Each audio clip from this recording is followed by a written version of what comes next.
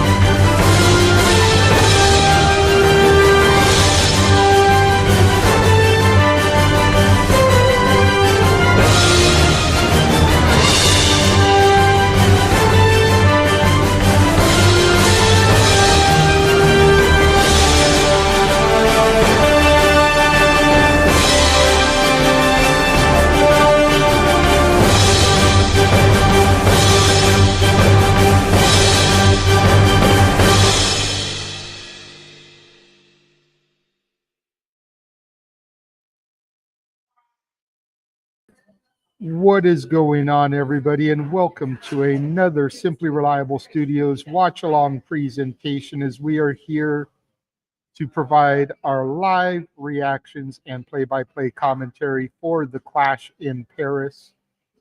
It is I, the Renegade of Wrestling, JJ Williams, joined by, I'm not even going to try to pronounce that because I'm going to botch the hell out of it, but it is Mr. Reliable Walter Cruz. Monsieur Reliable, I will get that part, but I'm not doing the rest of that shit. S'il vous What plaît. is up, Walter? How are you doing today? I'm good. S'il vous plaît, abonnez. Apparently, that's how you say subscribe in French. So it just literally says please subscribe. What's up, Seth? Good to see you. What's going on, Charles? Good to see you. I heard, Charles, I heard that I missed the madness. You're gonna have a good hearty laugh, man. But yeah, nothing much. Excited. We got Clash in Prairie going on, so might as well get right into it. There you go. Well, why don't you go ahead and run through the card? I'm putting out our tweet for the event, so. All right. Because unfortunately the SRSX isn't a premium account, so we weren't able to stream to it. So I had to stop that. Oh, I gotcha. It is All what right. it is. Exactly. All right. First match I want to talk about is actually one I'm actually really looking forward to because I really want to know what they'll do for this. By the way, I love that the painting background that they used in this one. Whoever's WWE's graphic team, that was a cool thing that they did. But the Women's Intercontinental Championship, Nikki Bella, I almost said Garcia, her real name, Nikki Bella, and Becky Lynch, of course, the Intercontinental Champion, go on one-on-one for the first time ever. Their paths just never got to cross. Yep. So I'm looking forward to that match. I'm assuming, just my guess, that the title isn't changing hands because Becky hasn't had it that long. Do you really want to give her a short title run like that? But we'll see. Nikki's gonna be one of those, oh, gung ho. She put on all the effort, but she just couldn't pull it. You know how Michael Cole does, how he spins things. Oh yeah, definitely. A valiant effort or whatever. Is that the word he uses? Yeah. Yeah, valiant effort. Yeah. So I'm assuming that she's gonna take it or retain it, I should say. Yeah, I don't disagree. I think it's going to be an easy retention for Becky Lynch. maybe not easy. That may be an unfair statement, but it'll definitely be a retention. It'll be close. I definitely think there'll be some near falls. They'll make it look like Nikki's going to do it, but it's just not her time as of yet. Yeah. All right, so moving on. This one I'm real interested in because I have no idea how they're booking it. I wanted Rusev to come back so bad, and then if I'm being honest, I'm a little disappointed on his return. Like it was almost like at least he's on TV. You can say that much, unlike catering like he was in AEW. But I just feel like there's just something, some character they didn't do. It's almost like they're trying to do the same character in AEW, that Redeemer, and they're just not calling it that. But it's something's not clicking. But he's got a good old fashioned Donnybrook match, which is Sheamus' specialty. So Sheamus versus Rusev, which should be the final match between them, according to Adam Pearce. So that's why he booked it like this, so they could just go all out, have no rules, go together. I'm really conflicted on this one. I think in the predictions I went with Rusev, but I mean I can see Sheamus pulling this out. But it just I don't want Rusev to lose because I feel like then what do you go from there? It's back to catering again. Like I'm a little nervous about this one. I definitely understand the nervousness about it, but I think this should be an easy victory for Rusev. Again, I use the term easy victory very loosely. It's not going to be easy by any stretch of the imagination. That's why it's a Donnybrook match. But if Rusev loses here, then what the hell was the point of him coming back? That's the bottom line there. And I do see my Pop has joined the chat. Good to see you, good sir. Love to see you in the chat. The Tilla is here. Bonjour, monsieurs. I'm going to start going all Lumiere here. Be our guest, be our guest, put our service to the test. We live to I serve. did that to Noah the other night on Simply Predicting. He started playing the French music, and I broke out a little bit of Be Our Guest, and he was like, non-copyright, non-copyright. You know how he is. Then we got let's do the tag match that was just recently added, I believe. You got the Wyatt 6. I know it's showing Gacy and stuff, but I mean, do they have the free bird rule? Anybody can defend the titles, right? Or did they actually officially say that it's these two? I don't know. I haven't heard them say anything about a free bird rule, but every time when the belts were won, it was Lumis and Gacy. And every time the belts have been defended, it's been Lumis and Gacy. So I think Lumis and Gacy are just the official champs. And then Rowan may end up making a run for the U.S. title. That could leave Uncle Howdy to make a run for the world title. Okay. Anyways, they're going against the multi-time champion, the Street Profits, who earned their spot on SmackDown by defeating Mellow Miz. I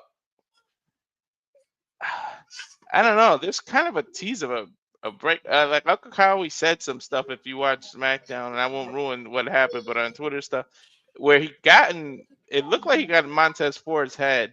You know how many times they teased the breakup between these two? So I don't know. I'm thinking of retentions happen, but I'm more interested in the aftermath of if and when Street Profits lose. Like, where do they go from here? That's fair. That's fair. And you're right. They have teased a breakup for a very long time. Tez doing solo stuff. Doc's kind of being by the wayside there. It's okay to say stuff for spoiler in this instance because the hype videos that they do are going to give spoilers away anyway. But I don't see any reason why the Wyatts should lose this match. See, from there, will go to the Tribal Chief versus the Tribal Thief, as Roman Reigns is set to take on Bronson Reed. Walter got a phone call, so I need to try and talk for a little bit here. A lot of people think this is an easy call and Roman is going to win here. And if history has proven us anything, it's that it should be an easy call with Roman winning here. The problem that I foresee is that Roman has the Street Fighter movie that he's going to be filming, and we don't know how big a role he has in it as Akuma. We also know Roman in his schedule, and he's probably not going to be around a whole hell of a lot until we get closer to Survivor Series. So a beatdown at the hands of Bronson Reed, possibly with the interference of Braun Breaker as well to help, since he's not booked on the card, would be an easy way to write him off TV for a while. But then there's also is Roman going to go after Seth at WrestleMania theory? And if he does, getting through Bronson could lead him to Braun, which could lead him to Seth. And with as part-time as Roman is, that's just enough to kind of stream things along until we get to WrestleMania. Walter, I'll go to you for your thoughts since you unmuted. But first and foremost, let us bring in the man, the simple man who's going to lead the charge, the real voice of the voiceless.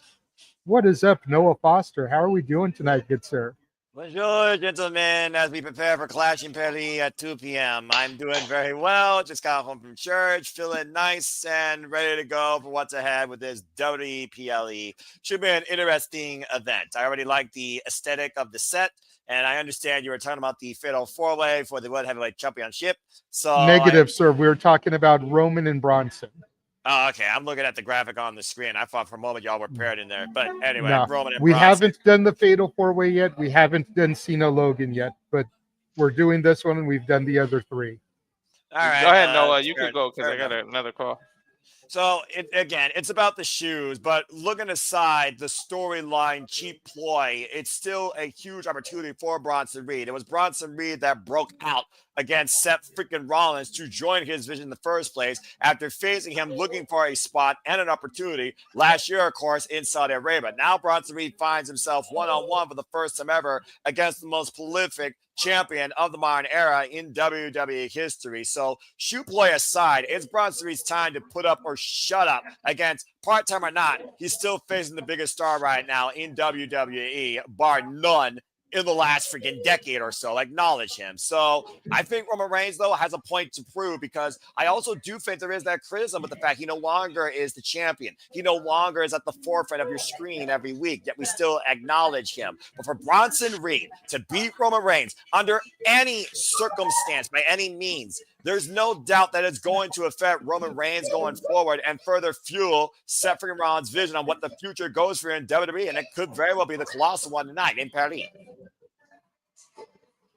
Fair enough. And really quickly, while Walter's on a phone call, we'll go ahead and run these back. We discussed Becky and Nikki. Do you want to give a couple quick thoughts on that real quick?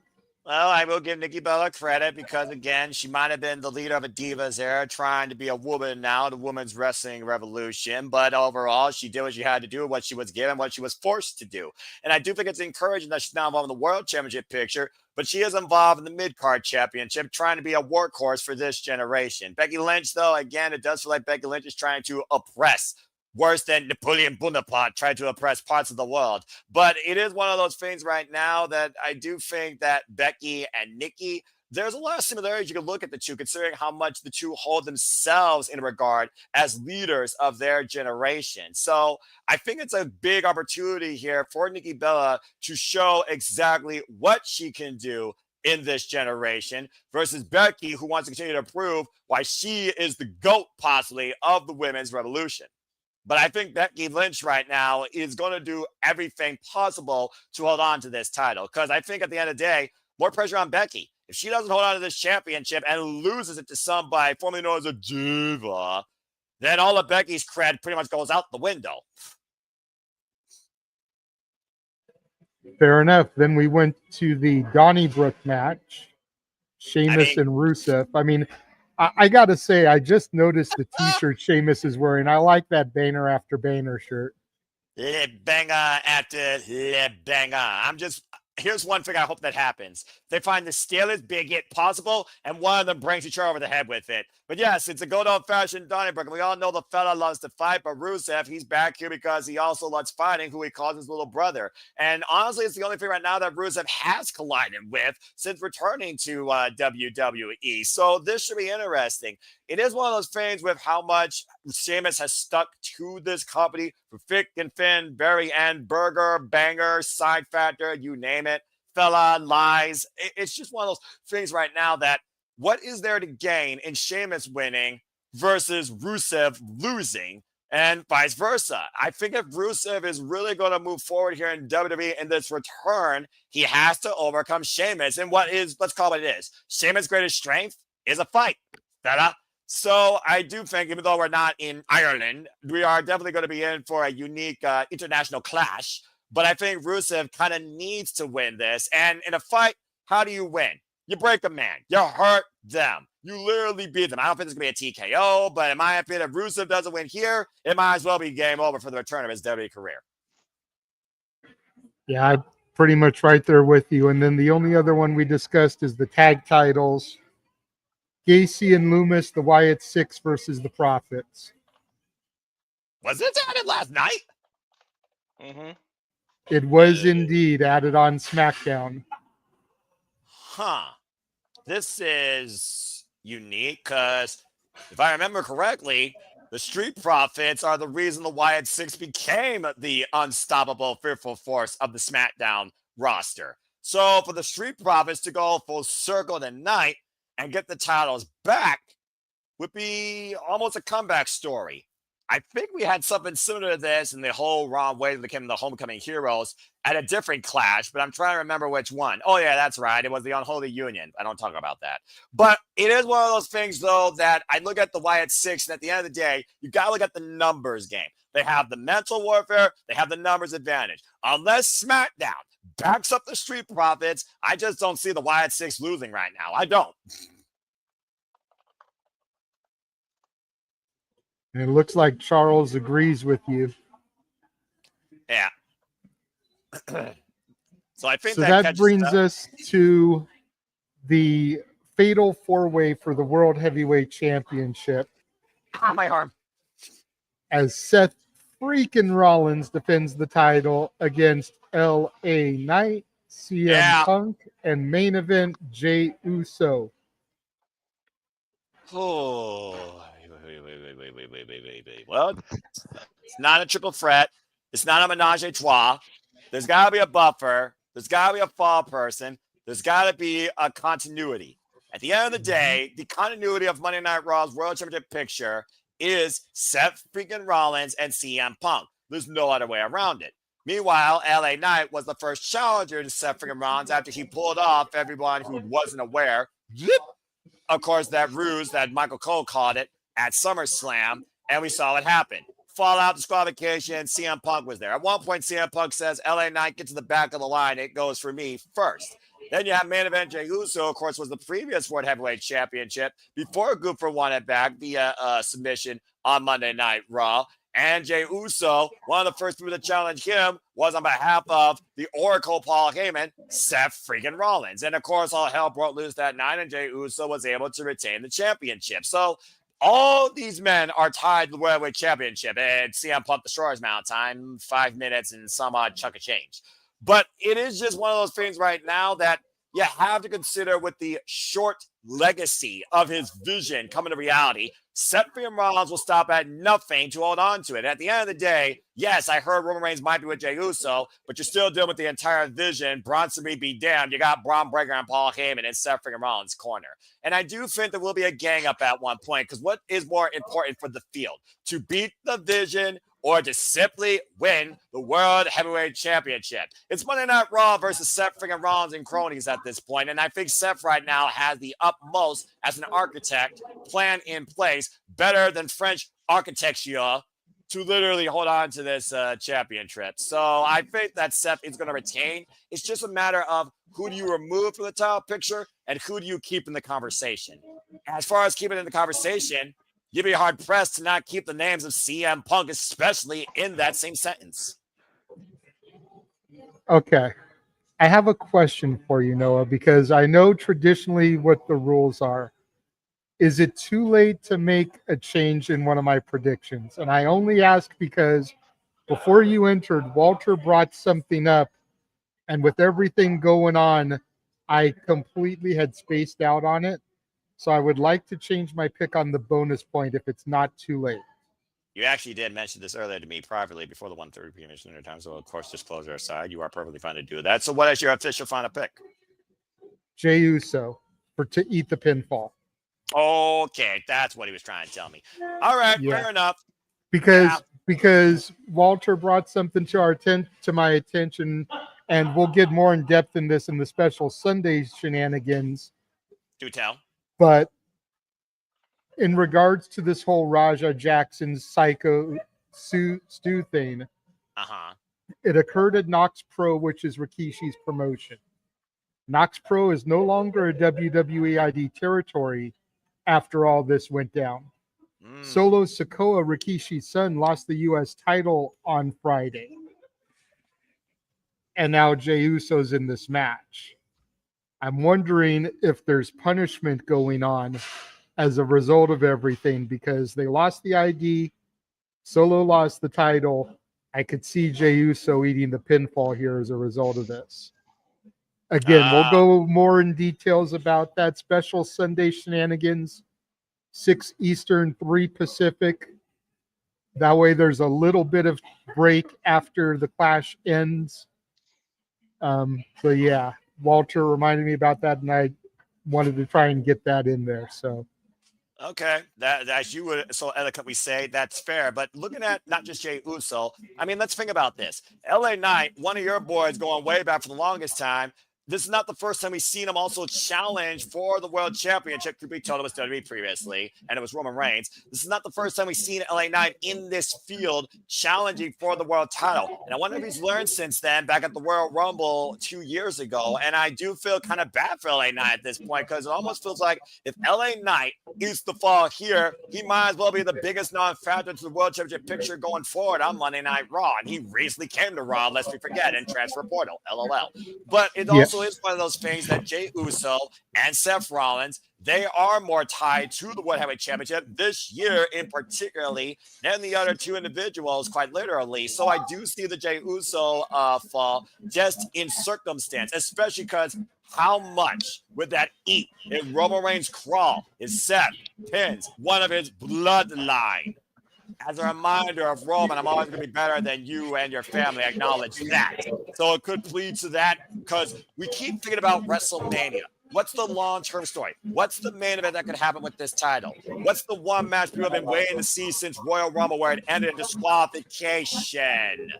Roman Reigns and Seth freaking Rollins. How do you keep pushing that narrative? You make it as personal as possible with family.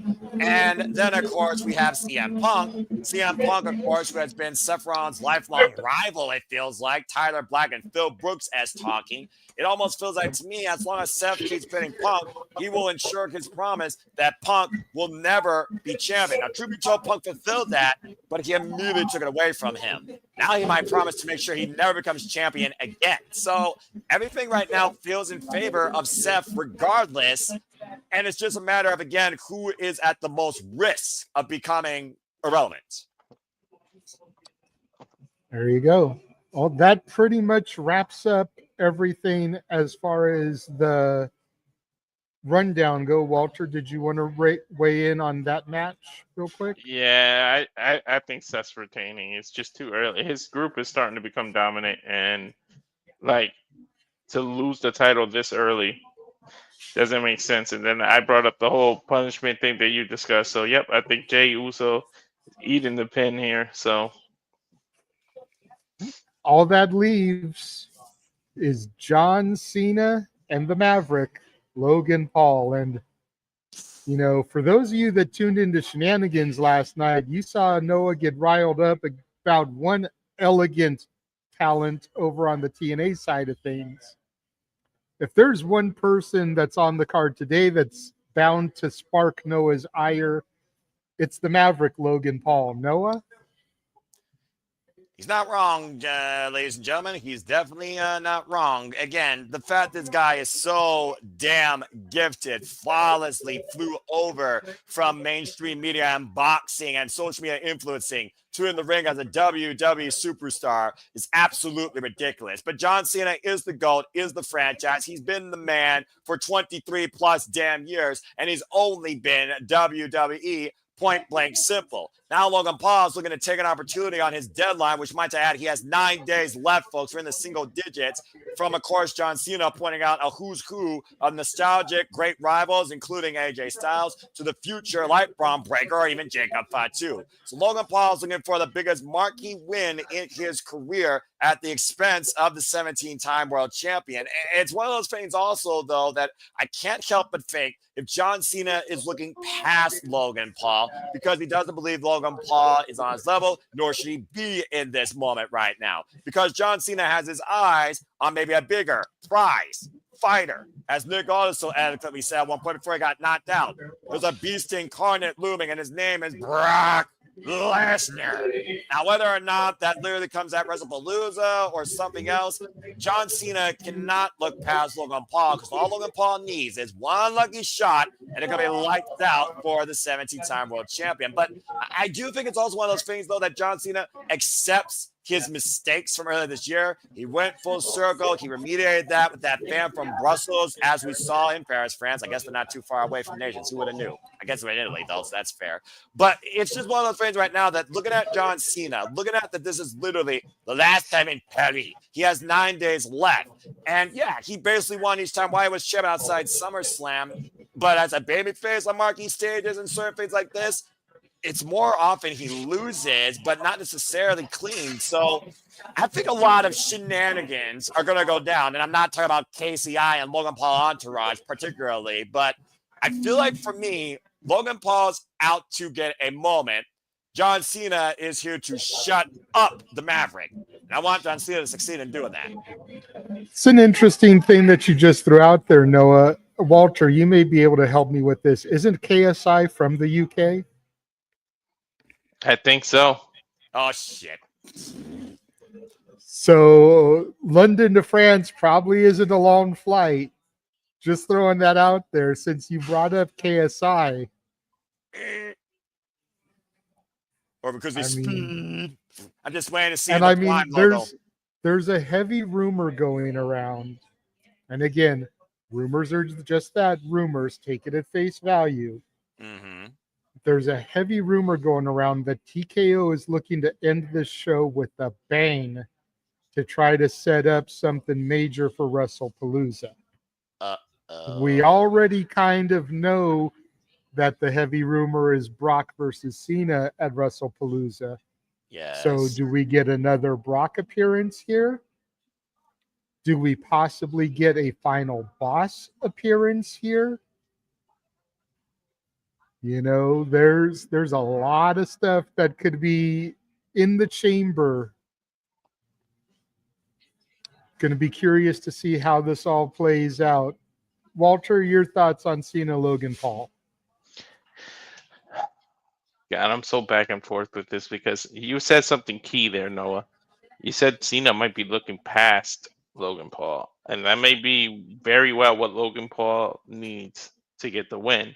And then yesterday, I think it was yesterday, maybe in prediction, JJ brought up the point that, or maybe it was the Tiller, I think it was JJ, that Cena already lost the title. Before that, he was on this weird losing streak, and now that he's back on the babyface, he can afford to lose again and look up at the lights for people on the way out. What better way to make Logan Paul feel like a bigger star than to beat the Golden Goose? It's just like when Taker was debuting, was like in his first year, and he already beat Hulk Hogan. Hulk Hogan was the Golden Goose back then. So like John Cena is the Golden Goose. He's the measuring stick that everybody's measured against. If Logan Paul can get back to him, past him, then he's a made. But the flip side of that is, you really want Cena to lose to Logan Paul and then go face Brock Lesnar? It's not going to be believable that he can get past Brock Lesnar if he just lost to Logan freaking Paul. So it's like, the heads or the tails. And to that point, Logan Paul, of course, a boxer. Brock Lesnar, former MMA fighter. If Brock Lesnar gets involved in Logan Paul's business, you wonder if Logan Paul might try and confront Brock Lesnar. Dude, the other side of your coin, though, Walter, is that if Logan Paul does beat John Cena, and then he goes into his next program and he loses, like, wait a minute, he just beat John Cena, the greatest of all time. How do you turn around and lose to Sami Zayn? Exactly. To Jey Uso. You know, it's like you've just beat John Cena. Mm-hmm. Yeah, they might even back themselves up into a corner a little bit. But certainly isn't the first time, that's for sure. But yeah, I mean, I'm gonna go with Cena, though.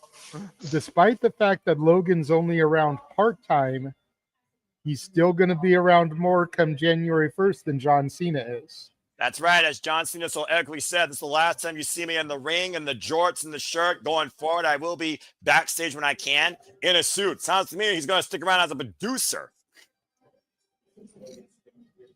Or just the occasional appearance, you know, like Stone Cold coming out at WrestleMania, you know.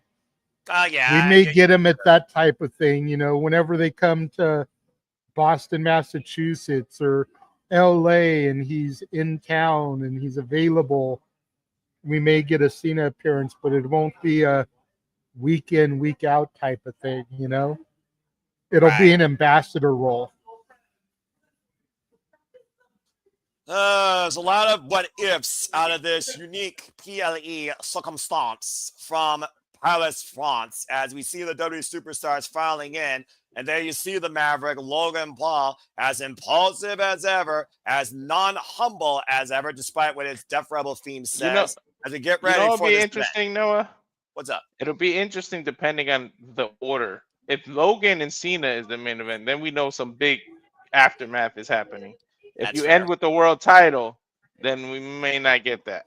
Well, what do you justify being bigger? Logan Paul and John Cena on John Cena's retirement run one more time for the last time in Paris, France. And this might be the only time you ever see these two go one-on-one, or a fatal four-way for the World Heavyweight Championship where you almost feel it's too damn obvious that Seth's going to leave with it. Well, and again, I think depending on what match is the last match may depend on what the huge surprise is. At this point, Brock Lesnar wouldn't be a surprise. No, we saw him earlier this month at SummerSlam. Him coming out at the end of the show wouldn't be a big deal because we already know he's kind of back with the company. But if the Fatal 4-Way is the main event, The Rock would be a big surprise. You know, it was announced on the pre-show that Roman is going to be in Jey Uso's corner. So the final boss getting involved, kind of moving things towards War Games, where you could get Bloodline versus Bloodline, which is something that's been speculated. Moving things towards potentially Mania next year in Vegas, where there was the theory I brought up on Simply Predicting Noah, that they may be going back to Vegas to make it up to the Vegas fans for screwing them out of Rock and Roman this year. Right. So you start the seeds and the momentum going now. I think what the main event is could determine what the big surprise is to go towards WrestlePalooza. That's what I'm saying. At this point, I got two thoughts in my mind.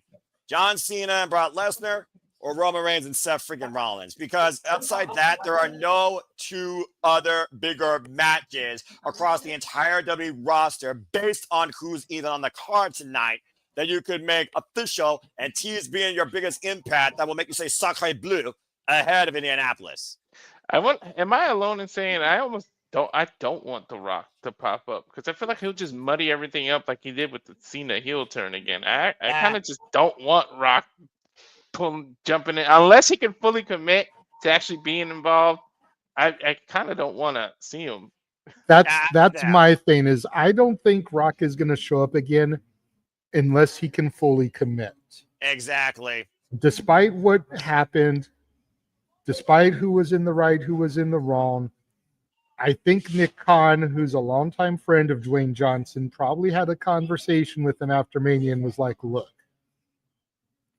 if you're going to come and do something, we need you to commit to doing it. Because we can't have stuff getting shuffled around at the last minute. Yeah, and that's literally been the whole idea of cars subject to change. Exactly, which is why when people want to try and tell us what the main event is in the comments, I don't acknowledge those because just because WWE said that was the main event doesn't mean something can't change during the show. Well, it looks like JJ and Wyatt, we're going to have a colossal start. Bonjour, everybody, and welcome officially in the WWE Clash in Paris. This is WWE Clash in Paris, and we're kicking things off with Roman Reigns and the colossal Bronson Reed, the Tribal Thief versus the Tribal Chief. Again, welcome to the discussion, welcome to the show and analysis. Noah Foster, Renegade Wrestling, JJ Williams, Walter Cruz, Reliable, your three-person booth for tonight's festivities from the eve of Paris in the afternoon on the East Coast here in the States. Hope you all enjoy the conversation and our coverage. Please like, subscribe, comment, tell a friend or somebody, as of course his subtitle says. If you want to dictate the conversation, PayPal, the Passions, or Super Chat. It's as simple as that. Well, JJ, I hope that you've had a good Sunday so far as Bronson Reed looks to add to his collection, now being christened the Tribal Thief, as he's probably wearing $6,000 worth of sneakers around his neck, being escorted by the Oracle, Paul Heyman. I still think that's ridiculous that a pair of shoes costs that much, even if they're custom. I am a dude that has always shopped at like Payless or Walmart for their shoes. I ever in my life only owned one pair of Nikes, and they were less than $100 because they were on clearance. And that's when I was in junior high. So we're talking 1988, 1989. I'm not even sure if Noah was born yet at that point. 92. Yeah, see? So I owned Nikes before Noah was born. Goddamn, do I feel old. Well, we got 30,000 WWE fans on hand here from tonight's venue in Paris, France. Whether you feel old or young, definitely going to be feeling a sort of mood tonight once we acknowledge our Tribal Chief as he makes way in the ring. Shout out to Michael Cole and Wade Barrett, of course, the English commentary, and, of course, the French commentary team back here. Of course, not the first time W has been, of course, in Paris. We are in Lyons, France, so not too far away. Of course, we have Philippe Charrier and Christopher Aguirre. So again, as WWE reaches out globally and internationally, it's sure to be a global spectacle here from WWE Clash in Paris. And again, I'm a simple man. I'm a frugal man. I have literally shopped nowhere but Amazon and Payless. I have never spent more than $70 on a pair of shoes, and only own two pair of shoes right now: my K-Swiss white tennis shoes and my freaking slip-ons that I wear with my suits. And that's all I need. But the fact that people spend $3, $4, $5, $6 upwards on footwear tells me that, again, you cannot set a price when it comes to a win over the Tribal Chief tonight. The Tribal Thief succeeds. Speaking of which, to be fair, it's because we grew up broke and poor. If you got money like Roman, I suppose the jury is out. $3,000 to him is like $10 to us. You know what I mean? See, but there's the counterpoint to that argument. If you grew up poor and not having, then just because you have a shit ton of money, you should know how to get around without just throwing it all away. Even if you've got Roman Reigns money. I mean, one pair that much, okay, I could maybe excuse that because it's like, hey, I've got the money to do it. Let me splurge on myself. But to have multiple pairs that cost that much, that's ridiculous. Well, I mean, you know, we're talking about freaking Air Jordans here, Nikes or swooshes. Meanwhile, we're in Paris, France, And you want to talk about fashion design capital of the world where you might spend 1,000 euros. They got everything from Christian Louboutin to Louis Vuitton that would cost you literally upwards what remains to spend on those shoes. Shoes aside, guys, we're going to see who literally puts the boots to asses tonight in this opening grudge match. Roman Reigns' first singles match, might I add, literally this year, as of course previously we saw him in a tag match with his brother Jey Uso at SummerSlam, a victory over Bronson Reed and Braun Breaker. And of course we saw the triple threat where the vision came to fruition with Paul Heyman betrayed his tribal chief back at WrestleMania. We have not seen Roman Reigns in a singles match, I might add, folks, since he's lost the freaking championship. And the last time he was in singles action was the freaking beginning Netflix era Monday Night Raw when he won the Ula Fala back. Yeah. That's crazy. What's up with him and inanimate object? Now, if it ain't the Ula Fala, now it's his sneakers. Like, damn it. It's the Shula Fala. Roman Reigns, of course, record-setting 6-time WWE champion, 1,316 days, an incredible one-time run. Previous Royal Rumble winner and previous United States Intercontinental, of course, tag team champion. Bronson Reed, former NXT North American champion. To your point about objects, Walter, there is one object that does matter to the tribal chief, and that is acknowledgement. He is the head of the table. He is the original tribal chief. He is the one of one. The Ula Fala bestowed upon him by Alpha and Sika, his freaking family, the Wild Samoans. Footwear aside, this goes above and beyond what Roman Reigns steps into tonight. No. Footwear not aside. Samoans are used to being barefoot. That's another reason why this whole thing's ridiculous. That's To be fair, the last barefoot Samoan that I could think of in WWE was freaking Solo Sikoa to a degree. Yeah, it was Solo Sikoa, which wasn't that long ago. Shades of course, Manga, and of course, the Anali family, such roots, the bloodline that rules the WWE have been the standard for this company since its inception under Vince McMahon Sr. Listen to that 30,000 acknowledging their tribal chief.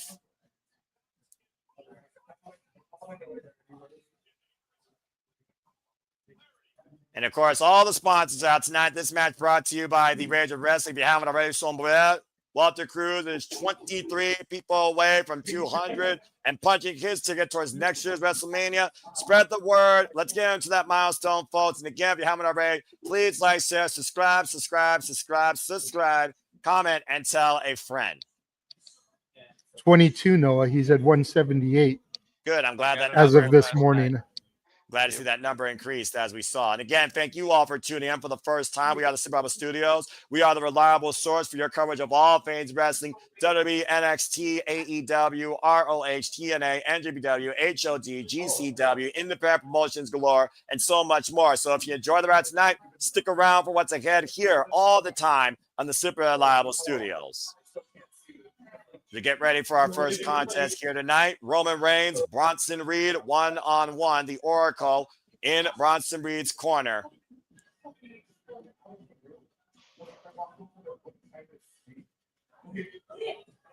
JJ, your fear about this audience, I think you don't have to worry about it at this point.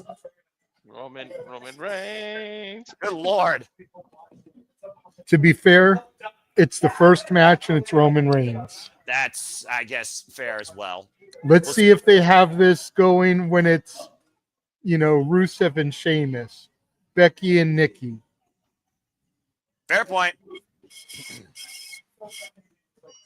The Wyatts and the Prophets. Those are the matches I'm worried about.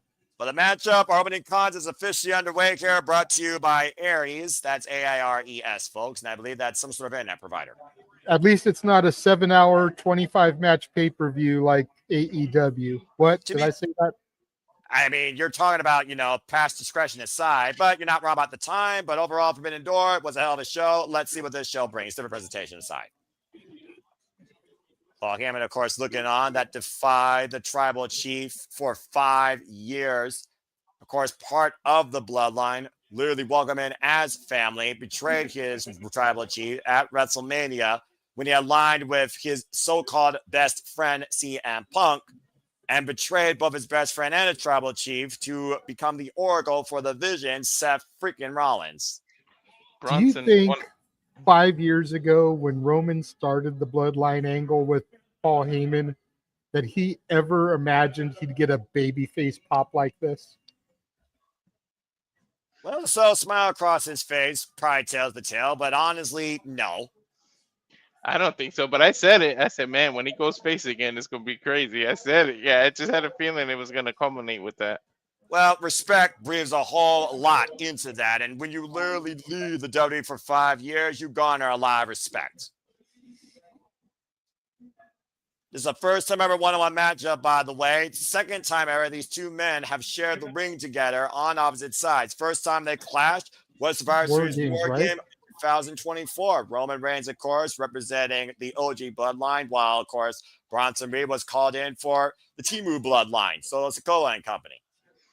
And Bronson shattered his ankle coming off the top of the cage with the tsunami in that match. And of course, Bronson said his ankle will never be the same. It's fine. He can get around on it. He can still wrestle, but it'll never be back to 100% after that dive. He said there's times it gets stiff where he can't even walk. Exactly, and we might want to keep a focus on that here as both men just locked up here in release. Of course, Bronson Reed, formerly known as Jonah, once called himself the top dog here against the big dog, with wins over his excursion against the likes of Kazuchika Okada.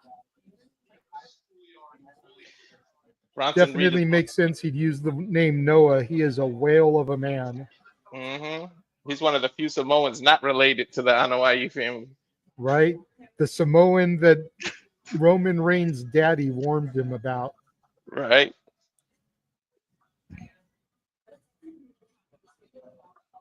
Audience here letting them know how they feel about Bronson Reed, and Roman Reigns acknowledging that. That's a better word, France. Are you sure about that? It's an F word, but it ain't France. 4 letters. You all can figure it out. The side headlock being applied here right now by Roman Reigns. Of course, again, Roman Reigns' first singles match since the beginning of the year. The shoulder block and Bronson Reed refusing to move his base. Like I said before, Bronson Reed, former NXT North American champion, the only accolade in his illustrious WWE career. That's crazy to think of because that was during your black and gold era, right? So that's at least 5-6 years ago. That would be correct. He won that. And again, Roman Reigns trying to take Bronson Reed off his feet, unable to. He won that title back in 2021 and held it for 42 days.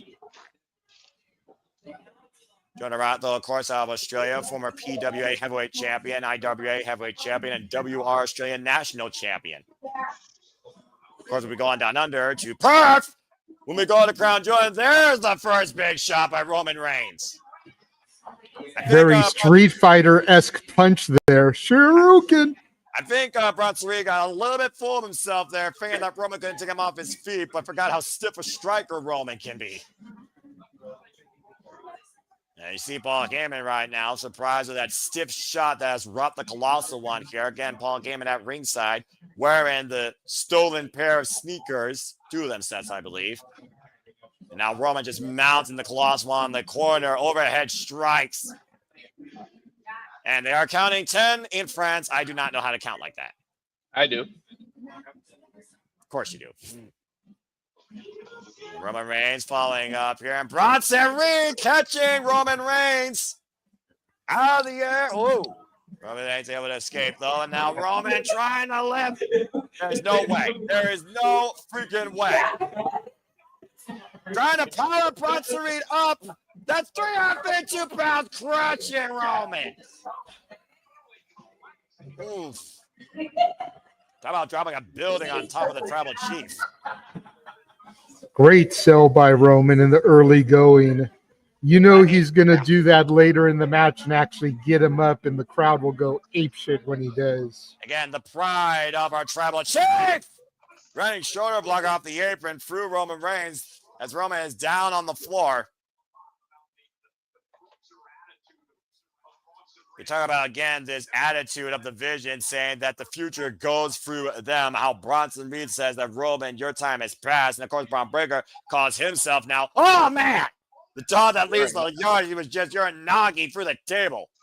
He did the rock bottom. Let's be real. That's what that was. The Roman. Yeah, and it's the rock bottom when the Rock does it, but the Exactly. standard name for it is Uranagi. Well, you know, semantics aside, either way, he planted Roman Reigns for that announce table, which did not budge. Of course, these new announce tables have metal reinforced edges.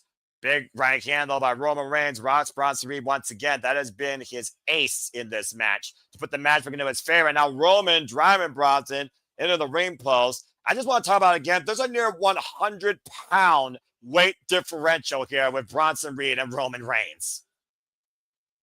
Oh! Just bouncing Reed face first off the ring post. Uh-oh. I think Roman's about to rearrange the furniture. And this is just the opener. Wow. Well, Oh! Just ran through Roman Reigns with a clothesline before you even could say anything else, as he looks to be acknowledged now by 30,000 here. Well, they're going to acknowledge him a different way, clearly. Well, that's a universal sign, so. Yeah, honestly, there are some things that don't have a language barrier. Rosetta Stone can't even translate. And Bronson Reed right now, of course, back inside the rear of Roman Reigns. Again, Roman Reigns has had bad blood with Bronson Reed since last year's Survivor Series, but has not clashed with the Colossal One since SummerSlam. As Roman said, he will be in the corner of his brother Jay. Oh, man, and a power slam covered by Reed. Kick out at 2 by Roman. You were saying earlier, JJ, or I believe one of you were, that how Roman Reigns said he would be in the corner for Jey Uso. So you almost wonder here, is Bronson Reed's mission twofold? If he doesn't beat Roman Reigns, is he going to try and injure him to make sure he is not in the corner of his brother during that World Heavyweight Championship Fatal 4-Way? That's why I've got Bronson in this match. I feel Bronson with the tsunamis, possibly a run-in by Braun Breaker. Oh. Something is going to happen to take Roman out. Now Reed just mounting the Tribal Chief, just teeing off against Roman here. Big right and left sledgehammers. I do feel like, though, that Bronson Reed is taking his time with Roman Reigns here still, and I'm not sure if that's wise. I mean, maybe Bronson got word from another half Samoan to shatter the machine that is Roman Reigns. The palm strike in the corner here, just knocking the wind out of Roman. Again, Roman Reigns, who, of course, has been the Tribal Chief since 2020, when he and Paul Heyman took the WWE Universal Championship at the time from, of course, Bray Wyatt, the Fiend. Speaking of shattering machines, make sure you check out The Rock in his new movie, Shatter Machine, coming soon to a theater near you. Keep plug. Now crushing the I had to do that in case you missed the pun that I was laying out there. No, I know you're not a big movie guy, so I'm just following the monitor on screen. But hey, I get it; it's all good. And go ahead, Walter. I want to see that movie because it's an MMA biography. I want to see it because there's actually gossip going around that Rock could get nominated for an Oscar for his portrayal in this movie. Oh, wow. And that's crazy to think of The Rock being nominated for a Best Actor Oscar. Well, what's crazier, Rock being nominated for a Best Actor Oscar or Bronson Reed actually beating the longest reigning champion of on air in WWE, Roman Reigns? Rock being nominated for a Best Actor Oscar. No professional wrestler has ever been nominated for a Best Actor or even Supporting Actor Oscar. Fair enough. This would be a first. Roman trying to fight back here, though, with these body shots. And again, rocking the Colossal One, Irish whip, Roman off the ropes. Oh, man, and Bronson just ran through him with that elbow. He's got taken out almost like by a double-decker bus with that freaking impact. This might be the most taxing physical war that Roman Reigns is enduring right now in a long time. When you figure about the caliber of athletes he's been in the ring with one-on-one guys. No doubt there. I mean, you got to wonder the conditioning of Roman Reigns because he's not on a full-time schedule. I wouldn't say he has ring rust, but he's not in top peak physical condition either. And the longer you stay away from the ring, the more it hurts. Yep, I can speak for that from experience. And to your point, Bronson Reed has been in action non-stop since his return across Monday Night Raw and PLEs, and even the road shows are being on this year. The Vision has literally been a Seth Freakin Rollins side since WrestleMania. Of course, Bronson Reed joined the Vision at Saturday night's main event. And right now, you see that face of Paul Heyman being very pleased with what's happening here. I believe that was May's Saturday night main event, correct? That is correct.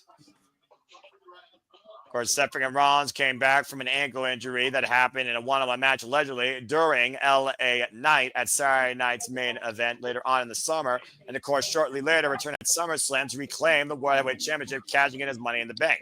Yeah, don't remind me about that Saturday night's main event. I'm still pissed about that. Don't blame you. Overhead shots by Roman. Meanwhile, Bronson Reed, oh man, Samoan drop.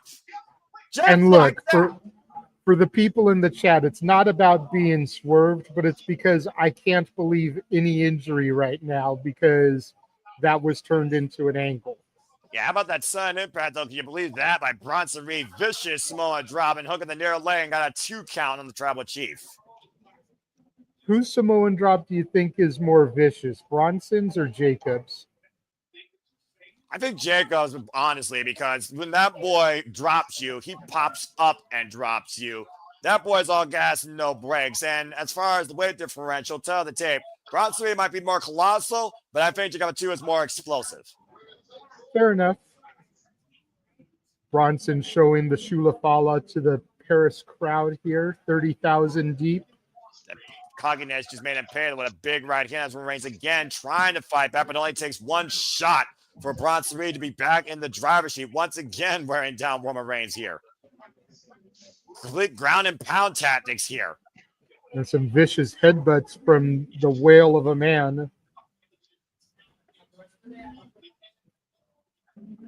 And again, you see Reed right now, again, taking in the atmosphere, standing above his tribal chief. I don't know how again. Go ahead, Walter. I don't know how smart it is to keep like reminding Roman that you have his shoes. You might motivate him and make him catch a second wind here. Stop like lifting it and showing it off. But it looks like Wait a minute, looks like he's going for a third pair here now, to your point. And Roman Reigns trying to boot him off, though, as Bronson Reed's trying to remove the latest sneakers from Roman Reigns' upkick, though, as Roman wasn't going to let that happen. Pushes Bronson Reed in the corner. And I'm not sure, again, if that was the most wise thing for Reed to do here during the match, which is after the fact. Of course, it took a double team attack each time they did take those shoes from Roman. It was Bronson Reed and Braun Breaker that assaulted both Roman Reigns and Jey Uso. See, here's my question is if Roman's going to be in Jay's corner later on tonight, why isn't Jay out here to support his Uso right now? You wonder if that was Roman Reigns' maybe wish, or does he trust his cousin enough? All right, and we talked about before, JJ, how Roman Reigns, for pretty much the entirety of his championship run, it was about him. Yes, it was about preserving the family, the seat of the table, the relevancy. But at the end of the day, it was about Roman Reigns keeping that championship. Since he's lost it, and since he almost lost literally what was bestowed upon him, it has been more about them, family, the ones, not just the one. Now, Roman, drive by to Bronson Reed. Delivering the boots to the face, and Bronson Reed face first again in the ring pulse. Roman staying on the attack right now, driving Bronson Reed in the still ring steps, trying to wear down the colossal one. Starting to look like a freaking war zone here. Talk about Bastille Day, where, of course, the French Revolution actually was bestowed. And again, this is just the opening match, and the ringside looks like that. Right? Anyway, Roman Reigns has got new life in this match here. Roman feeding off the audience and might be looking to deliver some justice. Caught and loaded. Reed on his feet. Incoming. So got caught out in midair. Oh, man. Choke slam. And a senton follow-up. Cover to beat Roman. Kick out at 2. Oracle getting frustrated here. He thought that Big Bronson Reed should have had it there as we take a look at the replay. Oh, jeez. I mean, he was a fraction of a second from having it. But again, guys, sudden impact. Every time Roman tries to build momentum, Bronson Reed snuffs it out. And that's 330 plus pounds hitting you. Exactly, 100-pound difference plus. Now Bronson Reed, Roman Reigns up on the shoulder. And Reed right now feels like that this is it. Roman's still fine bad, though. Elbow to the side of the jaw, Bronson Reed. I'm not sure how much reserve Roman Reigns has left. And again, to JJ's point, conditioning has to play a factor here. There's Roman, a hell of a difference between being in shape and being in ring shape. You got it, 2 off the crucifix takeover. Looking for the cement punch again. Reed catching Roman. Death Valley driver. For the win for Reed. Kick out at 2 again by Roman. Damn. Not a near fall. 2 yards points for Bronson Reed as Paul Heyman was pleading for that to be at ringside. Well, we know it takes a hell of a lot to keep Roman down. Ask Cody about that. For real. What did it take? Like 15 crossroads? Right. Crossroads, to your point, at WrestleMania 40, where Cody Rhodes, of course, finished his story on the genesis that became the Paul Levesque era in WWE. And Bronson Reed was a non-factor in that entire Infinity Endgame. Now, Reed, though, saying this is it, trying to hoist Roman, possibly for that power bomb. Roman still firing back, though. Reigns, swinging a miss for Reed. Oh, catch him with a super kick. Every time Roman looks for something, Reed has had an answer or a counter. Now, Reed, what the hell? Looking to time. Come on, running in with a Superman punch. Well, think about it. Bronson has Paul Heyman in his corner. Who knows Roman for the last 5 years better than Paul Heyman? And to your point, kick out at 2 up a second Superman punch. The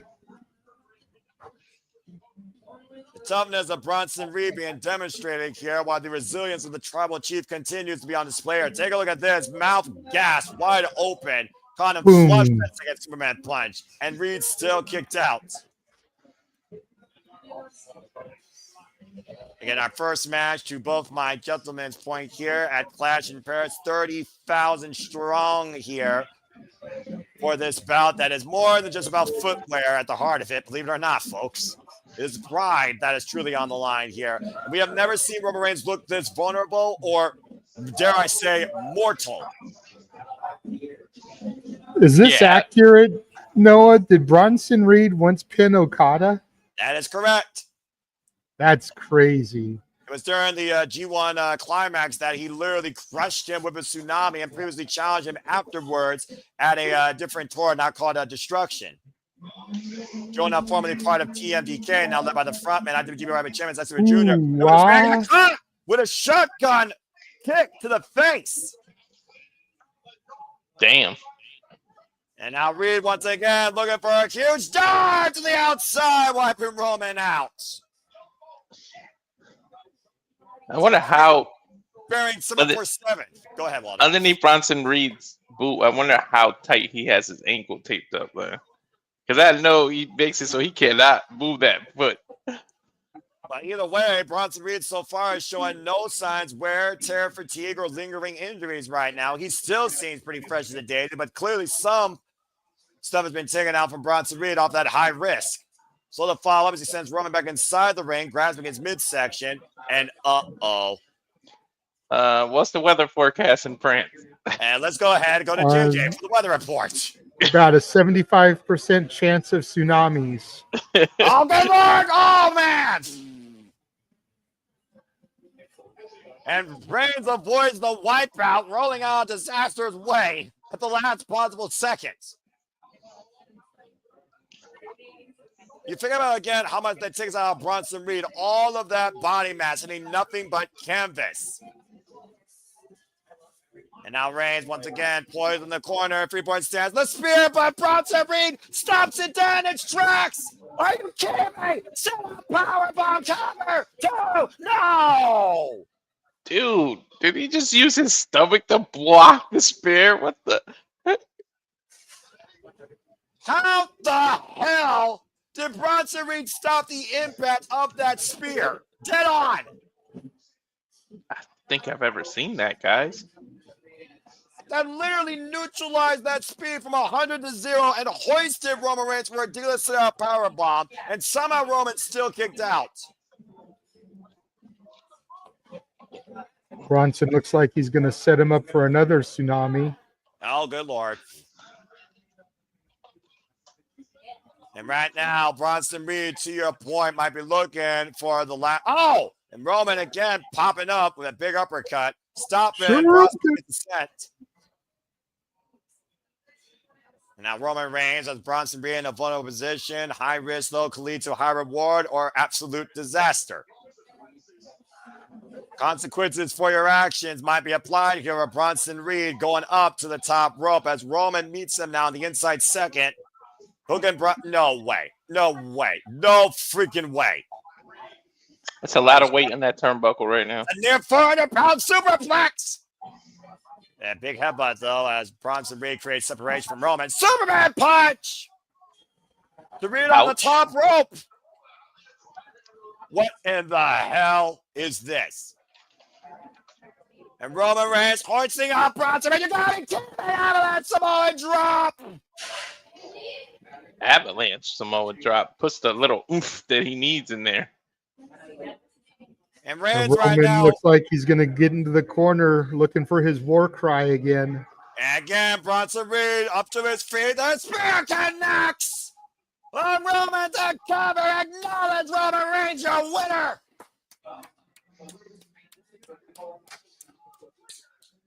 Wow, one? That I would think it would have took more than one spear. Well, I've already lost one match. Well, considering that Bronson Reed already took a blunt impact, have an avalanche Samoan drop, knocking already the wind out of him, that spear was just an added finisher to that factor. Now that let's see was if he a hell of a fight that Roman fought through, though, to finally put down the colossal Bronson Reed. I want to see if he rolls out of the ring, tries to take his sneakers back from Paul Heyman. Well, Bronson Reed took it to the tribal chief, but proves once again why we acknowledge him. On greatness on another level. Title or no title, Roman Reigns wins night at Clash in Paris. See, showing off, right? Being on the table. Logically speaking, wouldn't you want your shoes back first? And then, like I said, it may have been about shoes on the forefront, but it was more about pride. At the end of the day, Bronson Reed wanted to be acknowledged, and he lost. I'm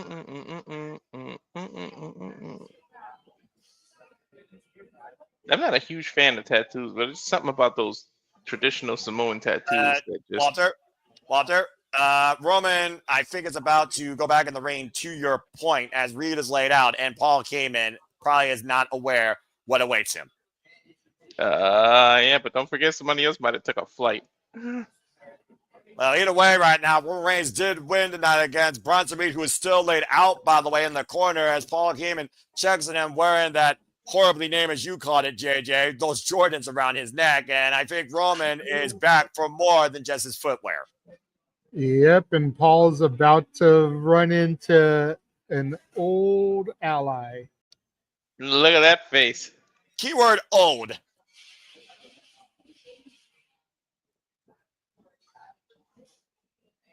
He should take his shoes as a haha. Just take Paul Heyman's shoes.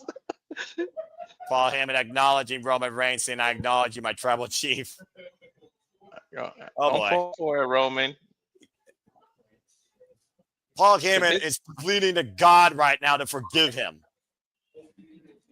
You know, Bobby Heenan was known as the Weasel, but if anybody knows how to weasel their way out of a tight situation, it's freaking Paul Heyman. He can talk his way out of anything. He might want to talk his way out of this or run away, because right now I don't think Roman Reigns is here to exchange words.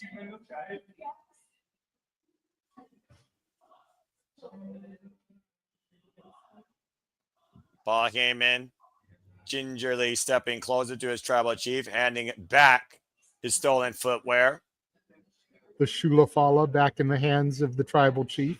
Yeah, probably $6,000 worth of footwear there, given back to Roman. Nice. Oh, man, Roman Reigns applies the guillotine on Paul Heyman. 9 if you count the ones he got at his feet. Since being stabbed in the back at WrestleMania. This ain't a match. Tapping out don't mean anything, Paul. But Roman had to drop the shoes to do it. That means Bronson could grab him and leave.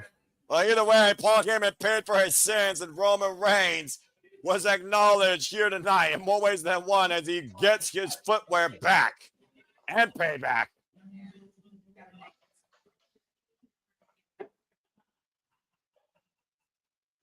Well,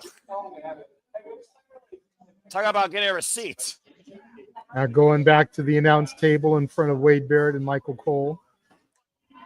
The longer he stays out there, the longer I feel like something else is gonna happen.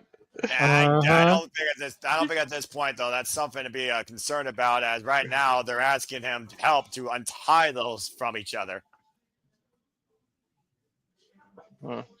They're just snipping the laces. Yeah. Well, either way, Roman Reigns beats Bronson Reed, incapacitates Paul Heyman, and gets back his footwear. Wait a minute. I know he ain't about to autograph those sneakers and give it to the crowd. He is. He's about to sign them and throw them into the audience. Someone's getting a hell of a souvenir. Michael Cole trying to Holy shit! Some fan is a lucky son of a bitch. Yeah, no kidding. You're not gonna have the match. How much are those shoes worth?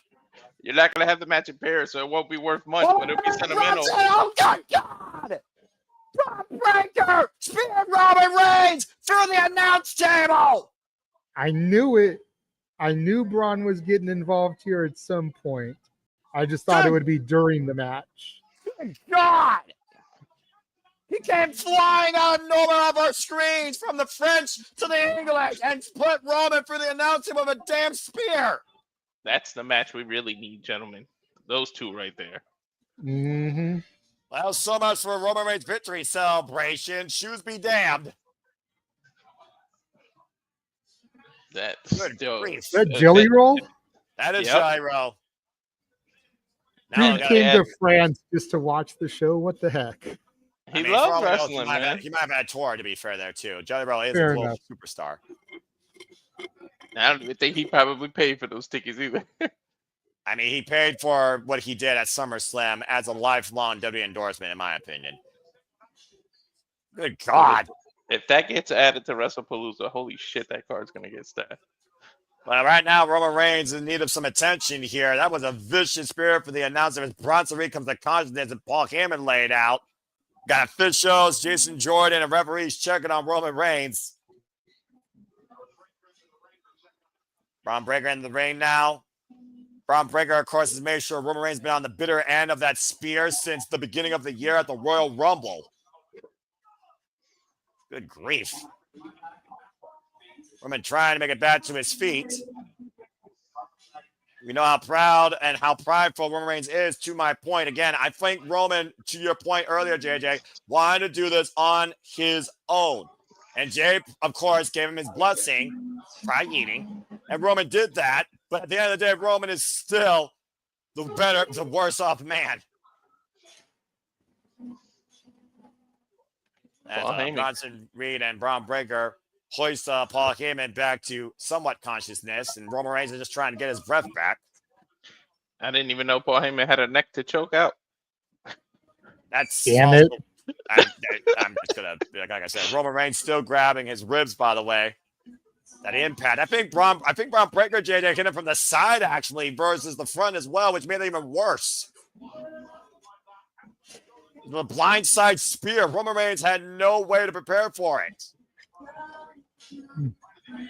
And did you notice that Braun held his own ribs after? He's not 100% either.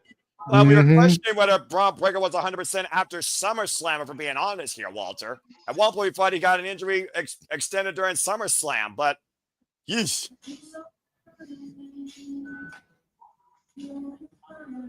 Braun Breaker's going back for more. Roman with the victory here. And oh no. Watch out. Oh my God, did you see where he jumped from? Shit. Next speed with a leap through the tribal chief. Good grief. Dude was still on the freaking metal part of the aisle when he decided to jump forward. It was like launching into a spear. I think Roman's gonna feel like he's been in a car accident. You know, they have tiny cars in France. I don't think I would say that necessarily here, but one thing's for sure, he was definitely hit with a foreign object. I've heard about a dragonfly. I've heard about pigs flying, but I've never seen a dog fly. Yeah, right? Guys, I don't think Braun Breaker and Bronson Reed are done with the tribal chief yet. I think there was 100% chance of a tsunami. But we saw the weather report had clear skies during the match, but unfortunately, I think you're right. Let's go to JJ, the meteorologist here. Somebody stop this, for Pete's sake! Oh!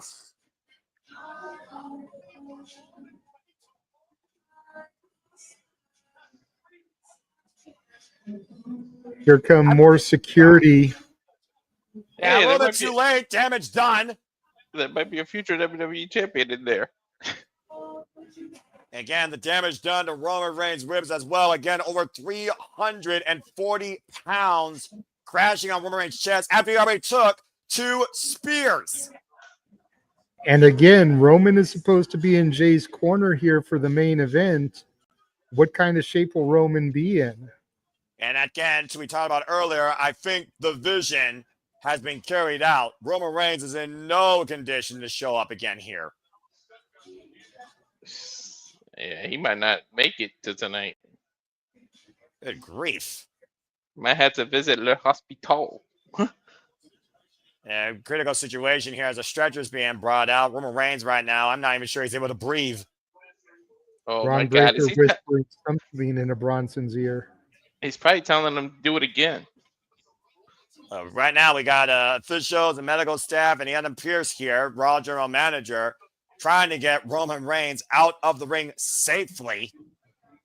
I see that board, and it reminds me. Remember when Lesnar F5 Rey Mysterio while he was still on the damn board? Yes, I do, and I have bad feelings that you might be foretelling a negative vision for the future here, too. I don't remember that, but I remember Big Show taking Rey Mysterio on the board and cracking him into the ring post. That's who it was. It was Big Show. It wasn't Brock. That was also another match, a stretcher match. Well, hopefully Roman Reigns again will come back here soon enough and exact revenge, but I don't think we're going to see him here again tonight, folks, Clash in Paris. Bronson's running to the ring. Oh, no, come on. Someone stop this madman. I knew it. I knew that's why they put him on that board. And Roman Reigns is strapped to a stretcher now. He can't protect himself.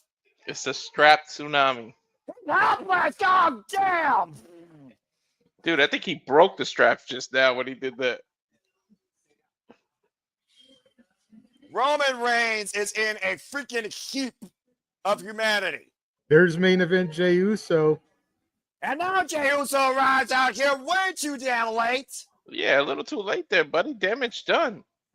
And super kick Braun Breaker, though, the outside of the ring, and super kick the Bronson Reed again. Jey Uso is supposed to be involved in the fatal four for the World Heavyweight Championship, but damn the hell, the Tribal Chief, he just saw his cousin obliterated.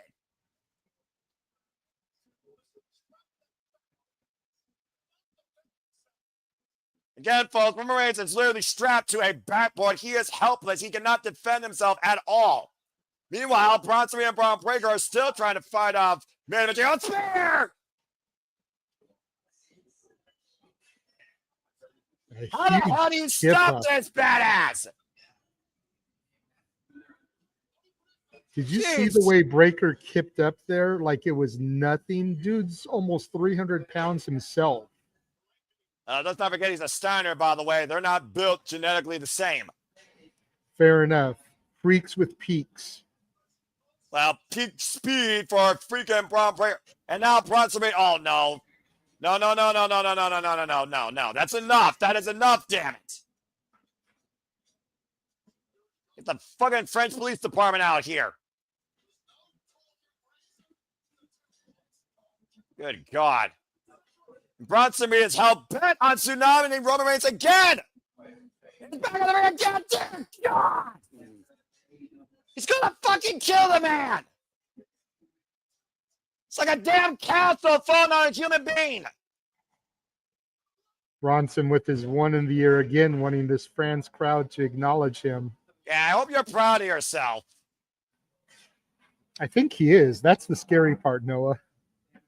Well, either way, Roman Reigns again is going to need serious medical attention. 3 tsunamis while braced on a backboard after Bronson. Look at this flying spear, by the way. Now, that was direct, but through the announce table, Roman Reigns had no idea to prepare for that. And then this flying spear to your point, Walter. Freaking flyer mouth, he did clear distance before he left the metal. And to your point, JJ, yeah, you freaking called the weather report. Go for it. But 3 tsunamis connecting. Jey Uso tried to come out and help his cousin, but too little, too late. Bronson Reed, of course, couldn't be stopped here when it won that tsunami for added measure, the freaking aftershock. Broken, battered, bruised, bloodied. Roman Reigns, again, is in no condition right now, folks. Seriously. Did you see the look on Bronson's face? I'm not sure he's not going to come back again. Someone better freaking get a stun gun against this freaking monster at this point. Good God. And now after taking that spear from Breakker, is Jey Uso even going to be able to compete later on tonight? Well, the physical well-being of Jey aside, what about the mental well-being of Jey Uso? Again, he just saw his cousin obliterated by Bronson Reed and Braun Breakker. I don't know how Jey's going to be able to prepare for that match tonight.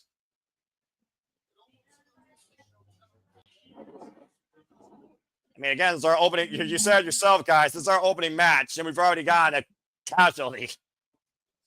I'm sure we'll get a medical update some point tonight, if not in the near future, from WWE.com. Stay tuned. But Roman Reigns wins against Bronson Reed and pays for it dearly. I was going to say, he doesn't look like the victor. He's not even standing. He is literally being gurneyed. I mean, Bronson Reed, again, he couldn't take the respectful loss. I mean, he literally took Roman Reigns every possible way he could, and Roman just caught him with one great spear. It was one mistake by Bronson Reed that cost him the match. Couldn't accept that result. And then Braun Breakker added to the measure. As we go to a commercial break, fuck television, but still, dadgum. Talk about literally taking somebody out the hard way. Well, while they do a commercial, we're not going to run our trailer, but I do want to take a moment to plug something. It was announced last night on the Saturday Shenanigans. Dun-dun-dun. Simply Reliable Studios is now on X. Follow us at SR Studios 2024. Page will be manned by myself, Walter, James, and Noah as we plug and promote various different things. And it was also announced last night that we will be doing our first annual Simply Reliable Studios Wrestling Awards. Information will be coming soon. Hopefully at some point this week, we'll be able to hash out all the details, what the categories are going to be, nomination process, voting, etc. We do want to get the fans involved. What I'm thinking of, and this is just throwing at the wall while you guys are here, like I said, we'll discuss it later this week, but I'm thinking we will do the nominations and we'll let the fans vote. I like it. That's kind of what I'm thinking, because I do want fan involvement. I don't want it to be said that, you know, we are the only ones that had a say in things. But I definitely think that since we are the ones that cover, what are those 3 words, Noah? Oh, the wrestling. I think we should be the ones to nominate.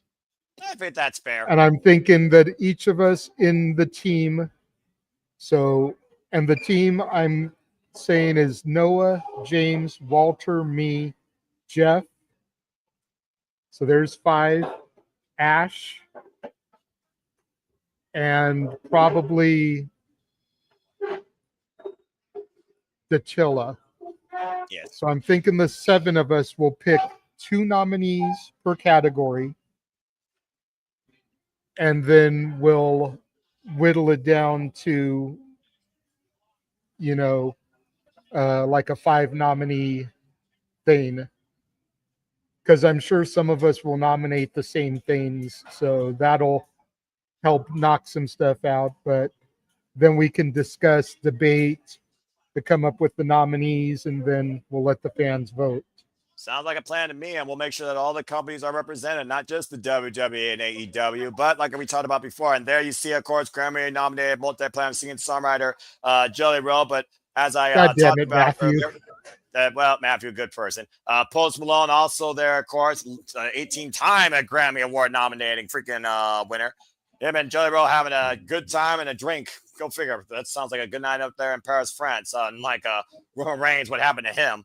But as I was saying, this sounds good to me because, again, we represent all the wrestling, truly talking about all the wrestling, not just WWE, not just AEW, NXT, ROH, TNA, HOG, MLW, GCW, NJPW, Stardom, Marigolds. We're backstage right now with Anna Pierce giving an earful to Bronson Reed and Braun Breaker.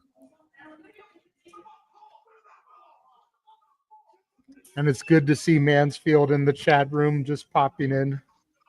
Shout out to the young boy of the SRS.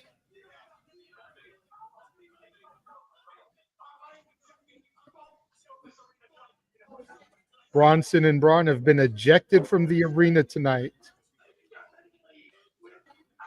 and they'll be suspended indefinitely without pay if they return. Damn.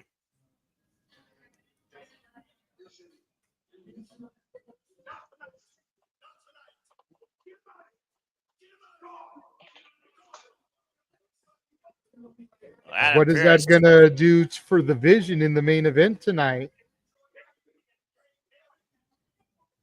Well, you know, somebody in the chat earlier said, what if the big thing that happens to end the show is Seth getting a new Vision member? That person hasn't been suspended or banned from the ring.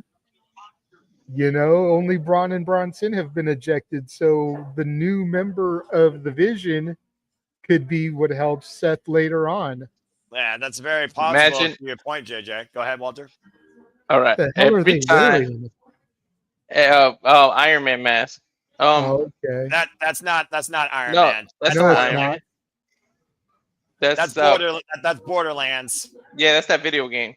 Anyways, every time WWE is in a different country, this man pops up. What if Almost is the one that joins Seth Rollins? The man's in Japan. The man's in every time WWE needs something international, he pops out of nowhere. Mexico. I didn't think about that, but that's a good point, actually. But either way, there's also been people have been saying that Ethan Page or Ricky Starks would be a great addition to the Vision.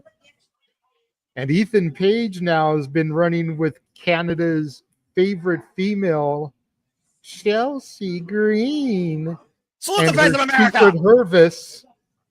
Could you imagine adding all of that man and woman power to the Vision? Salute the face of America! Anyway, all right. That being said, I lost my. The bottom line: the Vision is not clear who will be to back up Seth freaking Rollins and Paul Heyman and dispose. What we did learn again, as JJ so eloquently put, Braun Breaker and Bronson have been ejected from the building. If they show up again, they will be spent indefinitely without pay. So unless Seth Rollins is really paying for their services, that will be the last time we see Bronson Reed and Braun Breaker tonight, one way or another. As long as that Pierce has oxygen in his lungs and can also see clearly. So that being said, we move forward. Time for the WWE Tag Team Championship match with Wyatt 6 versus, of course, Montez, Ford, Angelo, Dawkins, B-Fab in their corner. As I talked about on the kickoff show, of course, the Street Profits were the previous SmackDown Tag Team Champions, and the Wyatt 6 was their undoing, and the uprising of taking control and causing havoc and mayhem in the SmackDown roster.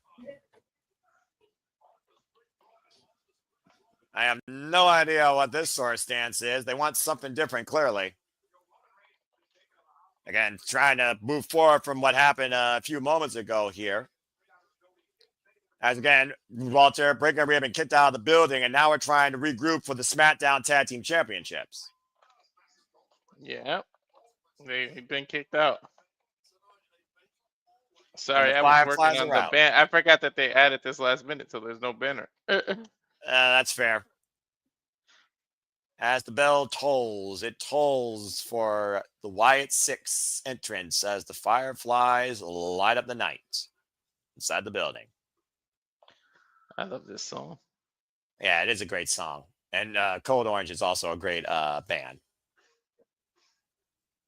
Of course, we saw the Wyatt 6 survive 6-team warfare at SummerSlam in a tables, ladders, and chairs match.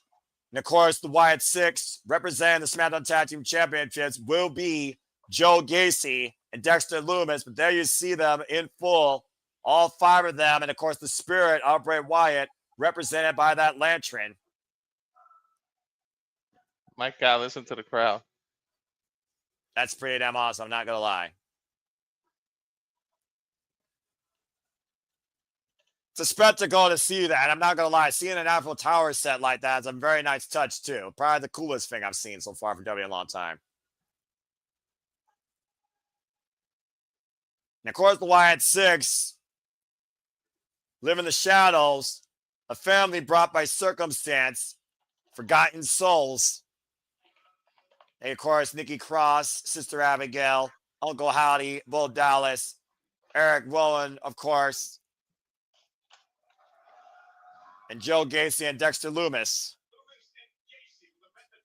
Lumis and Gacy, of course, who represent the Wyatt 6, the SmackDown Tag Team Champions, going up against Montez Ford and Angelo Dawkins. B-Fab will be in their corner, though, and we'll see how much B-Fab and Sister Abigail might be part of this situation. They used to the SmackDown Tag Team Championships, previously held by DIY, Motor City Machine Guns, and at one point, so as to call it Bloodline.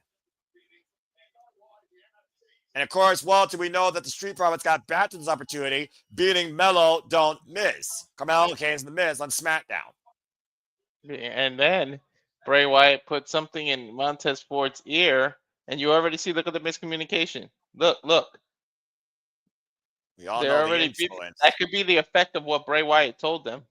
Well, I mean, to be fair, how long we've been waiting for Montez Ford to break away as a single star? We've always talked about the tag team. Who carries a tag team more? Which side of the group? Montez Ford is the more dynamic, explosive athlete. He also is Bianca Belair's husband, so there also is that factor. Angelo Dawkins, though, he's a hybrid athlete. He's got that power background. But outside the tag team, Dawkins really hasn't stand out on his own. Nope. I'm a little afraid that if they break apart, Dotson will be lost in the shuffle, man. Ford has superstar written all over him. Wouldn't be the first time we've seen it. Of course, Montez Ford knows that if they lose, they're also going to the back of the line.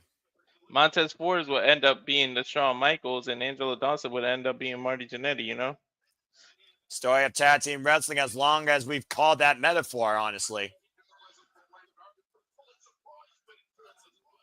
Of course, Montez Ford, Angelo Dawkins are not only former SmackDown Tag Team Champions, they're also Raw Tag Team Champions and NXT Tag Team Champions. Coming back with a heelish attitude at the Royal Rumble that led them to their latest run as the SmackDown Tag Team Champions before they got stopped by the Wyatt 6. Nice drop kick. Great agility shown there by Montez Ford.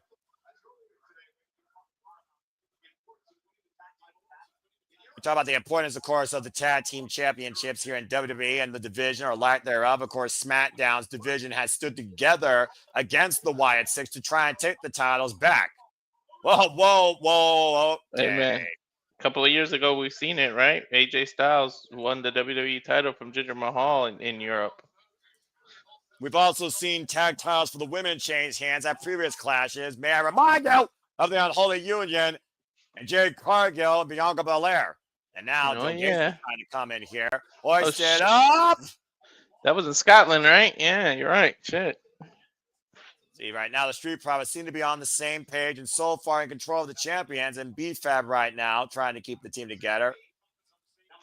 And Montez Ford, PK for Dexter Lumis, who I believe is still the legal man, by the way, for the champions. I lost track, to be honest. I'm sure that the referee is going to lose track here soon enough. Shout out to Jackie Redmond, Kathy Kelly, and, of course, Alicia Taylor with Michael Cole and Wade Barrett, the correspondents for WWE Clash. Paris tonight, oh, man! And Ford just hit the French announce table, torso and face first. That momentary distraction. I never played that game. That's why I didn't recognize what they dressed as, but that's some sponsored bullshit too. Well, again, let's not talk about that unless we want to rant or someone wants to hear John Oliver tonight, Superman style, for a super chat in France or Canadian. Climbing shot right now by Joe Gacy, who is now legal. Again, stay tuned for our post shenanigans following Clash in Paris shortly after here at the Simply Reliable Studios. I don't know who the host will be, but I'm sure it's going to be something. And right now, Montez Ford, the double team by Gacy and Dexter Lumis. Of course, this is the first accolade in Joe Gacy's WWE career. Covered now by Dexter Lumis and a kick out of 2. Of course, Dexter Lumis, formerly one half of Index with Indy Hartwell, has not held a championship prior to the WWE SmackDown Tag Team Champions. Again, you got to be worried about the 3 looming on the outside. Eric Rowan, Uncle Howdy, and Nikki Cross, a.k.a. Sister Abigail. And we've also seen Nikki Cross, a.k.a. Sister Abigail, looming in the dark as of late in SmackDown backstage scenes, Walter. What do you think about that? Every time when 2 women are arguing, she's like popped up in the back. I think she was in the back when Meacham was talking to Julia. Oh. She just kind of popped up, so I don't know if she's gonna go after the Women's United States Championship. The headline takeover now, and Joe Gacy holding Montez Ford in a submission hold here. Former 2-time WWE Tag Team Champions, the Street Profits previously held those titles for 119 days, beating DIY for them on a Friday Night SmackDown earlier in March. The Wyatt 6 right now as we got this Greco-Roman knuckle test of strength from Gacy, the Irish whip to Montez. Hard in the corner, isolating one half of the Street Profits, tag made to Dexter Lumis. And of course, champion's advantage, tiles going to his hands. We have pinfall submission inside the ring. Nice scoop slam by Dexter Lumis and a jumping leg drop across the throat. Covered now by Lumis and a kick out of 2 by Ford. Lumis and Gacy, of course, have now been tag champions, folks, for 51 days. And this will be their 3rd defense. The tag made, though, to Joe Gacy. Montez Ford trying to fight back. Out of the corner, though. Again, we talk about the well-oiled machine that the Wyatt 6 has been since arriving in WWE. Manhattan drop. Follow-up clothesline. Good double team there by the champs. Running senton and Uncle Howdy watching approval. Follow-up running leg drop by Gacy. Here's the cover now on Ford to retain the titles. And a kick out of 2 again. Gacy isolating Ford here. You do wonder, though, if BFAB has also been in Montez Ford's ear since Bo Dallas spoke with him single-handedly. How much has BFAB been instrumental in the Street Profits as of late? I don't know, but they're not as in sync as they usually are. They're not as fluid as they usually are. I think Bray Wyatt has affected them. JJ, would you say that the Street Profits right now are running a one-man show of how much Montez Ford is trying to win and fight the match on his own? I've honestly missed a good chunk of the match. That's why I pulled myself out. But think about what you've seen previously in Street Profit matches. We've seen more coherency. We've seen more quick tags. Montez Ford has been the bulk of this match to this point. Then I would say yes. But it's kind of Dawson. It's Dawson's fault, though. He's the one who kicked Montez Ford out. Said, "I want to start the match." It's like this music. If anyone goes heel, I see more Dawson going heel than Ford, because Ford is that high flyer. People love him, and he's got Bianca as a wife. You don't want him as the heel. Long way. Matter of fact, you might bring him on screen with Bianca if he's going to be a single. That'll boost up his profile. Tag made the Dawkins. Trying to boost momentum. Care about boosting morale. Dawkins up and over. Tope Angelo wiping out the Wyatt 6. That's a fair shout there, Walter. When Crime Time broke up, I don't think anybody saw JTG going heel. They all thought it would be Shad. Yeah. So JTG being the one to turn kind of caught everybody off guard here. Jumping elbow, flapjack to Dexter Lumis, and Angelo Dawkins right now has completely turned this match around in favor of the Street Profits. They're rolling into that big splash, follow-up kick, rocks Joe Gacy. And of course, we see Montez Ford, to your point, try to pursue a singles run as the United States champion. Nearly won the Elimination Chamber. Dawkins has yet to pursue a singles title in his career. He's always been a tag team specialist. Which brings me to my point. He might feel overlooked. But right now, Dawkins may have found a moment here. This should be the moment. Swanton bomb right now to Joe Gacy connects. Cover now by Dawkins to regain the titles. Kick out at 2.5. You guys ever seen Dawkins do a Swanton bomb? I don't think I've seen him do that before. Yeah, that's more a Montez Ford move. Montez Ford is the one to your point, is the high flyer that usually does the split leg splash. Arm wringer and a headbutt to the heart now. Blind tap made to Lumis. Side knee strike. Uppercut. Combination now with the Wyatt 6. Hoisting out Dawkins. Backdrop suplex neckbreaker combination. Lumis with the cover and Dawkins kicks out at 2.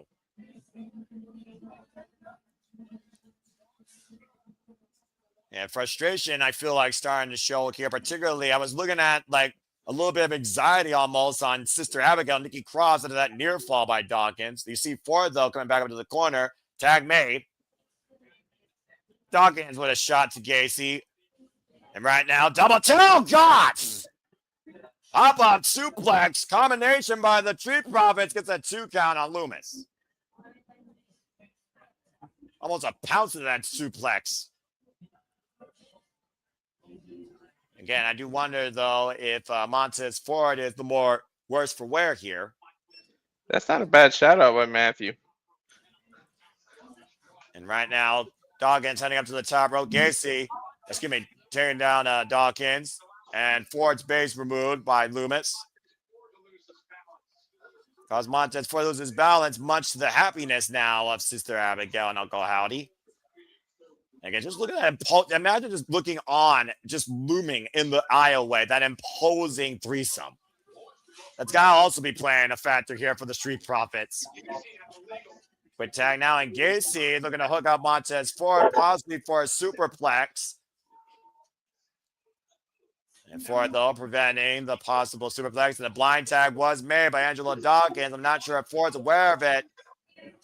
And Gacy, definitely not aware of it, is now up in the electric chair position.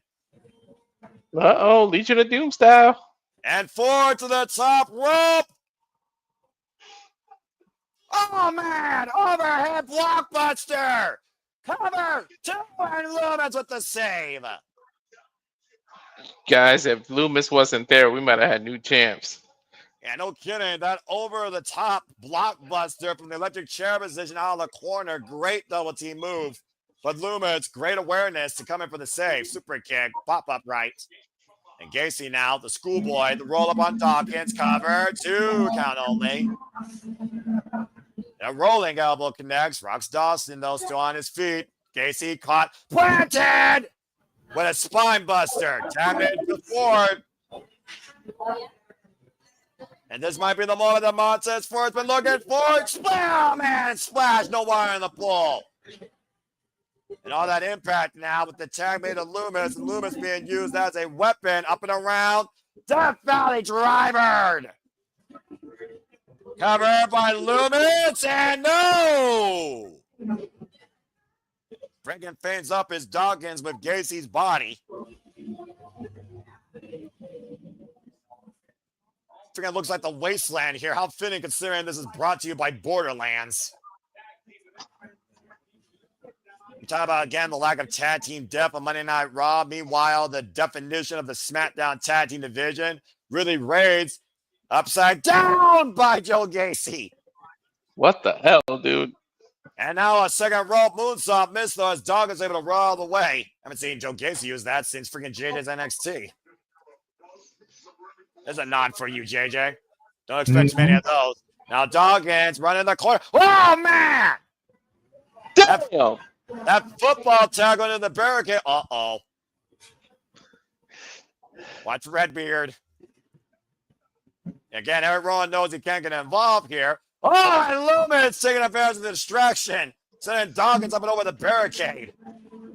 Bro, I want to replay. He tackled the shit out of Lumis. Good Lord!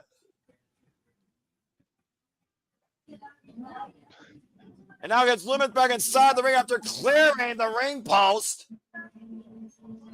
Wait a second. Sister Abigail picking Montez Ford's ankle, and Uncle Howdy hooks Ford. Sister Abigail on the outside. The numbers game coming into play. After Ford did the suck gesture. And right now, to put the profits away, front face lock, tab made to Joe Gacy, Lumis, and Gacy in control. Montez Ford hoisting him up. Suplex the sit-out powerbomb 2, and the Wyatt 6 retain. That is a lovely double team move. Yeah, the overhead it is. in the sit-out powerbomb. Montez Ford, there was no chance he was kicking out of there. And apparently that's called the plague, as the plague of SmackDown remains to be the Wyatt 6 and SmackDown Tag Team Champions. Some of the highlights here, you called damn on that friggin' football tackle there, Walter. And then Ford flying out of our screens over the top ring post. I think it's very interesting that it's Ford that took the pin. I think that's going to be factor into something later. Yeah, well, let's not take away the fact that it took Uncle Howdy and Sister Abigail to set up for the plague to happen. But to your point, Montez Ford was pinned by Joe Gacy for the Wyatt 6 to retain. Wyatt 6 still the dark omen that looms over the SmackDown Tag Team division. Joe Gacy, Dexter, Lumis still SmackDown Tag Team champions. Look at that. The SmackDown titles can get defended on a pay-per-view, but when's the last time you've seen the Judgment Day defending their shit? Again, semantics aside. As we got another commercial break, fuck television. All right. Well, that was a match. Overall, though, again, the circumstances are still out. If Montez Ford will still be a tag team specialist, will he blame himself for the loss? Will he, will it be ire against Dawkins? B-Fab didn't get involved here. Probably wasn't even aware of the freaking Sister Abigail underneath the ring. And whether or not Montez Ford can become a bigger single star now, the Street Profits. Let's keep this in mind, guys. The Street Profits lost. They're back to the bottom. They're back to the back of the line. It's fair.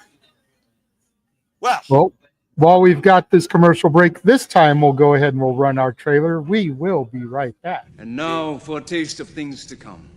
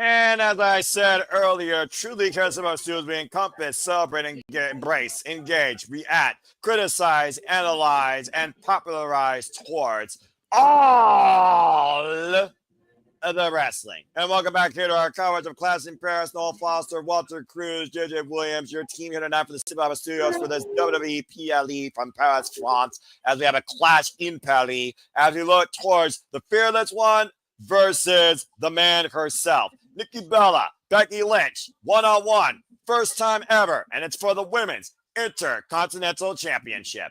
As again, to those that have the premium Peacock service, you are looking at the VTR like I am, that of course led towards this match. While everyone else is looking at Mercedes commercials, I'm sorry, it is what it is with the WWE. But let's go ahead and bring people up to speed on this very short narrative, but maybe a longer term history in the story. Becky Lynch, of course, retained the WWE Women's Intercontinental Championship back at SummerSlam against Lyra Valkyria, officially removing her from the Women's Intercontinental Championship picture altogether. Since then, she said that no one is on her level and no one can take this from her. With one defense against the likes of Maxine Dupree, Nikki Bella has returned, though, to prove that Becky Lynch, you may be nothing more but an arrogant bully. As, of course, things got very personal with Becky Lynch and Nikki Bella, who already dropped the man with a TKO. Calling out her personal history at one point, she was possibly one half of the power couple in WWE, but you can't see the other half that she used to be with now, particularly. Why Nikki Bella is looking to see if she can keep up with this generation, why Becky Lynch looks to continue to oppress it. It's the WWE Women's Intercontinental Championship on the line tonight between the man, Becky Lynch, and fearless Nikki Bella.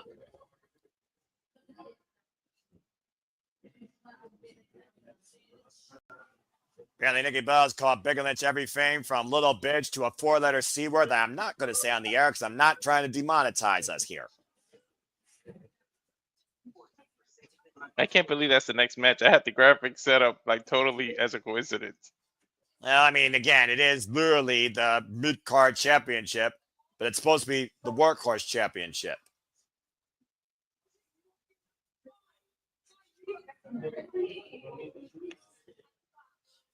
Of course, for those that don't know, Nikki Bella, Becky Lynch, they've been locked in their respective careers since 2015.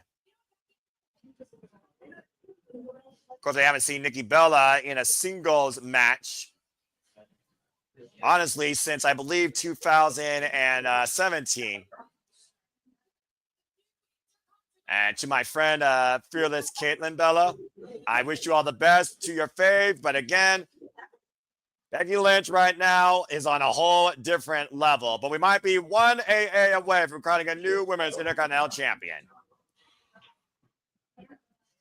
The leader of the Divas era versus the oppressor of the women's division. Here we go.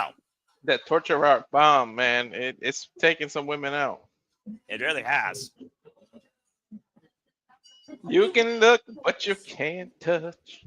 Well, we'll see if she can touch the Women's Intercontinental Championship and make it her own tonight. Nikki Bella, W Hall of Famer, might I add, by the way. And like I said, previous pioneer of the Divas era in WWE. Nikki Bella has not been a champion, though, since 2015. Former two-time WWE Divas champion. Held that title for a combined 307 days, 301 days in her last reign. She did elevate that title when she had it. But again, this is a whole different era right now, all right? Let's just put that in perspective, all right? This isn't the Divas era. This is women's professional wrestling. And Nikki Bella's out to prove a point. There's a reason why she's not in a glorified locker room by herself, why she chooses the dresses with the girls once again in this current division. She is here to see if she can still hang in what has become the next generation's best to come in WWE.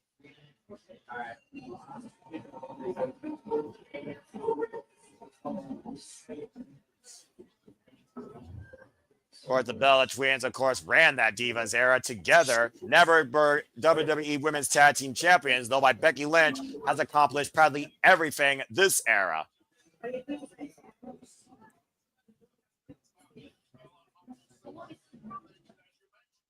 Again, Nikki Bella, by the way, of course, had that historic run beating AJ Lee back at Survivor Series 2014 before losing her championship, the Divas title at the time, to Charlotte Flair at Night Champions 2015. This man has come around.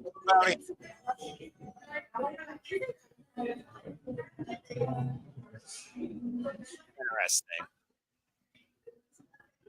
One person holds a division, the other person holds the WWE Women's Division. How about a power trip? Becky Lynch, as I said, 85 days so far as WWE Women's Intercontinental Champion. This is her sixth title defense, though, since holding on to this, but first ever singles match against Nikki Bella. They have only collided in tag and trios prior to this. You remember the team PCB? Paige, Charlotte, Becky? I think that was during my hiatus, but I remember hearing about it. Yeah, And of course, when Stephanie McMahon ushered in this so-called Divas Evolution, calling up the likes of Becky Lynch, Charlotte Flair, and Sasha Banks. As right now, Nikki Bella thinks that Becky Lynch is nothing but desperate to remain relevant, desperate to hold her spot at the top, desperate to make sure that nobody overshadows her again or gets the better of her, while Nikki Bella looks to humble her.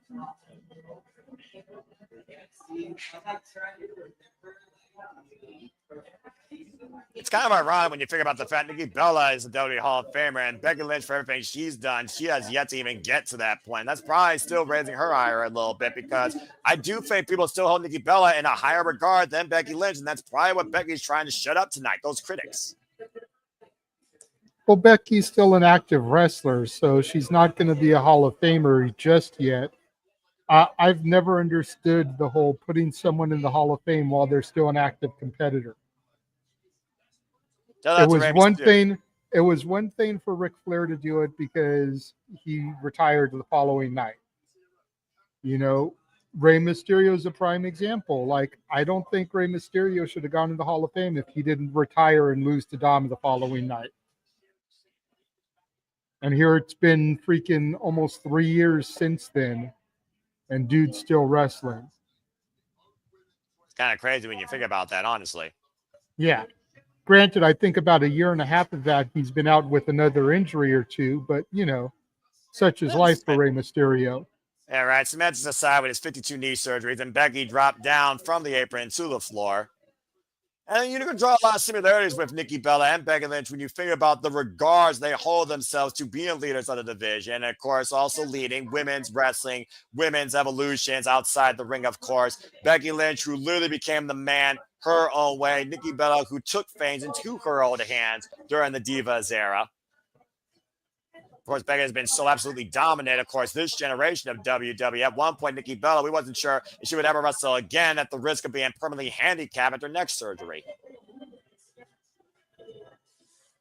You wonder if Becky Lynch might try and exploit that here tonight. She just drove in still ring steps, now face first in the announce table. Of course, let's keep in mind, championship matches, title engines can't be a pinfall or submission inside the ring. And so far, Becky Lynch snuffing out the early rally for Nikki Bella. Face first in the apron goes Nikki.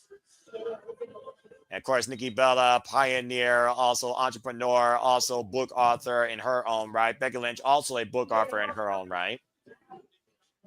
Nikki Bella in trouble. Becky Lynch in the second. Leg drop for the second rope. Cover now. Hook on the far leg. And Nikki gets out at 2.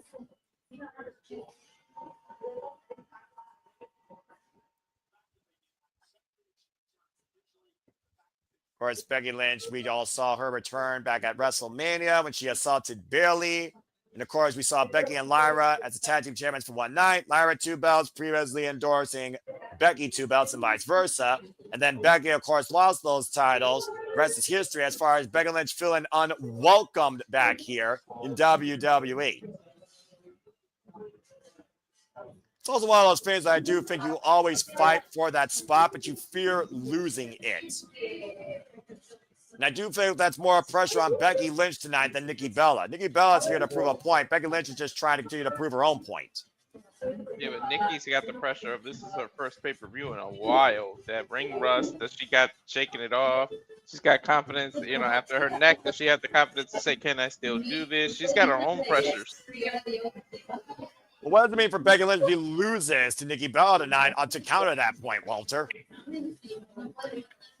I mean, devastating, but I mean, serves her right for being over cocky. Oh, insult to injury, disrespect. There's a thin line between confidence and cocky, and Becky always straddles that line.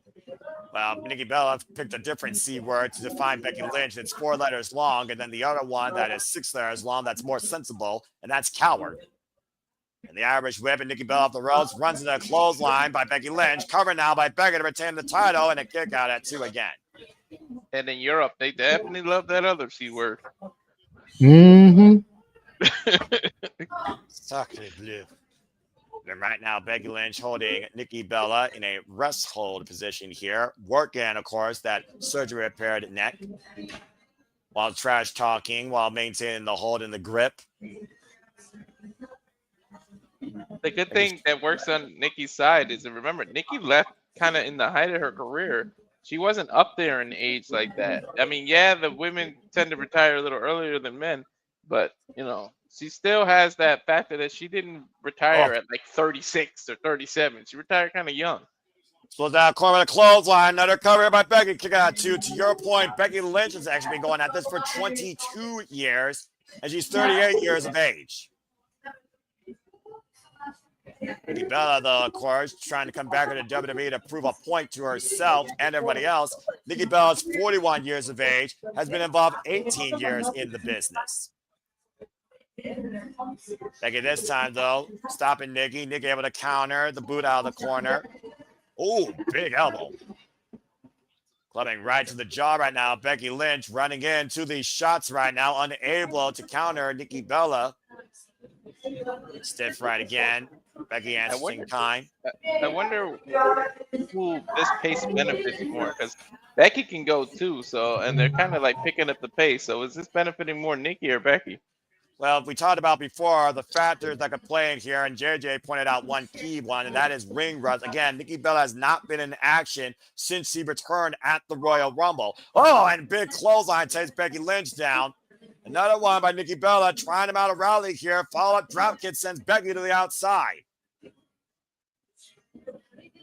And Nikki Bella might try to finally figure out exactly who she is. Nikki Bella's only had one singles match, to her credit, since returning here in WWE, and that was against Chelsea Green on Monday Night Raw. Now banging Becky Lynch's head against the French and American announce tables on the outside. Who was that match against, Noah? That would be Chelsea Green. Damn it, That's right. Say it right, damn it. You know what? It's the face of America. For once, I'll actually justify you for that. And right now, Nikki Bella bringing Becky Lynch back inside the ring. Definitely trust Chelsea Green running for office. Then never mind. And right now, throwing Becky in the corner, and Nikki Bella trying to keep the offense going. Last time, Nikki Bella, by the way, folks, was What the hell was that? That was a very bad drop kick, and Becky immediately capitalizing on the botch gets a 2 count. I'm not sure if she just missed the distance or fatigue or what. Good God. Can we see that in a replay? That was horrible. JJ, Walter, clip that. That being said, Becky Lynch looking for this armor. Caitlin, I know you're probably not watching our coverage. You're watching with your husband, but holy hell was that horrible by your girl. And right now, Becky looking to take the arm of Nikki out of play here. The Irish whip.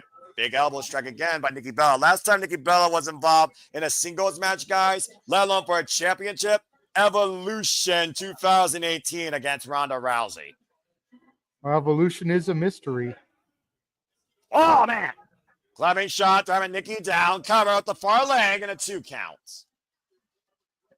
Becky Lynch, of course, retained the WWE Women's Intercontinental Championship in a triple threat at this year's Evolution against both Bayley and Lyra Valkyria. Both women now a non-factor in Becky Lynch's Women's Intercontinental Championship picture. What do you guys think this inventing this title means for the women? They got something else to actually chase besides the women's title, because not everybody's going to be the women's champion. So now you got another title to go after. Well, we're looking at 2 former women's world champions, to your point. In a way, it gives Becky Lynch new relevancy, and maybe it could define a new legacy for Nikki Bella. I think it's a different stepping stone, especially for a title that hasn't even been here for 1 full year yet. Oh, face bust over the knee. And right now, hoisted up on the shoulders, fireman's carry. Becky able to escape out the back door. Now Becky hoisting up Nikki. Nikki able to escape. Catching her with a big right, rocking her to the ropes. But you need veterans like Nikki and Becky and people to establish the meaning of this title. You give them little runs, and then you can start giving it to the younger people, to establishing the Roxanne Perez and those people to carry it to the next level. But I think they do need the veterans to make the title established first. Yes and no. I understand that line of thinking and that argument, Walter, but at the same time, when you give a secondary title to someone who's already accomplished the world title multiple times, both women have, that just seems like a downslide. You know, Oh! and if Cover. you're not gonna use it as a way to make them an official Grand Slammer, because Nikki still would need the U.S. and the tag. About to say, I Then- think Grand Slam, I think about the key titles on each brand. Brand split LOL, and Becky Lynch has accomplished that. Nikki Bella hasn't. Now the match will cover, turn around the disarmer, get a 2 count. It just negates the point of trying to do something like that. Whereas a younger talent like Lyra, Roxanne, even Raquel, you know, can use it as a stepping stone to get up to that next level that they haven't gotten to yet. Great move by Nikki Bella, trying to roll through out of the disarmer, who was previously looking for the SCF, now hoisting up Becky up on the shoulders. Legend chair position, dropped back first. Both women right now jockeying for position in submission to holds. Ends with Becky Lynch dropped back first, electric chair. Double A takedown spine buster, covered by Nikki Bella to win the title. I kick out at 2 by Becky Lynch. That's a good point, though, JJ, because traditionally that's what the Intercontinental title did. You think of Bret Hart, you think of all these people who had the Intercontinental title. It was the first step on their way. Shawn Michaels, you know, on the way to becoming the WWE champion. Ultimate Warrior, Steve Austin, The Rock, Triple H. And of course, All right now, Intercontinental champions on their way to being world champions. Randy Orton. nice move by Randy Champ. Savage. Very, very few people bypass that. Your Batistas. You know, you can't even say Cena because he had the U.S. title, which was SmackDown's version. So, you know, he even had the stepping stone. Yeah, again, the only stepping stone in the women's division right now, though, for this title has been Lyra Valkyria, and the jury's out what's next for her as she's trying to get away from that Bailey mid-card vortex. And once again, Nikki Bella trapping Becky Lynch, the submission hold. Oh, nice Fearless work lock, on as it, we call too. it, locked in.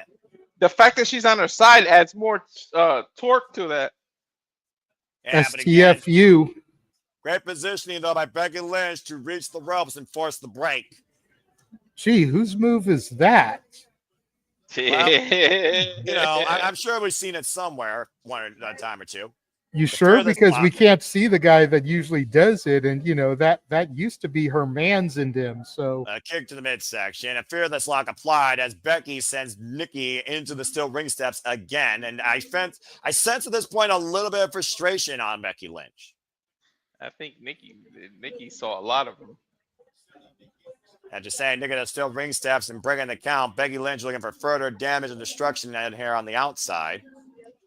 now is Becky frustrated because she should have had this one already, or is Becky frustrated because she feels Nikki is making her look bad? And Becky right now looking for a manhandle slam on the steel ring steps, looking to rearrange Nikki's spine. Meanwhile, Becky driven back first, head first, driven constantly into the ring post. Oh, an X Factor face first goes Becky on the steps. That's a good question. Because I'm sorry, this match is horrible. Nikki Bella trying to fight back here, but right now, Nikki hoisting up Becky. Looking for the TKO, unable to connect, swinging a miss. And now looking her up. Manhandle slam by Nikki Bella. Match book, down new champ. Oh, man, and Becky kicks out at 2. Trying that insult to injury to beat Becky Lynch with her own damn move. I was going to say, could you imagine if she had put her away with that? Holy crap. The internet would have broke. Let's just call it as we see it. And now look at this. Going for the disarmer, Fujiwara armbar. That's Becky. insult to injury. Becky right now able to scout again, pushing Nikki first in the second rope. Now wait a minute, takeover, backside, cover, 2, counter. Dude, literally, you put that crowd is dead. Comment up. The crowd isn't even doing the 1, 2, 3 with them. Mm-hmm. Becky Like I Lynch. said, I was worried about some of these matches with that crowd. Well, championships are won within 3 seconds, as we talk about all the time. Becky Lynch able to trap Nikki Bella with a backslide, as I believe Becky went throat first, not head first, into the second rope. Enough dissertation, and somehow Becky Lynch was able to pin Nikki, simply put, pin Nikki for a 3 count. Becky Lynch retains the WWE Women's Intercontinental Championship. Kudos to Nikki Bella, though, that manhandle slam, the closest near fall of this matchup, though. Thought she nearly had her there. And here we go. Again, throat first, I think, JJ. In the second rope, enough of a freaking disorientation. Roll her up for the backslide. Becky Lynch retains the title. But I'm sorry. There was just all kinds of dumb fuckery in this match. The match was god-awful. Yep. The crowd was behind Becky instead of Nikki, and Nikki's supposed to be the face. Yep. This was just bad. As we go to commercial break, fuck television. Well, that was it. That was a thing. Well, while they promote AAA, I would like to take a moment again to remind everybody that the SRS is now on X. You can follow us at SR Studios 2024. Again, the account is being manned and operated by myself, Walter, Noah, and James. All of us will be posting and promoting on there on a consistent basis. And then it was announced last night on the Shenanigans, the first annual Simply Reliable Studios Wrestling Awards. Again, we've got a good idea of what the categories are going to be. We just need to work out the nomination process, and then we will put that out to a vote from you, the fans. So make sure you follow us on X, because that is probably where we will be conducting the voting. There you go. Fair enough. And again, all the wrestlers, including number 2, WWE, AEW, NXT, ROH, TNA, HOG, MLW, GCW, NJPW, independent promotions aside, AAA, special showcase shows, Stardom, Marigold, Noah, you name it. If we've covered it, it will be somehow included at the forefront in our decision-making towards the ballots. And you guys decide the inaugural winners of the Super Reliable Studios Awards class of 2025 to kick things off.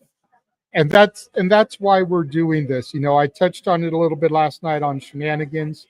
Traditionally, we've kind of hitched our wagon to the No DQ year-end awards, but we feel as a collective that we cover more than what No DQ does, as they're very AEW, WWE centric. Oh, we just including TNA, ROH, and NXT is 3 things that they don't really focus on, and those are 3 major companies. And then you add in the Japanese stuff that Noah does, the Lucha stuff we've been doing because of CMLL working with AAA, CMLL working with AEW, and AAA now being owned by WWE. You factor in all the independent stuff we covered, to Noah's point, House of Glory, GCW, MLW, Mission Pro while they were running, NWA, VIP wrestling, reality of wrestling. So there's just so much stuff that we cover that we feel that No DQ doesn't give attention to. That's why we're kind of branching out and doing our own awards. It's not a slight against No DQ. We still love and support No DQ. We're all still parts of the No DQ family, but we feel it's time to kind of create an olive branch off of that tree and have our own awards. So that is why we're doing it. And kind of like No DQ, we're going to use some of the same categories. We're going to do some different ones, but we're going to let you, the fans, be the ultimate voters as to who wins the awards. But it will be us, like I said the last time, that'll determine the nominees for the awards. And again, you can stay tuned for more coverage from the companies that I'm particularly fond of, the Japanese side of things, Stardom NJPW this fall. And also stay tuned as, of course, we cover AAA with our Spanish announcing one, of course, say muchas gracias to not only Walter Cruz, but the Dominguez stepping up. As we look back earlier in all the languages possible, not just Spanish, but more, after Braun Breaker broke the tribal chief countless times over with those spears. The unpredictable badass at breakneck speed and flight, leaving its feet, like Walter pointed out, breaking Roman Reigns in half with multiple spears added on by the natural disaster JJ called, with multiple tsunamis to an already prone, broken, and restrained Roman Reigns. This was ridiculous. Bro, he ain't making it to the main event. He may not going to make it to Indianapolis, if we're being honest here. Anyway, but to JJ's point, like I said, again, shout out to Dominguez, Arlene, and Amanda have also stepped up. Shout out to Nicholas Ferrantes, James, and Angelo have also stepped up. Prestige Wrestling, of course, is also part of that conversation, by the way. That was their promotion I forgot to mention. And again, you can stay tuned for further content from me regarding Simple Sessions, further Simply Predict things, and of course, continue to watch along the coverages. I have to go backstage to Jey Uso with Adam Pearce. And I'm definitely bringing back the gaming for you people.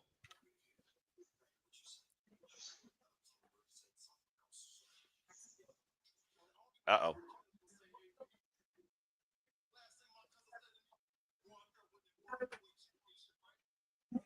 Jey Uso, Ty Nine, and Pierce.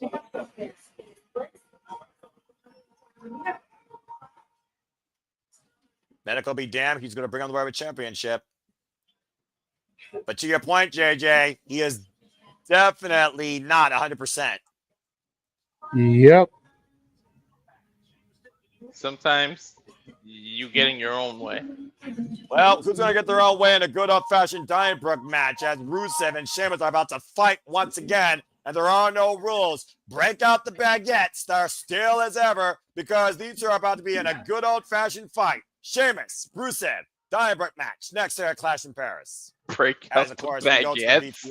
Baguettes. Yes, I see the baguettes. Have you not seen how stale a baguette can get? Anyway, let's go ahead and talk about this match. For those that with the cheap peacock, sorry, as I got the BTR. Yeah. Rusev, of course, I'm watching a Twisted Metal commercial with Samoa Joe and Anthony Mackie. Okay, that might be one commercial that's actually pretty decent that I can actually respect. Rusev, of course, came back to WWE and started fighting with his little brother, he called, his fella. And Sheamus and Rusev have shared both a win and a loss and a disqualification via double countout, fighting backstage. They have done nothing but brawl and fight in and out around ringside, much to the happiness of the WWE universe. And anytime these two share ring together, as Sheamus loves to fight, the intensity brought out of the Irishmen and the ruthless nature of the former face of America, the hero of Russia. Of course, talking about Mashka himself, Rusev, at one point literally floating Sheamus across the steel ring post to earn a win with a follow-up Masha kick, crushing his larynx. Thanking him for that win, was ready to move on. But Sheamus was not ready to move on. They decided to do it again. And, of course, we saw what that led to where Adam Pearce couldn't restrain these two. So if you want to get it all out and fight forever where there are no rules, fine. Do it in France in a Donnybrook. That crowd better be careful because they can go anywhere they want.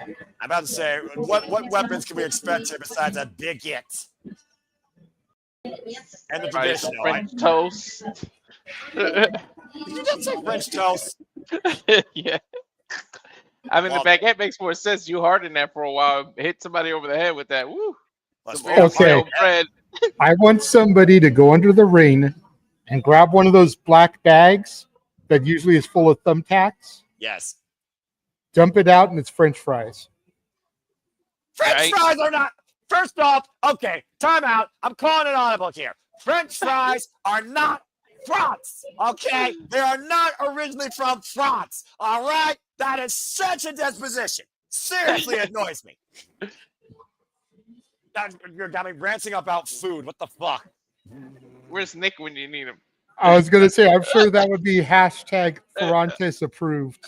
Oh, for the love of Pete. I'm going to freaking lose my mind in this freaking fight, I can tell. Worse than Sheamus and Rusev are. Again, like I said, both these men are one-on-one, and they literally have fought in and out of ringside through the audience and backstage. In the second bout, Sheamus got the win after sending Rusev face first in the steel ring post. Rusev was going to go for Sheamus's cane, and Sheamus took his head off with a bro kick. As they continue to fight backstage, Adam Pearce had more than enough and set up Rusev and Sheamus to fight in this Donnybrook. So who's going to take the bleeding head off the other first? And what's it going to take to finally put one of these two down where they're not going to get back up again for round 4? This match might have some color in it. Sheamus saying, I made Rusev relevant again. I know one weapon that's going to appear, the shillelagh. Yeah, well, one thing's for sure. We're getting ready for a fight, fella. Here we go, folks.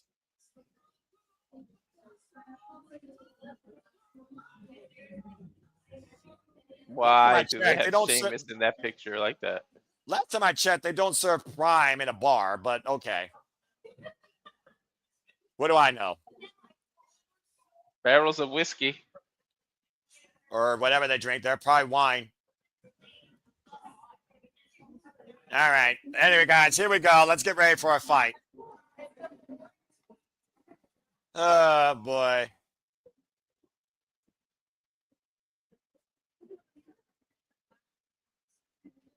Very imposing presence with this entrance.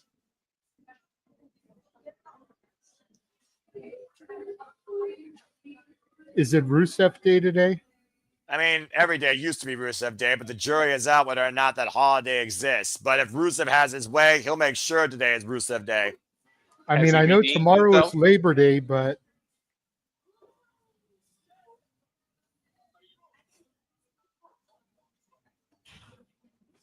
Rusev right now with a very stern look as he makes his way down to the ring. I need Rusev versus the Dragon up. This theme is questionable. By the way, for those that are wondering about the whole French fry debacle, French fries was basically made when villagers substituted fried potatoes for fish from a river frozen, and basically came from a term out of World War One. Basically, it's a Belgium thing. They've claimed the dish even as their own exactly. Yeah, the frites, the Belgium frites. Exactly. Thank you, Walter. You know, Bulgaria's not that far from France, so Rusev might get cheered here.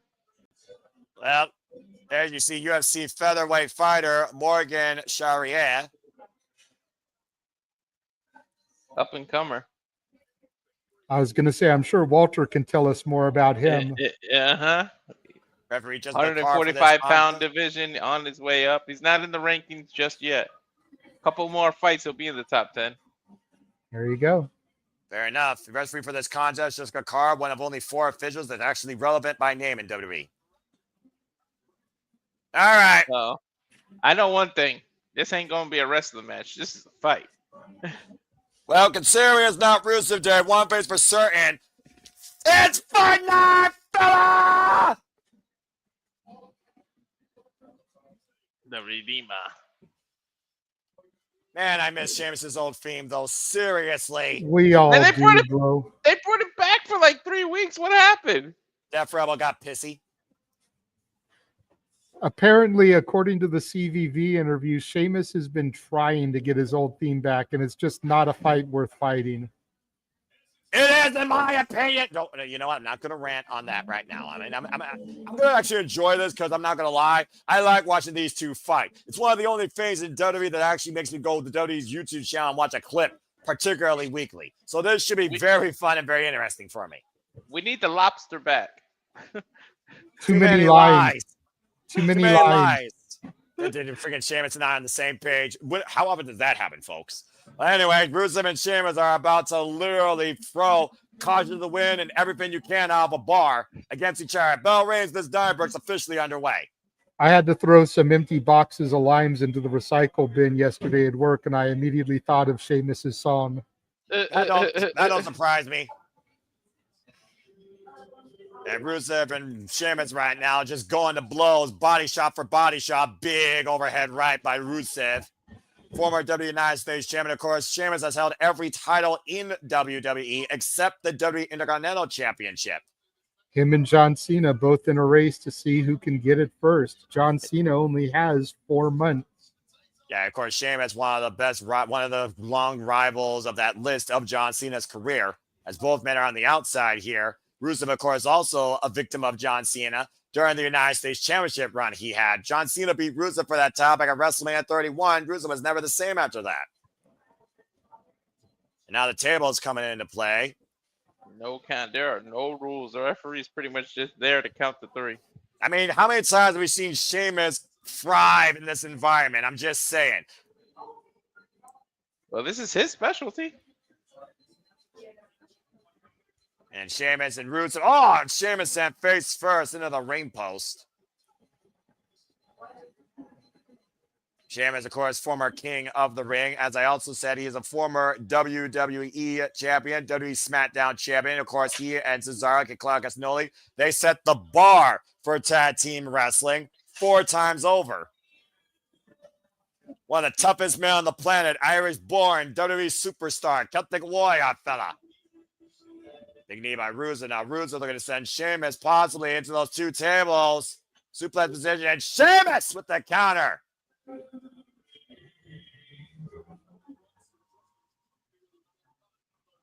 Every time you think Sheamus is counted out, he just comes back fighting. Felt like he lives for the fight. She's a fit Finley for that matter.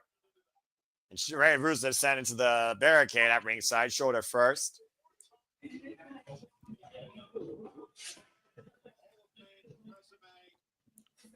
Rusev looks almost out of it already. And to your point, Walter, this is Sheamus' 3rd good old-fashioned Donnybrook match. And the last 2 he won. He beat Pete Dunne, and his Brawling Brutes beat Imperium.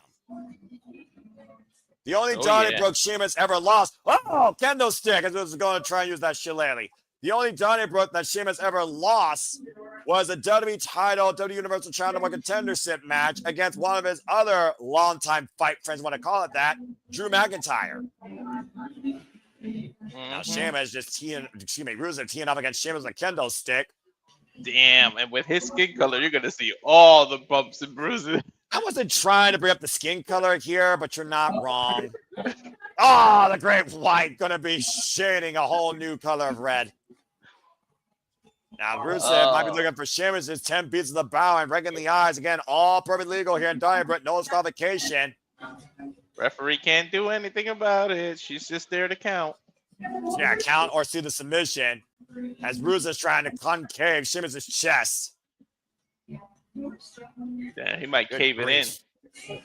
You see already the welts showing up on Sheamus' chest, the discoloring on the Great White's heart cavity.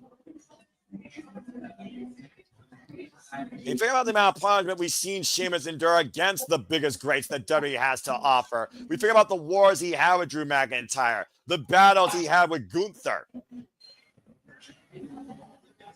Right now, Rusev exposing the turnbuckle, the Irish whip to Sheamus, countered by Sheamus, though. Looking for that Irish curse backbreaker. Rusev ever Scott at once. Oh, they didn't Scott that time. And what is Sheamus thinking here right now? I'm not sure if he's holding a piece or flipping it off British style. I mean, France knows how to get rough. I mean, let's not forget, they play rugby down in that area. I'm just saying. Now, Sheamus swinging a kendo stick to Rusev's back. Lining up the Bulgarian brute. Again, swinging it for the fences with that kendo stick. And just driving it through Rusev's throat. Got plenty of accessories here on ringside, folks. Trust me, the bar isn't closed by a long shot yet. I feel like every time we go outside the freaking America and Sheamus is involved, he's in a Donnybrook or a championship match. That's fair. I don't think you're wrong there. I wish Statboy were here to give us that stat, but I mean, we've seen Donnybrooks in France now. We've seen them in America. We've seen them in the UK. I'm just saying. I got a steel chair now in the ring, or 3 steel chairs, excuse me. And Sheamus right now. Scouting Rusev, swing for the fences. Rusev ducks underneath, and whoa! Caught with a heel kick, rolling in. Cover now, and barely a 1 count. And you know this is not going to be a short fight. no, definitely not. This is going to be a knockdown, drag-out barn burner. So let's go ahead and talk about what it can mean for both these men here to prove who is the stronger, who is the more, bitterly strong, tested, driven veteran, who truly is the more relevant here. Again, Sheamus, who stayed in WWE, to your point, JJ, Rusev came back to WWE. If Rusev loses here, what does that mean for his career? While Sheamus has done everything but the Intercontinental Championship. It'd be a big thing for Sheamus to lose this, I know. But But if Rusev doesn't win this, then why did he come back? Rusev trying to drown out the 30,000 here. That's my point. It's like no reason for him to come back if he lost. Rusev, by the way, former 3-time United States champion, held that title combined 290 days across 3 runs. Also former AEW TNT champion as Miro for 140 days and 9 defenses. And Sheamus is fired up here, fella. Literally, look how red he is. And about to say the rage of the Great White coming to freaking fruition tonight. Talk of war over a chair here. Into the midsection, Tulk into the midsection. Oh man, what a knee! Right on the jaw, KO shot delivered and 2 counts. Damn. How about knocking your lights out? There goes the replay here. Bam! That would knock any normal man out. Again, Rusev and Sheamus are not normal man. I was going to say, neither one of them are actually normal. And now Sheamus might be looking to give Rusev 10 beats of the Bowen. The original delivering to Rusev. You get a FUD off Rusev's chest. It's still going. Good grief. Rusev literally collapsing on the apron. I remember when he delivered like 18 of those to freaking Fandango to eliminate him from the freaking Andre Battle Royal. Got pretty close to that number here. Oh, and Sheamus driven up and over the bar. Oh, that's probably nothing new for him. How many pub fights has Sheamus been involved before? WWE is a better question. A bar stool. And Rusev with a bar stool in hand, unable to swing it against Sheamus. Now Sheamus bracing Rusev against the bar stand. Giving him a second filling of the beats of the Bowen. Good grief.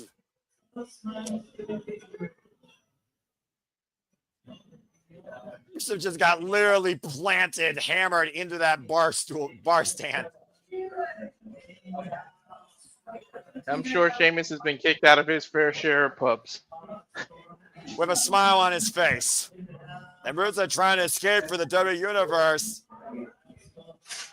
And not again. With a shillelagh in play now. Oh, good God.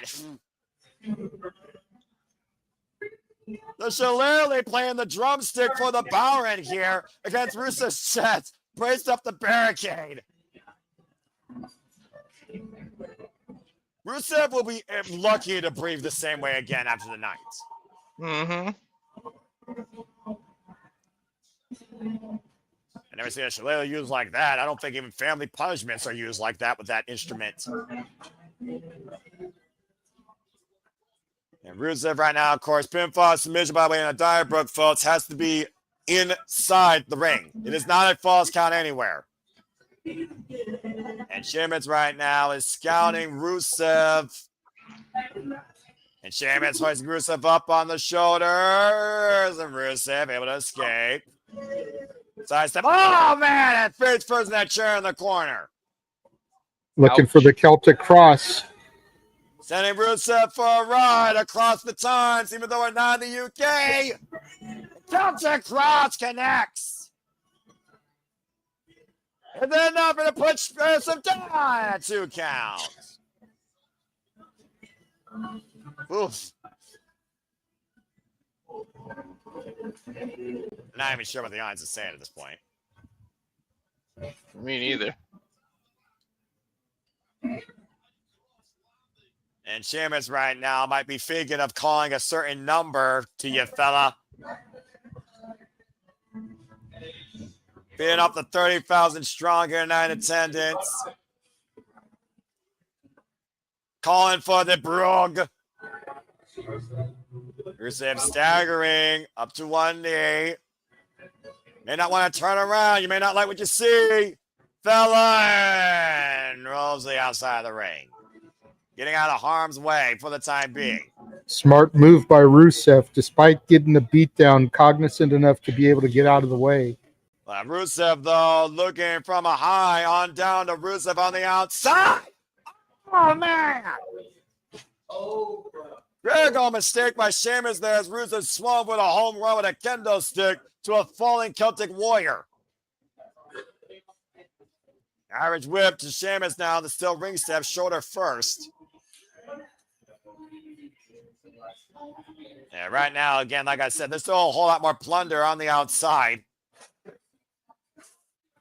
I think Rusev right now sees blood in the water, hoisting the still ring steps. And now the steps off the face of Sheamus. Lapsing on the other side of the ring, still ring steps. I'm not sure how popular baseball is in Paris, France.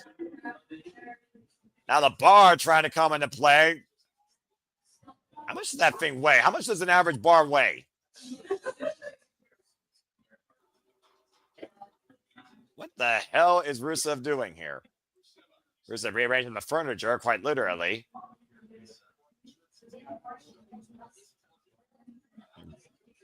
Rusev and Sheamus now. Rusev looming over that bar with Sheamus hooked up. Oh, no. Oh, man! And that could be it for Sheamus. Don't forget to tip your waitress. Landed through that bar. Referee can call for a KO, I think, if she wants to at this point. And Rusev might literally be dead to rights. I don't know how many times Sheamus was sent through the bar that way. Bringing that dead weight of the Irishman back inside the ring while Rusev might be looking for, oh boy. In full control, stomp to the back. Rusev with the accolade that has incapacitated so many men during his illustrious career.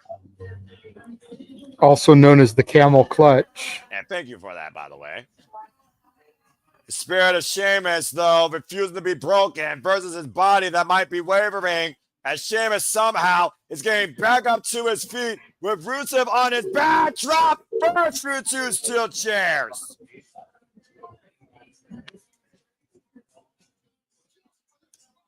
Exhaustion be damned when you're the Celtic Warrior.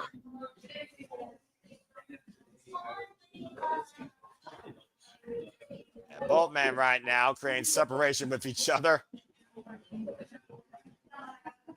WWE Universe, of course, showing their respect for this Donnybrook affair that Rusev and Sheamus are currently showcasing and enduring. Definition of enduring. Talk about bruised and battered bodies. It's formula of the day for Sheamus lately, it seems. And Rusev set up and over into the timekeeper's area. And right now, Sheamus, overhead shot to Rusev, looming over by those barrels. I'm not even sure those beer barrels or wine barrels or what. What the hell? Well, I hope that they can support these two men's weights. Oh, boy. Oh, jeez. And Rusev takes the feet off Randy Sheamus, who drops back first on those barrels. And Rusev now looming over Sheamus. What the hell? He's locking the accolade on the top of those barrels. But it don't matter. Again, this shit's got to be right inside the ring. What the hell does this mean? It doesn't matter. It has to be in the ring, right? Yeah, that's exactly. It wears you out, though. Sheamus right now somehow once again finding out the accolade here. Back elbow strikes to Rusev's jawline. Finding back here. Meanwhile, Sheamus and Rusev on the top of those barrels, looming over. Oh, no. Oh, no. I'm afraid, gentlemen. The tables are underneath them. I sense disaster. They are high up there. Oh, my goodness. Not like White this. noise. Posting up Rusev. JJ, I think you just premonitioned the future. What do you think, fella? White noise through the tables. White noise through Slim Jim. Snapping both men in half. Ooh, yeah. They slapped it to a table. Take a look here at the replay, guys. Just a straight up single step off drop through the tables. A referee turn on both men here again to Cena be rendered inside the ring. And both men lie in a freaking heap.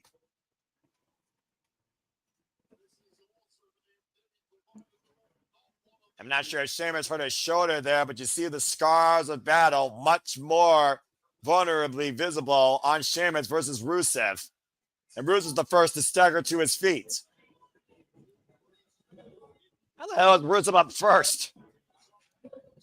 Yeah, how the hell does that work? Again, talk about the brute of a man, the find the fella. Which one's stronger? That's the story of this Donnybrook here, guys. Rusev literally crawling his way towards center of the ring. Rusev right now crawling towards, looks like Sheamus is Celerely. We saw him try to go for that before, and his head got taken off on a match on Monday Night Raw. I'm not even sure if either man's legs are working at this point. Rusev trying to use the turnbuckles to get back up to his feet. Rusev right now trying to fight through the pain from underneath, back up to his feet, staggered. Shillelagh in hand, and Sheamus might not be aware of it. Brown kick! Brown kick! Number 2! No! Holy shit, he kicked out of the bro kick. Are you kidding me? Look at the eyes, JJ. What's behind there? Nothing. Instinct. All that was, Noah, was instinct. Boom! Caught him freaking flush. But notice, Sheamus just kind of fell on him. There was no real body weight. Now, somehow, instinct aside, you're right. On the left shoulder, there was no body weight, and that's what Rusev did kick out with. If Sheamus had been able to hook the leg, clasp his fingers under the neck, that might have been it. But that was a desperation brogue with a fall-on cover. Just wasn't enough. But perhaps looking for another one. This one might be the kill shot needed to put the Bulgarian brute down. Rusev back to his feet. Sheamus on center. Monster kick! Rusev off the rail. Sheamus, though, rising knee strike, takes Rusev down to his knees again. Just both men emptying out the tank here. Meanwhile, oh, man, that was messy. And once again, oh, God! Mancha kick, and Sheamus' head was up against that exposed ring turnbuckle. And he can't breathe once again. Oh, and a shillelagh to the back. Sheamus got to be out. That's got to be it. Shoot the half. Rusev with the cover. No, Sheamus kicked out again. Barely. I was going to say, to Walter's point, look at how Sheamus kicked out and look at how Rusev kicked out. Yeah, but look at Rusev, though. He is apoplectic. We talked about before how these are not two normal human beings. Blind hatred, rage, and animosity is fueling both these men. And now Rusev locking in the accolade again with the shillelagh broken piece. Brace across Sheamus' mouth. Stretch across back first. Sheamus nowhere to go. And he's smart enough to get his own shoulders off the mat. And that's it. That's it. That's it. Sheamus forced to tap. Rusev wins. Damn. I didn't think he would submit Sheamus. Well, considering the blunt force impact prior to that to the back of the head with that shillelagh, not to mention the whiplash effect of that mancha kick against the freaking steel turnbuckle exposed, Sheamus had no choice but to tap it with the damage done to his shoulder and neck. That makes me 3-1. Only one I've gotten wrong so far was the opening contest. Again, the freaking white noise to your point, JJ, for the announcement. I thought that bro kick, though, was Rusev's undoing. To your point, poor body positioning by Sheamus cost him the Donnybrook there. And this was just overkill. Broken shillelagh across the spine of Sheamus. Blind shot. And then hyperextended to your point, Walter, the shoulder and the neck. And bracing that shillelagh across the jawline of Sheamus. Rusev beats Sheamus tonight in this Donnybrook. The torque. Definitely a player to be messed with again in WWE, the Bulgarian Brute. Uy. What a 180 from the previous match. Well, I'm about to say that was a wake-up call, if nothing else. Well, we called again. Fuck television. Well, we called it. I guess we'll see now what happens next. As far as I'm concerned, Sheamus got no reason to fight Rusev again anytime soon. Agreed. Rusev has to move on. While we are on a break here, we will run our trailer again. We will be right back, ladies and gentlemen. And now for a taste of things to come.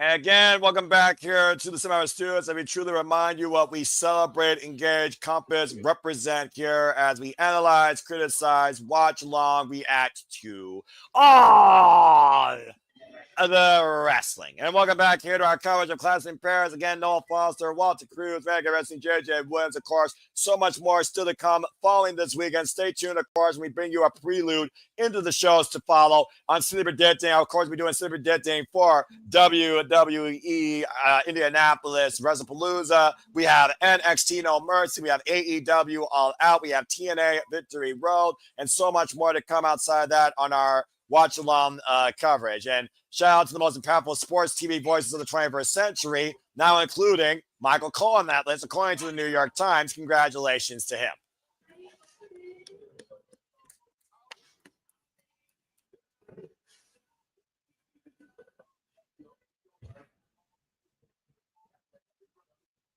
Definitely the voice of the WWE, probably now and forever. You cannot argue with that man's tenure and commitment through the worst and best of times in WWE.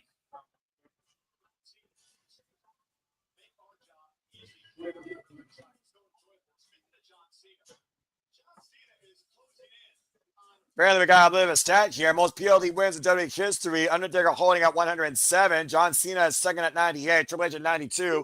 Randy Orton at 81. Of course, John Cena only has 9 dates left. So theoretically, if he wins tonight and the rest of the dates, he could tie the Undertaker, if not get pretty close, for overall PLD wins in WWE history of his career. Coming up next, though, we'll see if the Maverick brings an impulsive moment to the internet.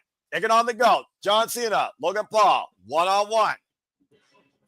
We find out tonight if Logan Paul truly is above John Cena or if he truly can't see him. As, of course, those on cheap Peacock have commercials. I'm sorry. I, of course, have the VTR because I am premium. But we all know the story behind this. We can talk about this for ages. Not just the fact that John Cena is retiring, but is back to his babyface ways.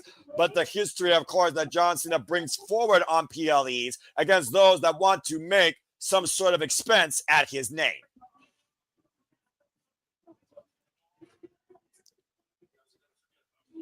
As John Cena said so eloquently, he was afraid that after he was gone, that we would forget about him.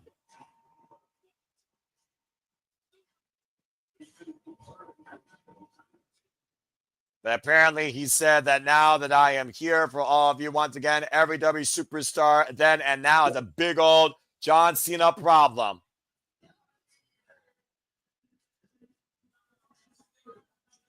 As he called out the entire roster for the last real champ. If you want some, come get some. And of all people to answer, it was Logan Paul.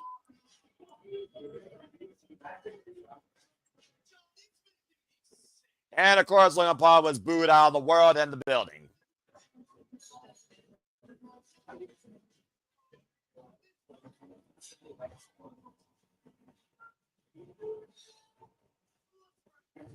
Logan Paul says he wants a match right in France.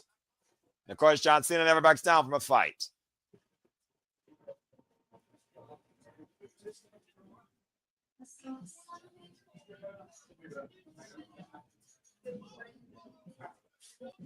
We've seen how many people take on John Cena when they lose, what it does to their careers. I'm just saying.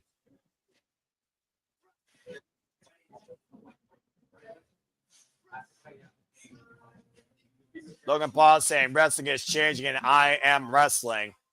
You know, that's a scary fact and a scary thought that very well might be right. We're talking about the economic standards of WWE with this ESPN Plus expansion and the pop culture crossover.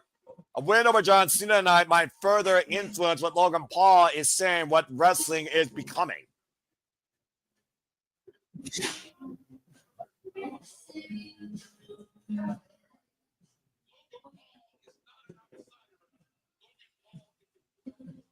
As John Cena said, Logan Paul is not an outsider. Logan Paul is a parasite. Saying you're here for the wrong reasons.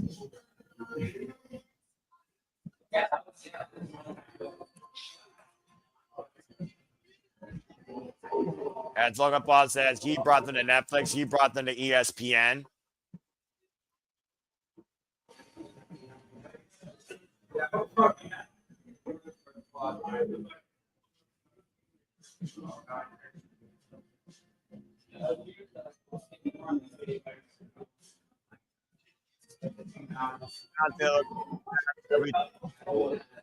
Why he points out Logan Paul, all he wants to do is what can I take? As he took an AA on SmackDown. As John Cena proves the point, a win against me will ruin you. All right, now that that's over, let's go ahead and get this going. Here we go. Oh, boy, this match. This guy.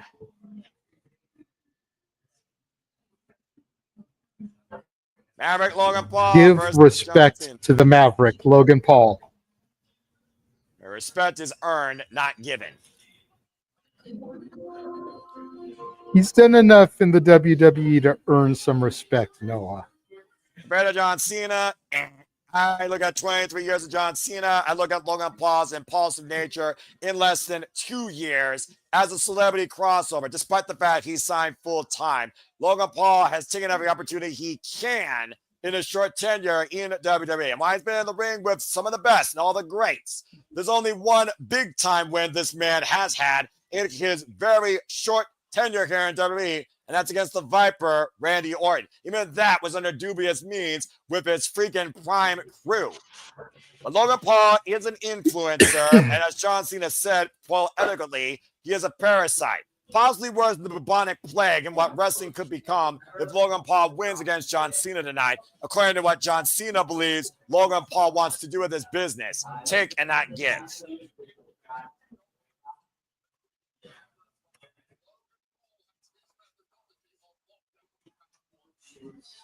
But to your point, JJ, I'll give Logan Paul some credit's due. His methodology of being the focal point, the influence, the talk, the marquee in WWE has brought him once again to a marquee match and event. I haven't drank Prime in months, by the way. And of course, Logan Paul, former WWE United States champion, former challenger to the WWE Undisputed Championship against both Roman Reigns and Cody Rhodes. Previously has been involved in WrestleMania 3 years in a row, 4 years in a row, excuse me. As we wait one more time, but for the last time in Paris, France, for the entrance of the GOAT. And Emilio's favorite.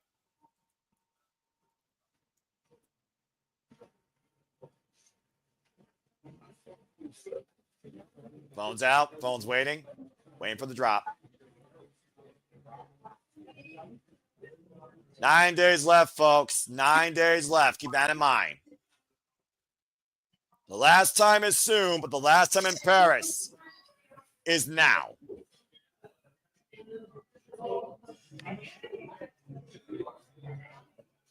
Did you hear that pop? Unfortunately.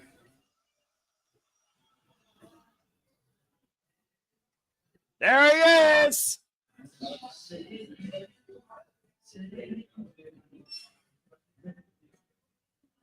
The John Cena farewell tour has arrived in Paris, France.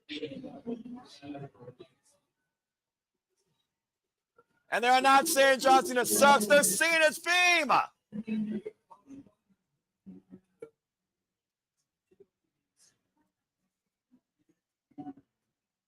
that's definitely a moment right there.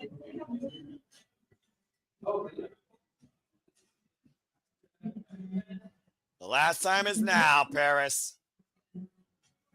Let's go to work, John. John Cena, who's given everything back to the WWE since 2002, finds himself on his final night in Paris against Logan Paul here tonight in a capacity 30,000 crowd, where the last time is now on the John Cena farewell tour that will end in December.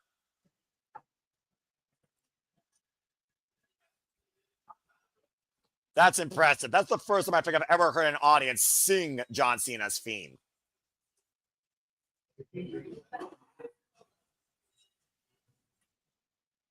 And John Cena cutting off the music.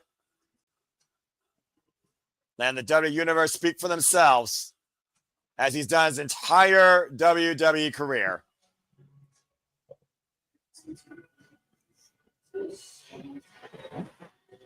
They don't have a decibel count, but I'm pretty sure it's deafening in there. Freaking ovation for Cena might be longer than the match. This might be the match that the fans take over and hijack the show. Can't say I don't blame them.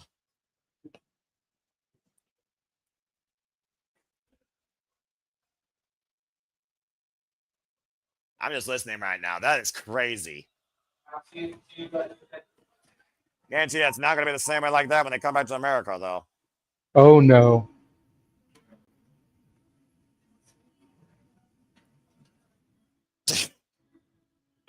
Again, John Cena feared he would be forgotten. Nights like this. Oh. Alicia Taylor with the induction.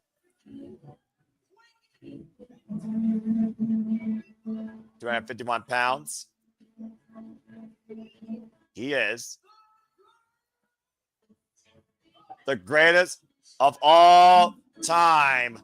No argument. The number C17. 19th career match in Europe, by the way, first in France. Seeing his 99th win on the WPLE.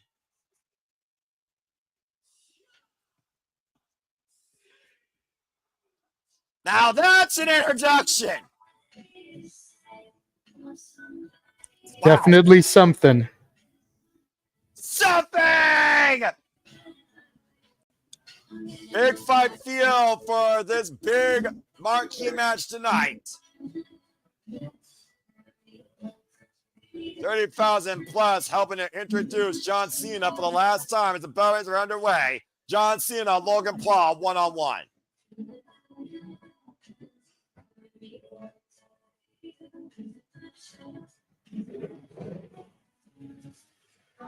It's going to be interesting, JJ, because to your point, this is the second time this year we're getting the real John Cena back. We saw the real John Cena at SummerSlam lose the undisputed WWE Championship to Cody Rhodes. This is his first time this year he is fighting a singles match, not the champion, and also being his true colors.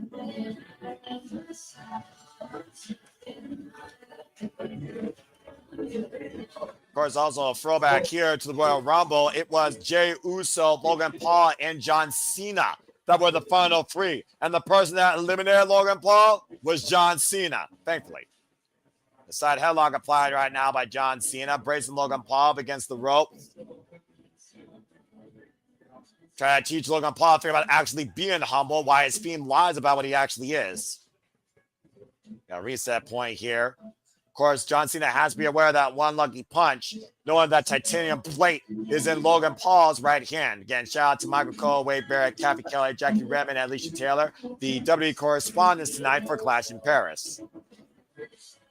Of course, Logan Paul has not won a single match on his own merit. It has been cronies, brass knuckles, cheap tactics. Logan Paul has stolen everything he's taken in WWE since being signed here. And John Cena has to prove a point tonight to see if he can actually earn something. Oh, man, shot to the body. Look, Noah. You're a simple man and you're a solid voice, but a well-respected Hall of Famer once said, if you're not cheating, you're not trying. Shout out to John Cena, who never did that before this year, and get back to me. And another Hall of Famer always said, win if you can, lose if you must, but always cheat. Well, eventually someone has to prove their actual merit on their own. Even Roman Reigns did that when I didn't acknowledge him for 4.5 years. Logan Paul ain't done jack shit to make me acknowledge him for that. And I don't think it's going to do that tonight. Logan Paul showing off here, as of course he always has been. Again, freaking social media plague, influencer, viral disease, viral moment maker. Cena would love to shut the Maverick up, winning the world. And a win for Logan Paul would silence the world, as he would have defeated the greatest of all time. Silence the world. Splash there from Cena. Silence the world and put the world ablaze. You kidding me? There'll be no silence now if Logan Paul wins this. The thing you don't realize, the more hate you give, the more you actually fuel Logan. He fuels on that hate. Yeah, clearly that's been the MO of his career. Center of the ring with the monkey flip, catch John Cena with a boot. And again, the absolute hatred that everyone has toward this human being, it's unbelievable what he's been capable of doing in a WWE ring. The seamless transition to this world that Logan Paul has done versus any celebrity. Despite the fact he's a fully signed WWE superstar, he is still a mainstream crossover. One of the longest United States Championship reigns in many, many years, by the way, might add too. Beat Rey Mysterio for that title in Saudi Arabia. Talking about who's who he's been in the ring with the matches. Kevin Owens, Randy Orton, Roman Reigns. Phenomenal. AJ Styles. Big uppercut there by Logan Paul.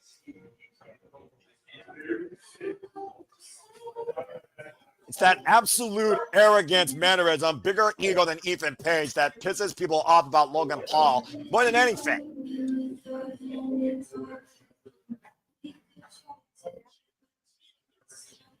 John Cena right now, again, the MO of his career, fighting from underneath, never giving up. Oh, man, big clothesline. Big clothesline by John Cena, taking the Maverick down. Again, that hubris might be Logan Paul's downfall. Like I said, the last time Logan Paul won a big match in WWE, I believe, was literally WrestleMania. And John Cena, of course, the MO that has defined his career, the most polarizing figure in WWE history, but he never gave up. Hustle, loyalty, and respect, the MO of his life. The second corner rope now. Big blockbuster by Logan Paul. Shoots the half, cover, hook in the near leg, back press, and a very like a days ago 2 count. Nonchalant cover there by Logan Paul.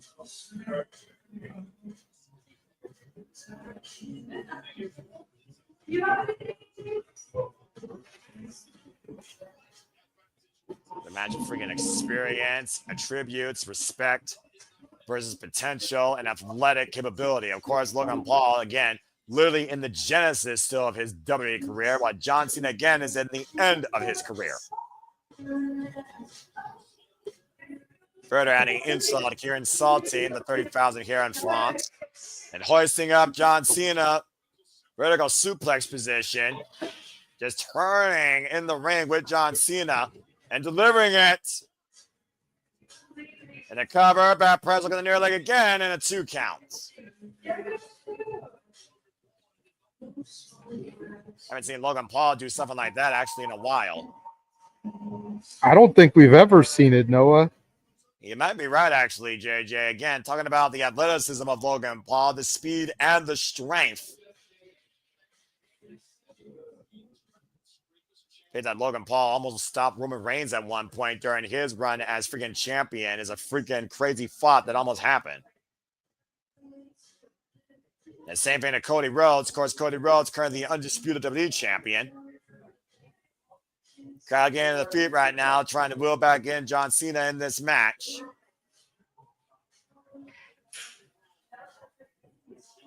See, America, this is what it means to be a wrestling fan and actually be engaged in the product. Then again, when you're over complacent, it is what it is. The hammerlock now, gut wrench. Oh, wow. Gut wrench, bomb, and 2 counts. What the hell? When did Logan Paul start pulling out this innovative offense? See, this is what I keep talking about. You've got to give Logan some respect. He's pulling new stuff out that you've never seen before against arguably one of, if not the greatest of all time. And he's literally got Cena on the ropes. Logan Paul in the corner, jumping in with that uppercut. Cesaro loves the uppercut. Of course, we are in Europe. Of course, but you want to constantly downplay the ability of Logan. I get what you're saying, JJ, but again, covers like that, a single boot on the chest, disrespecting the 17-time world champion, taking him lightly. It's this hubris that makes him so damn, quote-unquote, impulsive. I mean, you got the opportunity to be the greatest of all time. Just call it as it is. And it's almost taking it lightly. It's waiting to get a stupid drone out to get another viral moment, possibly. Well, I mean, to your point, his arrogance could end up being his downfall, but for right now, he is the dominant. As I say that, Cena takes him down with a desperation clothesline, but Logan Paul is still the dominant force in this match right now. Desperation clothesline be damned. Bam! And just ran through him with that lariat.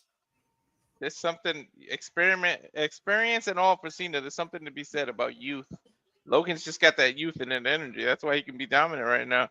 I mean, Cena's been doing this for 25 plus years. You know, he's worn out at this point. Okay, JJ, go ahead.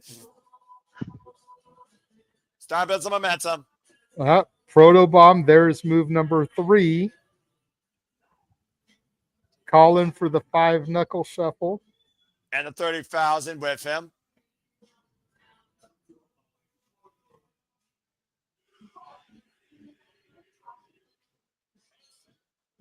Five-knuckle shuffle connects. There's the 4th move of doom. Where's Emmanuel in the chat when we need him? Up on the shoulders. Logan, though, able to escape on the apron. Shoulder block to John Cena on the run. And now Logan Paul might be looking for that scouting, sling, shot, lariat.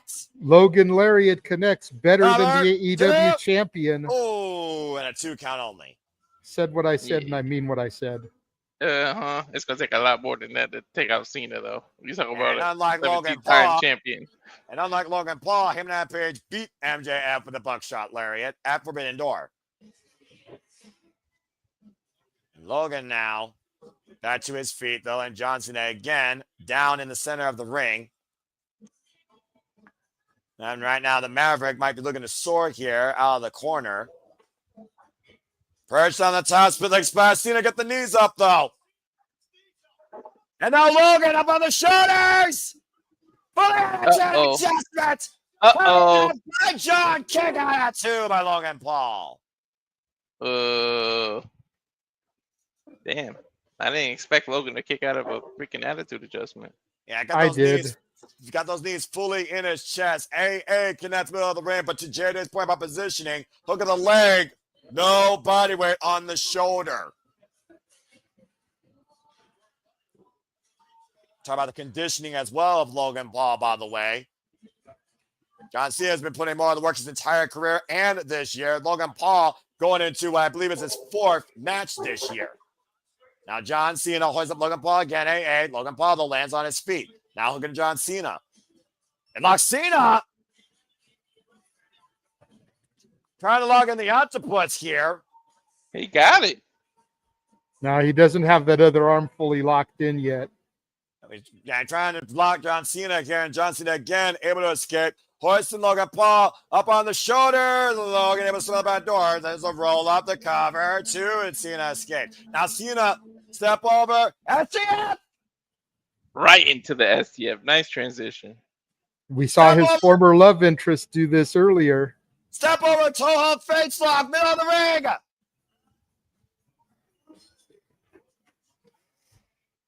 Is Paul going to tap you? Is Paul going to force a way to make the break?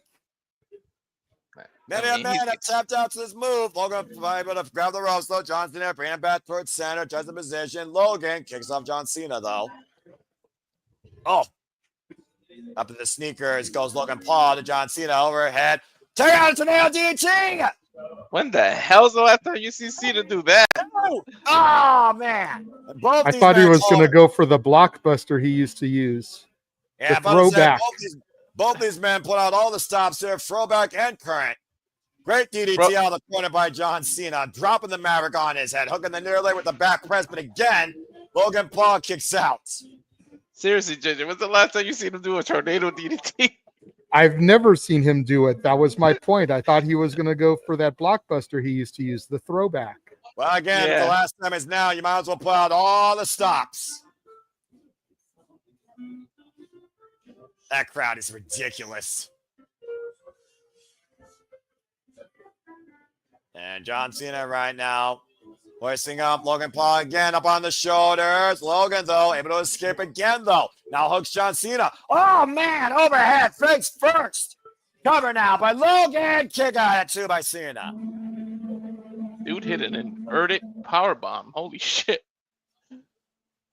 Inverted powerbomb over the top, flapjack, whatever the hell you want to call it. I call it effective, but only at 2.5.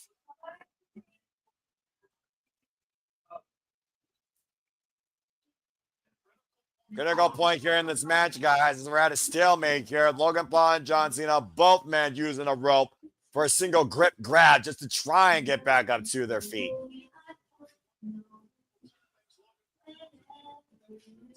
It might be a factor of who gets up to their feet first. Yeah, but you talk about experience, you talk about youth, you talk about potential, you talk about the end game, you talk about the beginning of the game. Logan Paul's looking for that one lucky shot, but John Cena has experience and the 30,000 behind him. And, well, here we go again, JJ. That was 1.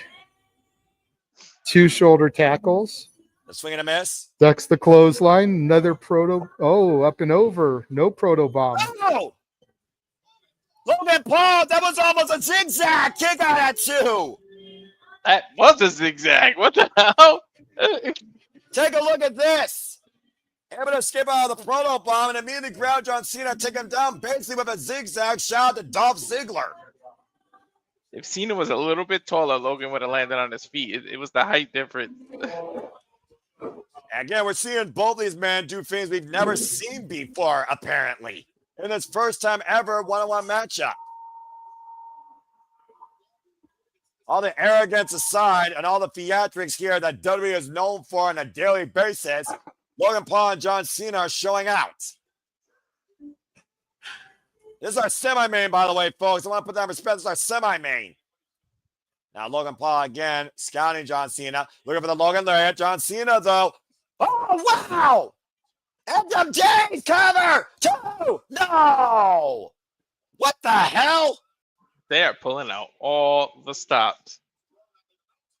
John Cena hooking Logan Paul for the end of days. A shout out to Baron Corbin.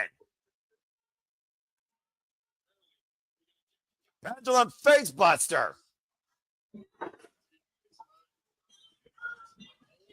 Well, we are approaching the end of days for Cena. We're almost to the single digits. Yeah, that's accurate, actually. You're not wrong there, bruv. Right now, John Cena again back up to his feet. Logan Paul also staggered back to his feet. What the hell else can these two men do to each other? Once again, up on the shoulders, and Logan immediately finds with the apron. Oh, and stun guns John Cena first across the top rope. Oh my God, that sets him up for a buckshot. Oh, nope. Oh, wait a minute. Nope. John Cena once again in the drop zone. We saw Logan Paul try to hit this earlier. Up to the top rope. And a swanton bomb. And a follow-up standing moonsault covered by Logan and take out Cena too. See? Say what you want about him. You can't deny his athleticism.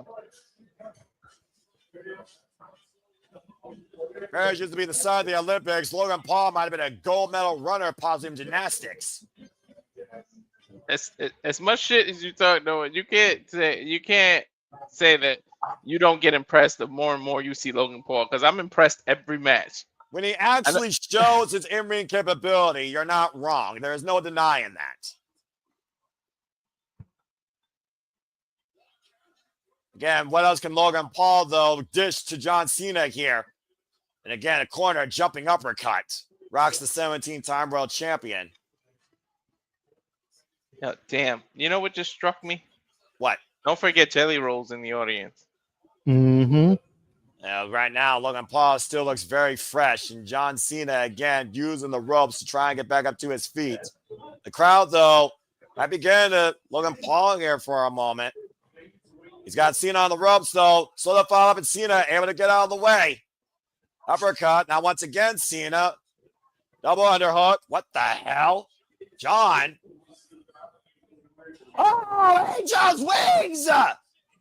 Holy crap. Number 2! No! Yo! Cena hit Angel Wing! What the hell? Well, let's not forget the fallen angel Christopher Daniels and John Cena both came up through UPW and SoCal. Yeah, I'm about to say, that's the only connection I can think of. No one, in my opinion, in WWE does a freaking Angel's wings. And I think Logan Paul might have a busted nose. I'm starting to see blood drip on the ring mat, guys. They might have literally busted Logan Paul's nose with that. Yeah, he's bleeding, definitely. Headbutt by Cena as both these men stagger to their feet. Big right, though, by Logan Paul to Cena. Cena able to block it, though. Get to the midsection. See who got the heavier shots. See, we've always considered John Cena a better striker, a better brawler. Jury is out whether or not you still believe he's a better wrestler. Yeah, but Cody Logan's got Rhodes Cruz in his hand. A pop-up. Oh, God! Pop-up uppercut! Cover! 2! No! Little miscalculated. He got him in the gut instead of getting him in the face like he wanted to. That may have been the difference maker. And Greg, Look again. To your point, high elevation on the replay. That uppercut catching the midsection of John Cena versus his jawline. Yeah, Jay just right. He wanted his jawline, neck area. Just a little calculation. Because he was hoping to knock him out, but he ended up getting the chest. Yeah. Uh-oh. Well, you said knockout. You see Logan Paul clinching that titanium plated right fist. Cena back to his feet. Logan Paul, though. Now, oh, you have got to be kidding me. Is Logan going for the 5 moves of doom? There's the 2 shoulder tackles. That's Cena's move. That's the clothesline. There's the proto bomb to John Cena. You've got to be kidding me. And it makes Logan look more badass that his nose is bloody while he's doing it. I don't know why. So that face of Mutter could love. And then, even then, I bet the Mutter is questionable. Logan taking too much time. Getting too cocky. He's getting double birds from 30,000, if that tells you anything, folks. This is shades of the Rock at the second fight at WrestleMania. He got too cocky before he hit that elbow. Logan telling Cena, you can't see me. Oh, Logan, Cena sees him. Cena sees him. judgment by Cena. No! That confidence, again, to my point earlier, almost cost Logan Paul there. But Logan kicked out once again to the AA. That is Cena's finisher. How many titles has Cena won with that move? And Logan's kicked out of it twice. Yep. Both men, once again, at a reset here. John Cena and Logan Paul right now. It's anybody's ball game. But John Cena's got to be concerned here at this point. We talked about the experience on Cena's side, but to Walter's point, youth is on Logan Paul's side, but Logan Paul also has a busted nose. As he bleeds, the equilibrium will also be rocked.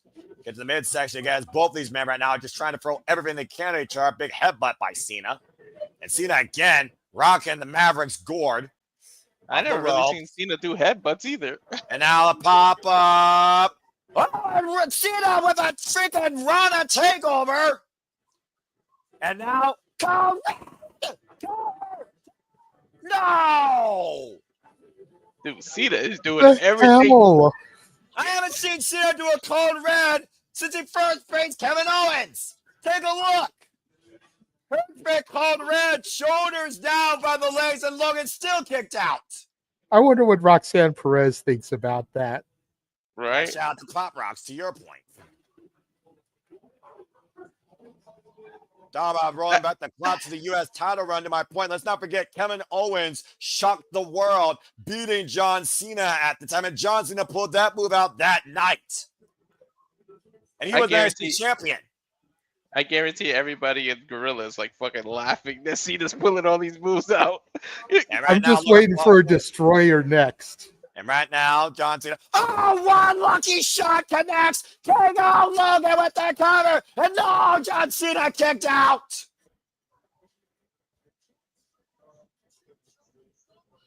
Look at the look on Logan's face. That cheap shot in Dublin caught Cena flush in the face tonight. And Cena just kicked out of Logan's literal best shot. Dude, they're trying to steal match of the night. They are match of the night. You kidding me? They are, for real. The first match I legitimately cared about tonight. I don't know if I'd say that, Noah. You seemed like you were pretty into that Sheamus Rusev Donnybrook. Yeah, it was kind of fun, but it was a little slow for my taste. Meanwhile, Logan, what the hell is Logan saying now? Okay, we'll talk more about that in shenanigans with the review recap. Is he going to have a drone? Is he going to bring a drone out of nowhere? I think he's looking for a viral moment, to your point. And a split leg frog splash.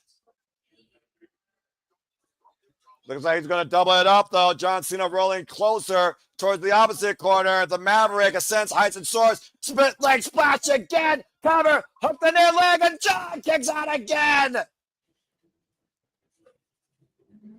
Logan can't believe it. These fans can't believe it. I can't believe it. This is why John Cena is the greatest of all time. Big match John on full display tonight in front of Paris for the last time. Paris is getting a treat. Oui. The never say die, never give up attitude, the MO that has defined the 70-time world champion. Meanwhile, Logan Paul with the kip up. Gonna go again for that 5-knuckle shuffle. Yeah, once again, going for it. Of course, that worked out so well last time. Oh, man. Vibrations, bad vibrations to Cena's forehead. Now up on the show, you've got to be fucking kidding me. You freaking... Oh, wait a minute. John Cena slid down back door again, was looking for it, and Cena hooked up. What? Stop! Styles I know he's not about to do the style clash. He is. Style clash connects one of Cena's greatest rivals. Cover, hook the front leg, kick out at two again. You gotta be kidding me.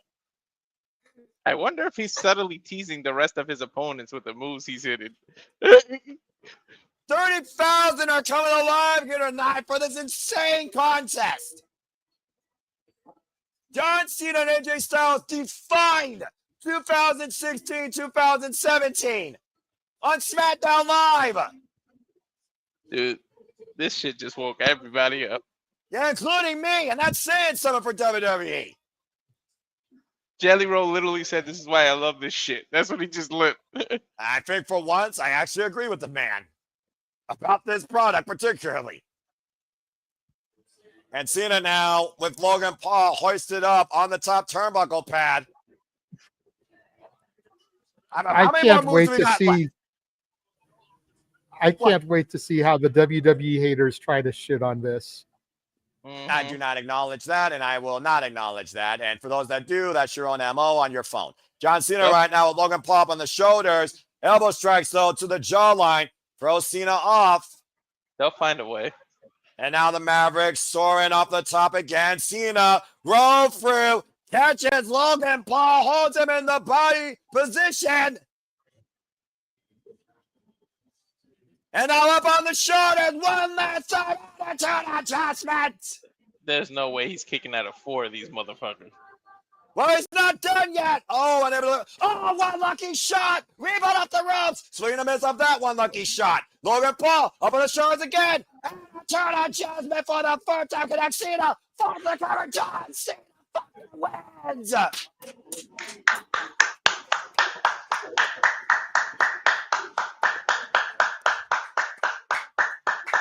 Holy shit. Good God.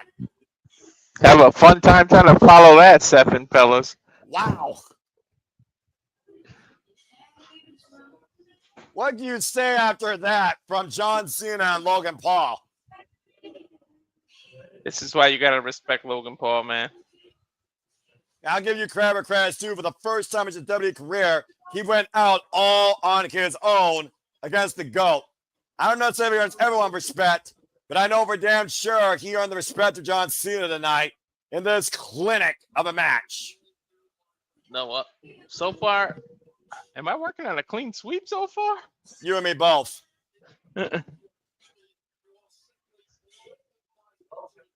This last match better not ruin it. But hats off to Logan Paul on the effort he gave tonight against the GOAT. But John Cena stands tall tonight in Paris, France, and has just earned his 99th career win on a premium live event. Incredible.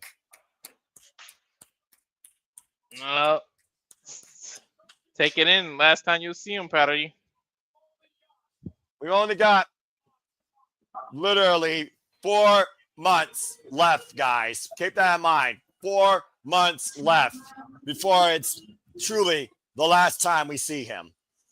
Thank you, John Cena, though, for another instant classic. Big match John does it again.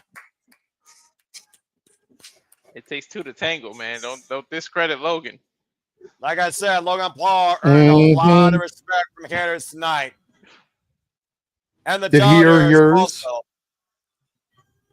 Well, one match. The jury is out for his career, but Logan Paul did prove quite a lot to me tonight. I will not deny that. Yo, that fan again. Yep, the third time. We understand the story of that young man.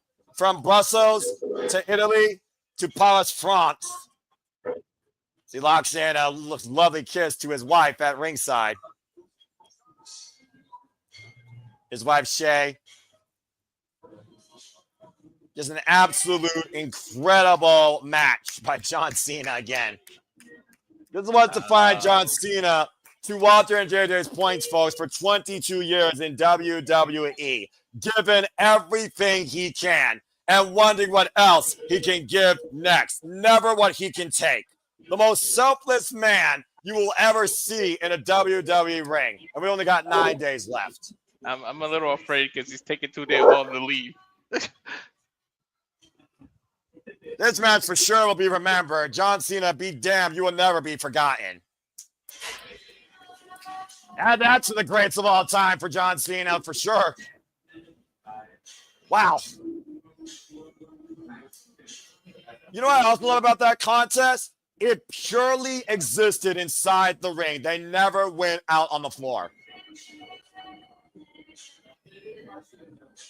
As we got another commercial break, fuck television. Wow. I gotta admit, I am extremely surprised by how that match played out. Not the result, because John Cena. But Logan Paul, That was one of the cleanest losses and cleanest efforts you ever had probably in your whole career. So, respect. Now, I'll try and do that again and actually back it up. But still, you definitely earn respect hanging with the GOAT and dishing out all the freaking stops. Okay, well, we got another break here. All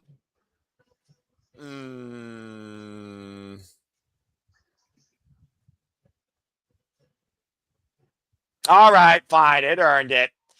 John Cena, Logan Paul, WWE, Clash in Paris. Simple man approved. I gotta give credit where credit's due. That's professional wrestling. Damn it. Very rarely I ever say that about a WWE match for damn sure. All right.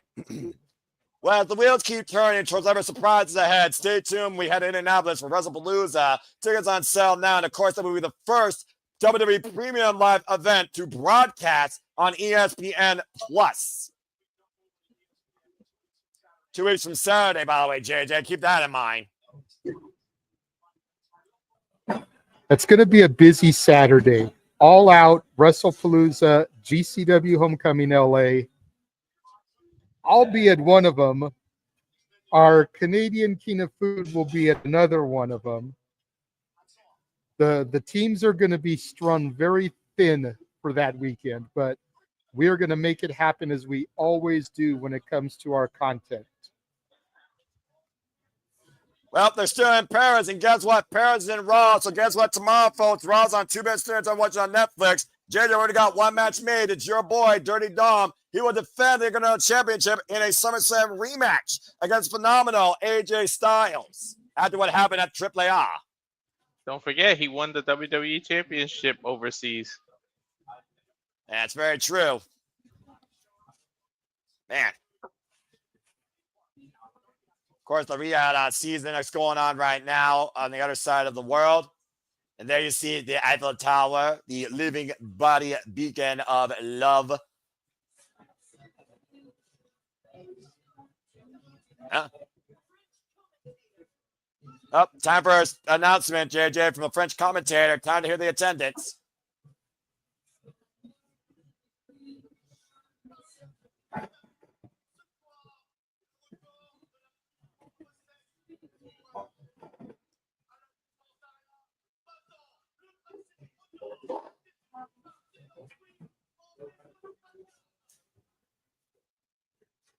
Someone translate this, please. He's basically doing the attendance.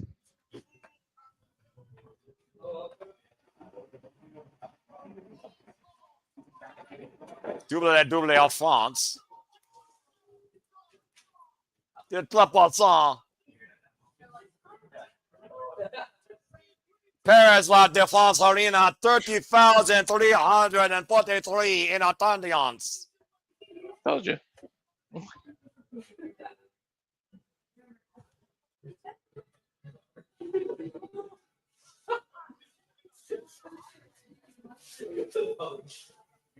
Apparently, it's the highest gate in this arena's history. And apparently, the last record that stood was set by Taylor Swift. So the WWE is bigger than the biggest pop figure in music, apparently, worldwide. Congratulations to WWE Universe. It looks like the Clash of Paris post-show will feature John Cena and Paul Levesque immediately following the event. You can follow, of course, the WWE social media and Peacock. Of course, we will have our own sort of post-show shenanigans following this, won't we, JJ, as you so eloquently input earlier. Yes, we will. It won't be really about Clash in Paris unless we get some super chats about it. We will be discussing the Raja Jackson Psycho Stew incident that occurred at Knox Pro last weekend.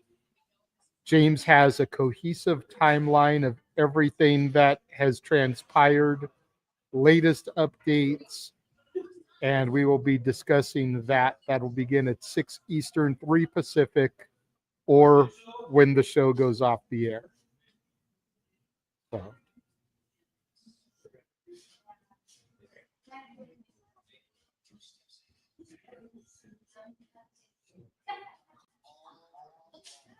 Already 2 steps ahead, already out there. Jackie Redman interviewing Seth Freakin Rollins. He just said I'm all alone. There's definitely a new member. Yeah, the question is who? Ooh, ooh, ooh, ooh.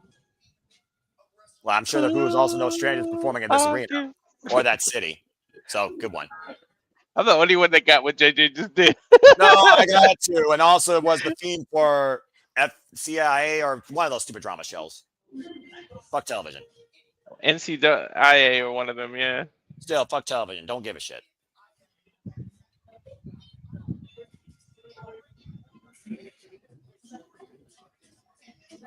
Talk about being full of yourself. Greatest American performer in the history of this industry. As someone who started from the Shield and everything, what do you mean you never needed anyone? Right? His MO has always been insurance. You fucking kidding me?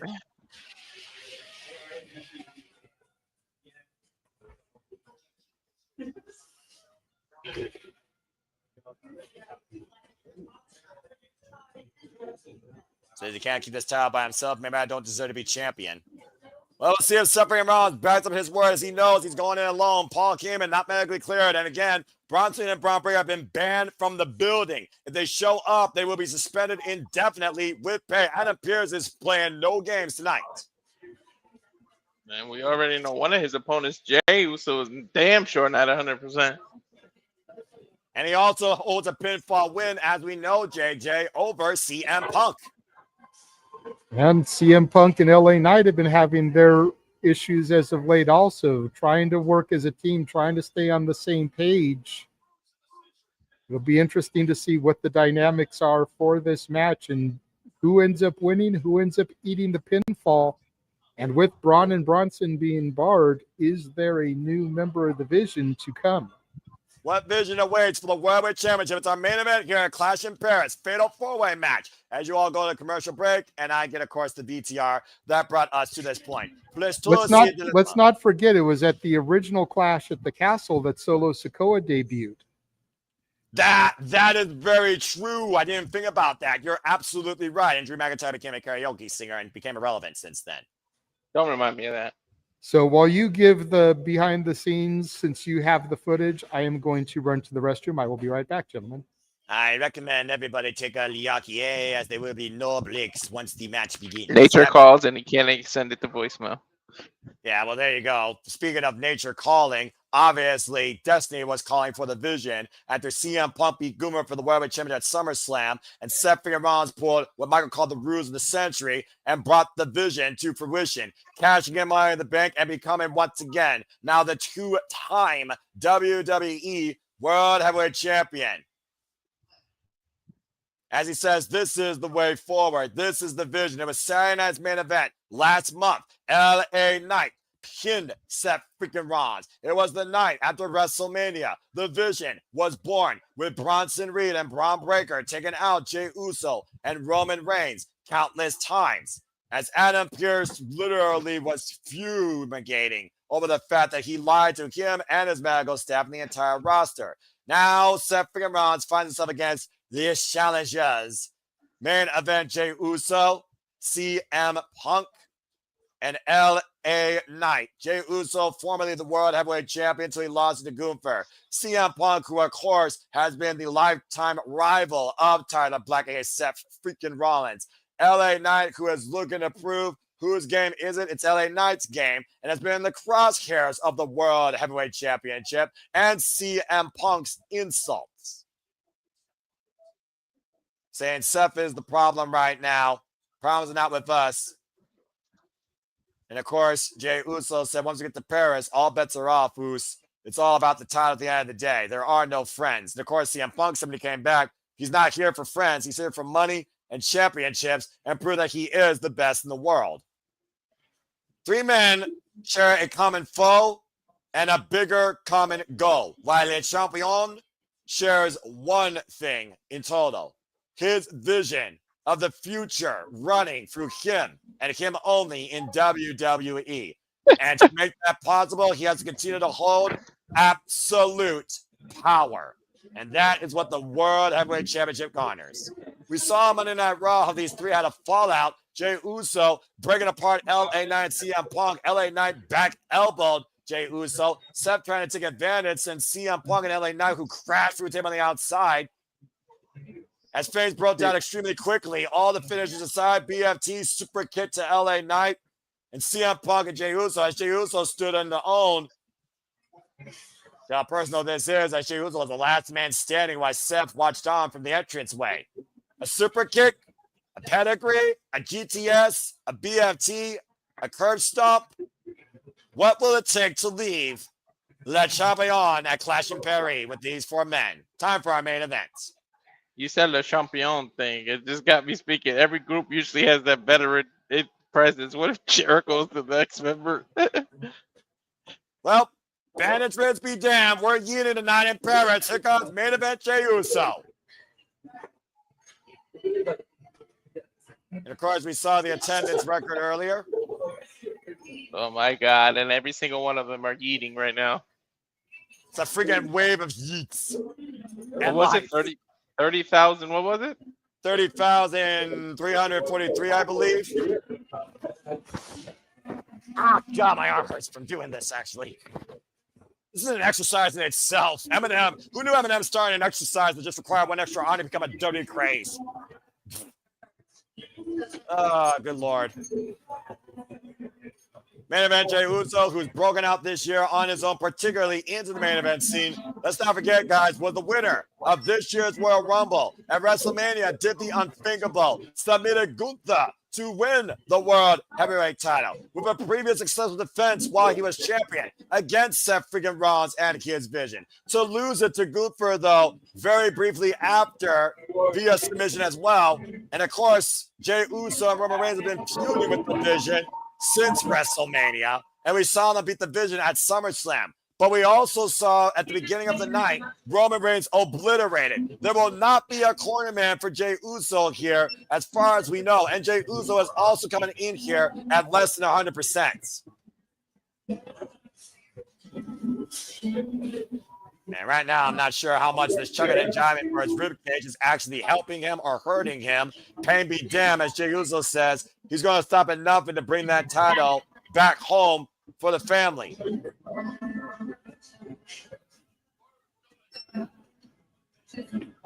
Forget Michael Cole. Jey Uso, Yeetin and Perry. Look at that! That is a crazy scene right there.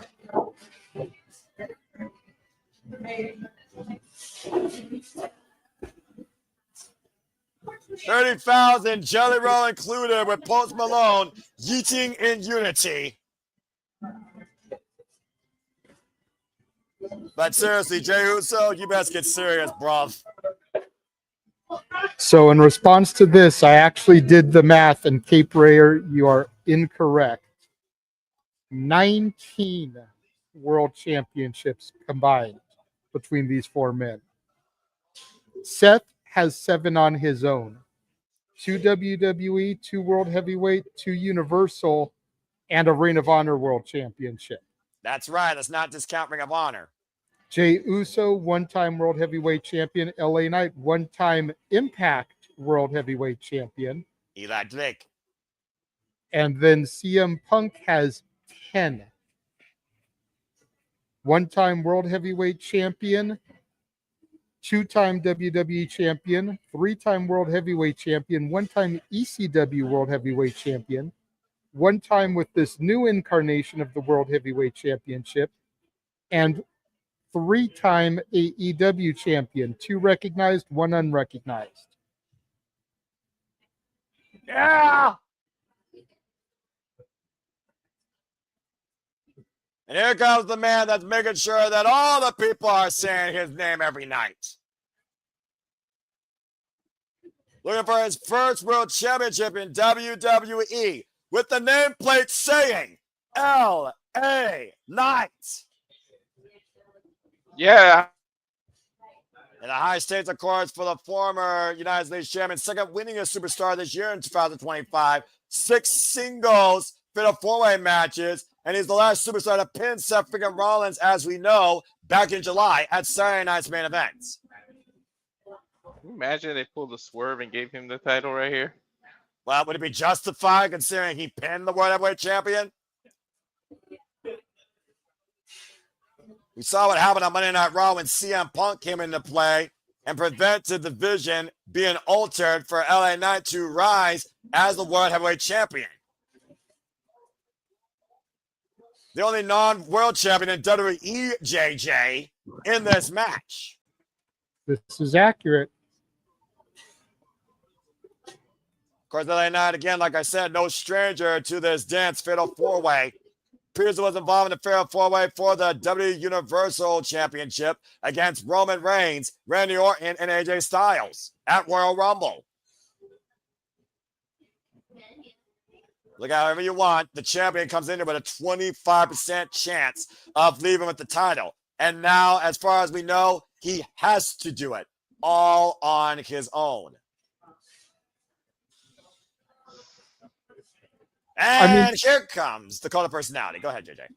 Think about it, Noah. Generally speaking, if history has taught us anything, whenever somebody has a stable and their members are banned from the arena, there's always an ace in the hole.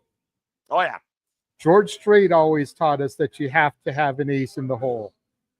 You know? There's something up the sleeve here. That's what makes me think that we've got a new member debuting.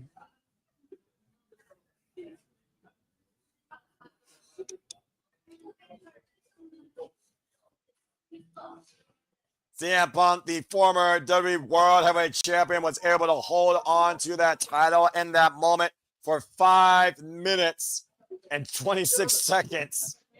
Before Seth Rollins cashed in at SummerSlam and redefined the vision. To JJ's point, don't forget Seth has been mentored by Triple H, and Triple H always said there was always a plan B. And Seth said earlier he's already 2 steps ahead. This is CM Punk's first career match in France, his 6th singles fatal four-way match, and his 21st match with Seth freaking Rollins in some capacity as his opponent. CM Punk and Seth Rollins have locked horns with each other since CM Punk returned back at Survivor Series War Games in 2023. They main evented, of course, the first Monday Night Raw of the Netflix era inside a steel cage. Everywhere Seth has been, CM Punk has been the shadow that Seth Rollins was proverbially lying in. And he feels like he's finally put that behind him. But once again, CM Punk is back to remind Seth exactly who he is, the best in the world. Talk about hatred and animosity between two people. Woo. Yeah, Tyler Black and freaking Phil Brooks have not have any love lost for each other since Ring of Honor. Well, they got the 3 challengers in the ring, and we saw the fight again. Jey Uso super kicked both men in the face. CM Punk inadvertently sent LA Knight through a table. Jey Uso coming in at less than 100%. 3 men, 1 common goal, 1 common foe. Acapella.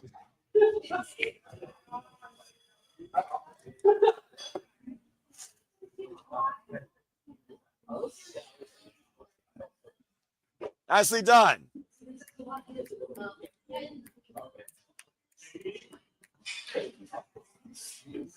And here comes the man to burn down the Eiffel Tower. See, I still got Punk. You're a little bit ahead of me. Well, as long as we're about the belt, it's all that matters. Seth freaking Rollins, the visionary, revolutionary, the architect, the world heavyweight champion. They need to change his song to stop getting people to cheer. Otherwise, it's going to do it. Agreed. And this day and age, kayfabe be damned, heel or babyface, you are respected, you are acknowledged, or you're freaking emphasized by your theme.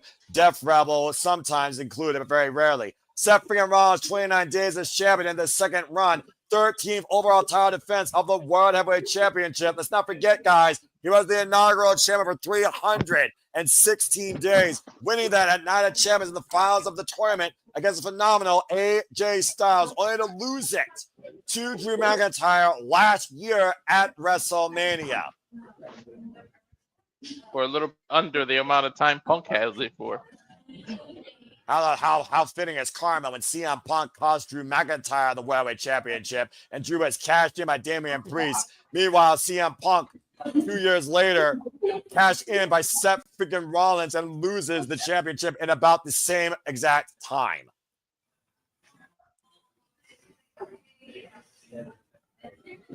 No Paul Heyman, no Bronson Reed, no Braun Breaker, nobody in the corner for the World Heavyweight Champion.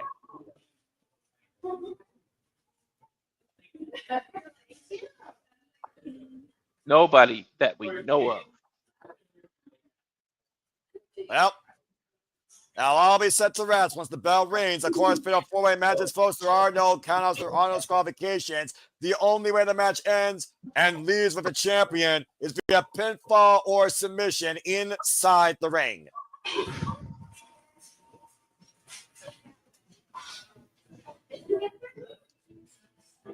I can only imagine what French designer gave Seth Rollins this getup. Let's head up to Alicia Taylor for the introductions. This is our main event.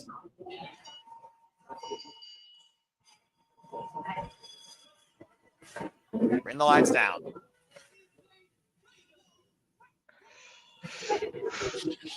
In a four-way match.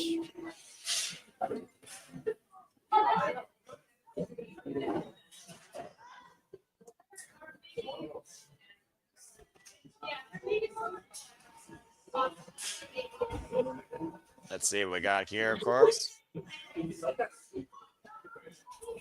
The fist bumps Alicia Taylor. Everyone's favorite friend that yeets. Yeet. In your city.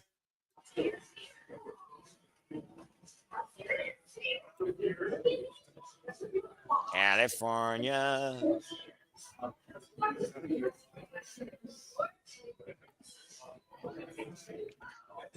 Yeah.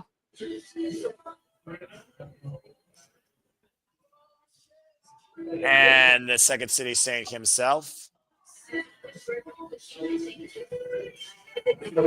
How much weight do we match with these three men? CM Punk. Who always lives straight edge. Every time I look at Alicia, I think of Beetlejuice with that wild ass hair.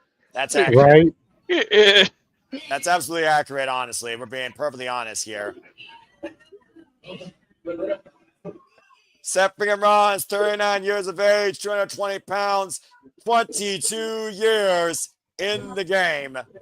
Jey Uso, 40 years of age, trained by Umaga, Stephen Corinne, and Booker T. LA Knight, 42 years of age, 23 years in the game, trained by Cody Hawk. Man, that was an influence on John Moxley's career. And CM Punk, 46 years of age, 26 years in his career, trained by many greats, including Fit Finlay and Lord William Regal. And that's what it's all about here tonight. The WWE World Heavyweight Championship, reminted in this new legacy, defined by Seth freaking Rollins, and now under further absolute power handling by Seth once again, his second run. The reigns were underway. We already told you all these men's championship accolades in and out of WWE, but only LA Knight has not yet been a WWE World Champion. I'm curious to see what happens here first. And Seth Rollins locks eyes on all three men. Oh, man, a super kick to Jey Uso by Punk. There's your first shot, by the way, JJ. Little payback from Monday Night Raw. LA Knight, Punk, and Seth right now in the ring. Seth on the outside. Oh, look at that LA Knight, though. Quick schoolboy. Yeah, right now we got LA Knight and CM Punk in the ring one-on-one. Starting hot right off the bat with both these men just swinging away, slugging at each other. CM Punk saying that LA Knight, you want to get through Seth, you want to get to the championship, the line goes through me. Big hip toss by LA Knight. Up kick though by CM Punk creates distance. And get to the midsection. Of course, again, CM Punk, as I said, has yet to be the WWE champion. Previously involved, of course, as a finalist in the Royal Rumble last year, back in 2024, against Cody Rhodes. And now Seth right back in to take advantage. As Seth says 2 steps ahead, he might need to be against this field. Hip attack in the corner. Meanwhile, LA Knight from the outside. Uso back up, swinging in with that crossbody. Cover and 1 count. And Jason Seth up and over the outside. Seth Freakin Rollins to eliminate John Cena to win this year's Royal Rumble. Oh, and Punk cutting Jay off at the pass. You'd be damned, CM Punk's here to win the championship. I mean, it's every man for himself. No friends, no allies. It doesn't matter that 3 of these 4 men are baby faces. They all have the same goal in mind. Yeah, it's just a matter of who wants it more. And at the end of the day, are you focused on Seth Freakin Rollins or focused on anybody to win the championship or somebody in particular? We know the key animosity with CM Punk and Seth. What about Jay? He's the one that should have gave both these men. And of course, Jay again is coming also in here less than 100%. You don't think that Punk and Knight want to exploit that? Now Seth saying Punk to the outside, and Punk sent over the barricade. Glad it's in the WWE universe.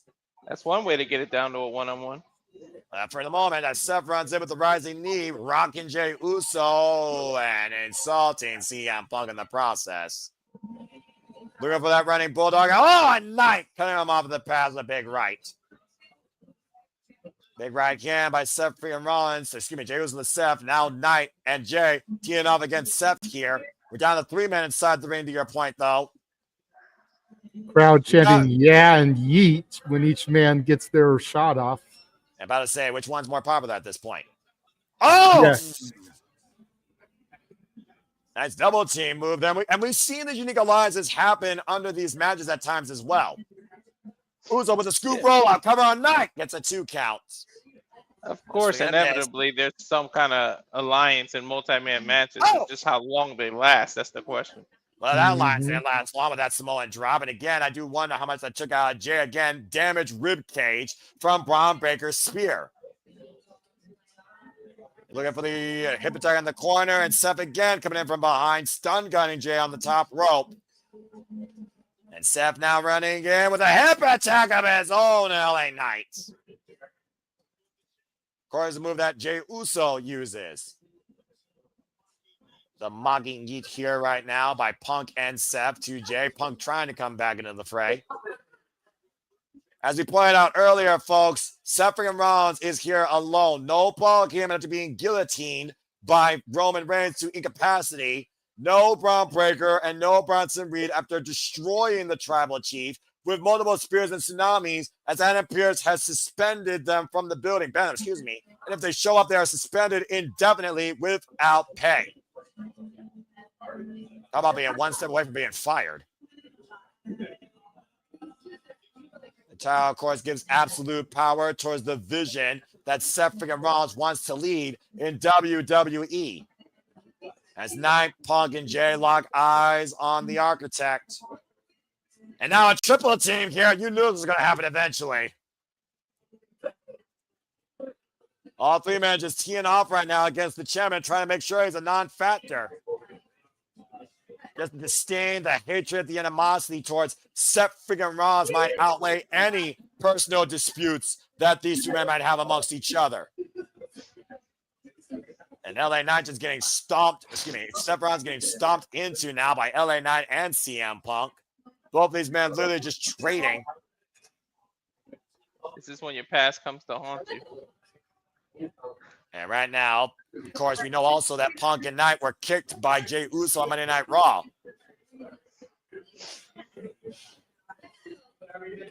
Punk follows up on Seth, rising knee strike in the corner. Let's take Rollins out here and settle amongst ourselves, the challengers are saying. Jumping hip and tap by Jay with the follow-up hip and tap by LA Knight.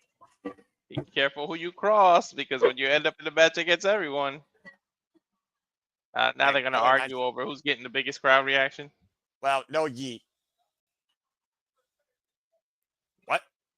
LA Knight directing traffic. What the hell? Jay, get the tables. Are you kidding me? Well, shout out to the Dudley boys. No rules in the Fatal 4-Way. I guess, yeah, again, the jury is out. Plunder can be used here. Plunder and lumber. And here comes one half of it. Sponsored by Slim Jim. Right? It is smart to take out the champ and leave it amongst yourselves, though. Well, that would guarantee potentially a brand new champ. Oh, that super kick, the pop by Jay. Payback. Again, don't work with anybody. Remember what Roman Reigns says. Don't work with everybody. Do this for yourself. LA Knight sending Seth up and over the barricade in the WWE Universe. Ironically, LA Knight and Jey Uso are both in the Slim Jim commercial. Oh! And super kick by Jay to LA Knight. And right now, Jey Uso, again, if he wasn't freaking driven by rage before, he's driven even more now into what Seth Rollins' group did to Roman Reigns in the opener of the night. And speaking of rage, subscribe to Rage of Wrestling on YouTube. This match brought to you by Rage of Wrestling. Shout out to the reliable Walter Cruz. If you haven't already, subscribe. As Tim de Nueves will tell you, La Princesa, get it, got it, bueno. Get him to 200 a day, and you will see him next year at WrestleMania. So today, subscribe, or if you're in France, La Sombra. And right now, LA Knight from behind. Wait, LA Knight, watch LA Knight, big right. Get him up on the other side of the W Universe now as Seth is being teed off by Knight and Jay. LA Knight pushes Seth Rollins back to ringside. And LA Knight dragging him. But meanwhile, Punk jumping off the barricade, wiping out Seth and LA Knight. These superstars getting really close to the audience. Well, it's right not in there. It's not the first time that France has freaking seen a riot, I'm sure. Punk going to the top rope. Now Seth Rollins back inside the ring. Now that would feel to pin Seth Rollins here, cross body. The man that took the very title from him. The man that has been a thorn in his side since day one. Big neck breaker there by CM Punk. The old Stone Cold salute before the crossbody. And right now, CM Punk following up with another vicious running rising knee in the corner. Short range clothesline. The best in the world looking to regain the world heavyweight title and looking to put Seth freaking Rollins to sleep. Hoist it up on the shoulders. Bring it out. Kick to the midsection by Jey Uso. There's that big right hand follow up. Blocks the boot. Turn around. Step up Zinzaguri by Jey Uso. Rocks CM Punk. Follow up jumping hip and tap to Seth again. And now Jay in the driver's seat. And Knight able to block that kick. Up on the shoulders. Vince first goes Jey Uso. Oh, the Shining Wizard by Punk LA Knight. Get to the midsection. Double underhook. Pedigree to Punk by Seth. Shoots the half cover. Hit the front leg. Kick out at 2. Woof. Great sequence of moves there. Yeah, that was a hell of a scramble. 4 men down and a table looming on the outside to your point. Let's take a look at the replay here, by the way. That pedigree picture perfect by the man that passed it down to him, Triple H. Deep look at the far leg. Punk kicks out at 2.5.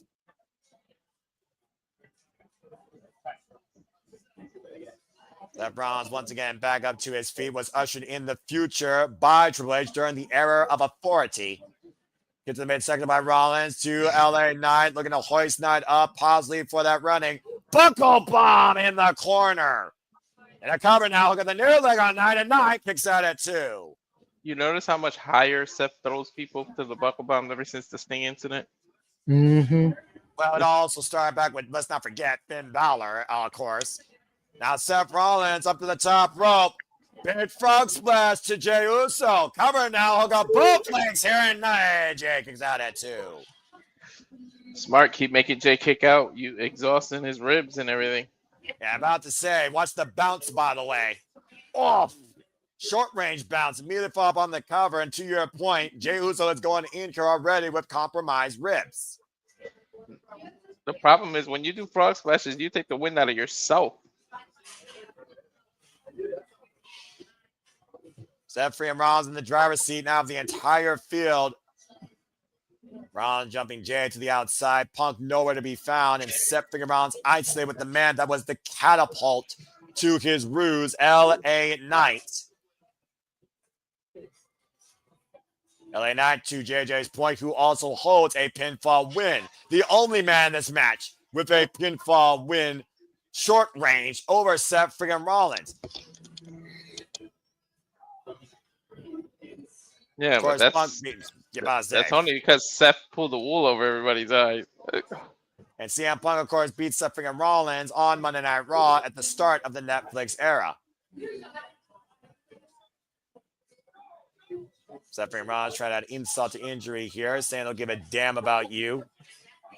Continuing to punish LA Knight. LA Knight, of course, has been on the blunt end of Solo Sikoa's bloodline before being basically acquisition to Monday Night Raw.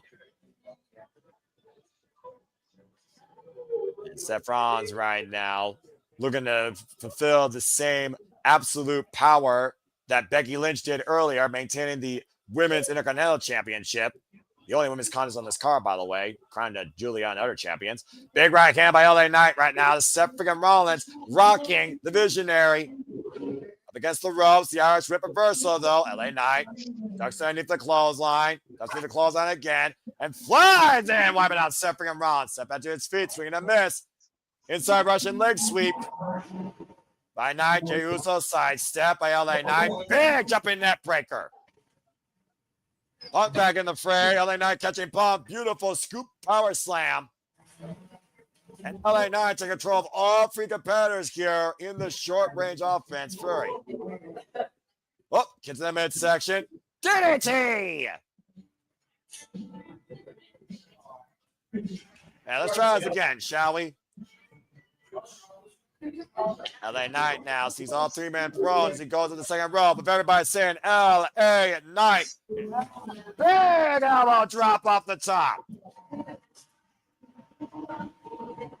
And Knight's feeling it, guys. Get to the midsection. PF. Oh, super kick. Jey Uso bringing up that BMT with a super kick to LA Knight's jawline. Again, still favoring those ribs, as of course, everything you do involves your core. Right now, somehow, Jey Uso finds himself back in the driver's seat, looking for some high risk out of the corner. Seth Rollins, though, springing up like a cat to the top rope, hooking up Jey Uso. Now Jey Uso finding back here. A headbutt, though, as Seth, oh, man, comes down hard on the top rope. Now LA Knight's bringing up to the top rope here. Great agility. Punk, though, from behind. Now Punk cooking up Knight and Jey. Possible Tower of Doom. Punk now with the cover on LA Knight to win the title. Kick out at 2. And now Punk, sensing desperation, shoots the half-hour press on Jey, and Jey kicks out at 2. Take a look at the replay here, guys. Big Tower of Doom as high as the Apple Tower. Jey Uso falling from the roof. Punk with follow-up pinfalls on Knight and Jey, and both men kicked out. And over 30,000 people here in the Fairfield Arena for the World Heavyweight Championship main event. Seth Rollins, the champion, challengers Punk, Knight, and Jey. Right now, looking for positively Russian leg sweep to Seth by Punk, trying to drive both men through the table. Table looming on the outside. To your point earlier, JJ, Punk with one can. Seth trying to break Punk's grip. Oh, Punk with the kick to midsection, though. And now Punk looking to hook Seth freaking Rollins. Both men on the edge of a lightning bolt from disaster. Oh, man, a knife edge chop. And now Seth double underhook to CM Punk. Punk gave it a sky again. And hoisting up Seth on the shoulders, breaking the eyes, though, by the Visionary. That part of that part of the apron they're working with is as thin as the barricade that Bandito and Hechicero are working with. Oh, it went home and punched off the apron through the table. Well, kind of bounced off the table. Counter roll up to my 7th night and a kick on that too. And a whoop counter miss. Night but first from a new change with the save. Oh man. I was holding out there that night, actually got it. And to your point though, JJ, yeah, he definitely bounced off that table, but it still concaved a bit. And that was exactly what CM Punk did to LA Knight a couple of nights ago on Monday Night Raw. Jey Uso digging down deep here with damaged ribs as we are down to 3 men, at least for the time being. LA Knight, Jey Uso right now in the ring by themselves, but Seth Rollins got dropped on his head with a BFT. Potential here for a new champion right now. Champion nowhere to factor in the decision. Overhead shot by Jey Uso to LA Knight. Yeet versus yeah. Take a side, folks. Yeet. Yeet. Yeah. Yeet. And right now, Jey getting the upper hand. Looking for that big right. Rocking LA Knight. LA, ooh, the side step. Jey to the outside. Now LA Knight looking for something big here. Oh, big drop kick pushing Jey into the French announce table.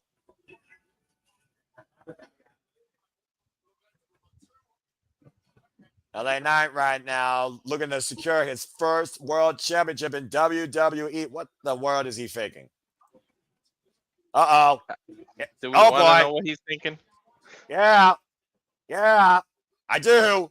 As Jey is bounced off the French announce table. Good grief. Wait a minute. One thing. Oh, now Seth now coming in playing in the midst. Uh-oh. And Jey, good grief. Yeah. LA dribbling. Seth freaking Rollins. Oh, jeez. One final emphatic time face first for that partition on this French announce table as LA Knight is rearranging the furniture. Everyone's down except LA Knight. It's literally LA Knight's game right now. And it very well could be his night here, JJ. Hopefully. And I'm about to say, what is LA Knight thinking here? Putting Seth Rollins across the French announce table. Oh, no. Well, look at Knight. Scouting Seth freaking Rollins from the apron. This is not going to be pretty. With everybody saying, oh, wait a minute, Uso. Off the second rope. Now springing off the top. Oh, man. That little distraction by Jey Uso was all it took. Crouch and burn for the French announce table. There goes the megastar. You're going to be down and out now. Again, those tables are not as fragile as they used to be. The FUD. Take a look at the replay here. Good grief. LA Knight literally just might have taken himself out this match. A critical moment now for Seth freaking Rollins, Jey Uso, and CM Punk as one man is down and out for the time being. Well, we still haven't seen CM Punk ever since he went through that table. Yeah, fair point. Meanwhile, Jey tope suicida to Seth on the outside. He's wincing that knee, too. Jey is. And we'll see if Seth freaking Rollins is aware of that, though, as Jey once again goes up to the top rope. Top rope, roll through. Seth getting out of the way. Big super kick connects to Jey. Now Jey with a super kick of his own. Went for the rolling elbow. Doesn't even Jey. The spear. Oh, got caught up pedigree. But Rollins covered 2 to 10. Kick out of 2.5 by Jey. Wow. Take a look at the replay here, guys. He caught him in mid-spear into a pedigree. It's 2 nice counters to spears we've seen today. Bronson with the block, just blocking Roman, and now that. And Punk is still down out to JJ's point, while LA Knight's down a heap at the French announce table. What's left of it. Seth Rollins right now has everything going his way as he is in this alone tonight to preserve his vision and hold absolute power in WWE. Now Rollins looking to climb up to the rope to rise like a phoenix, possibly in Paris, France. Seth, Phoenix Splash, rolls through, lands on his feet. Jay out of the way. Jay, super kick, catches Seth Rollins. Dude, does Seth ever hit that Phoenix Splash? Very rarely. And that's fair! And now Jay Uso once again going up to the top rope. Jey Uso knows he has to hit this to put down Seth. Uso splash connects. Hammer again. The top Punk with the elbow drop. Punk out of nowhere there, re-entering the fray of the match with the macho elbow. Yeah, I don't know if anyone else can dig that, but you see Punk grabbing his rib cage. And now Punk's feeling it. He just snaps through a Slim Jim table, so you know. And now Punk with Jay up on the shoulders. Donut slick. Punk in the cover. Lateral press. And a stop by Seth to Punk. Rollins with the double cover. Cover no one. CM Punk and Seth. No, Punk kicked out at 2.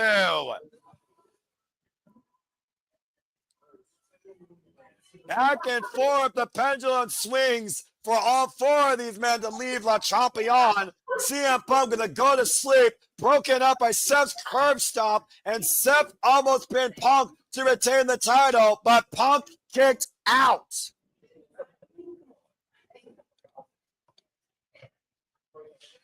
LA Knight right now again has not moved.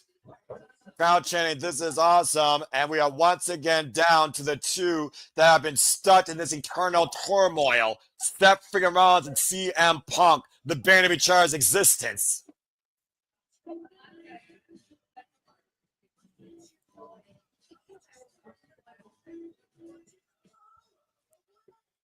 Seth wants you to go away. Yeah, literally saying, "This is going to be your last match. I don't want you here anymore. I don't want to see you anymore in the ring." Remember, he called CM Punk the cancer in WWE, and he's been looking to cut it out. Meanwhile, Seth's scouting Jay with a curb stop on the floor on the outside. And he's down, now. Oh, man, LA Knight fades first, the curb stomp in the destroyed announce table. So smart.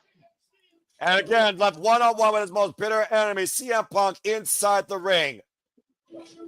Oh, my God. He's setting him up for a stomp in between the chair. Oh, good Lord. He's not looking to end this match. He's looking to break a man's neck. This will end CM Punk, end this match as we know it. And a curb stop. Oh, no! Rollins looks for the curb stop. Punk out of the way, and Seth crushes Angle in that steel chair. Now Punk with some of the shoulders. Going to sleep. Rebound. Found in shoulders. And Rollins just collapsed on CM Punk's shoulders. He knows that payback is here. We might be literally one GTS away, guys, from a new champion. Remember, Seth took out the other 2. Oh, a low blow. What the hell? That's a female. Oh my God, Noah. Are you kidding me? That can't be. It's Becky. Lynch! Seth Rollins' fucking wife! Dude, if AJ pops out. And a turn stop to Punk face first on the chair. From Rollins to cover. Punk Collins retains the World Heavyweight Championship. After that controversy with Ozzy in England, they made her join this group. What the fuck? Dude, that might be the first domino to fall to bringing AJ back. Seth freaking Rollins relying on the greatest ace in the hole he could have, his fucking wife, Becky Lynch. Dude, his wife didn't even cross my mind. I can't lie. Me neither. You, JJ? Honestly, no. I mean, when he first was putting this group together, we all thought that put Becky in there, you know, husband, wife, power couple, but they didn't do it. And I think when they didn't do it right away, we just thought, okay, well, whatever, they'll let them do their own thing. But it made perfect sense. And this case, it absolutely did. Remember what CM Punk promised to do to Seth freaking Rollins, by the way. He wanted to break the man's ankle as he was looking to send him to hell when to go to sleep. Out of nowhere from behind, low blow, dick kick city, Yambag Yats, whatever you want to call it. The man, Becky Lynch, burned it down tonight with Seth freaking Rollins. And one last emphatic curb stomp, eye to eye, Punk with Becky. Lights out CM Punk. And I called it. Seth freaking Rollins becomes CM Punk's undoing again at Clash in Paris. Dude. Holy shit. Because The AJ, that's of the first domino to 2025. bring AJ Lee back. The story of 2025. Seth screws Punk. Every fucking time. Becky Lynch and Seth freaking Rollins run the WWE, and there might be no stopping these two on their power trip and this vision. The question now remains, who could oppose this absolute power fueled by the man, Becky Lynch? Good grief.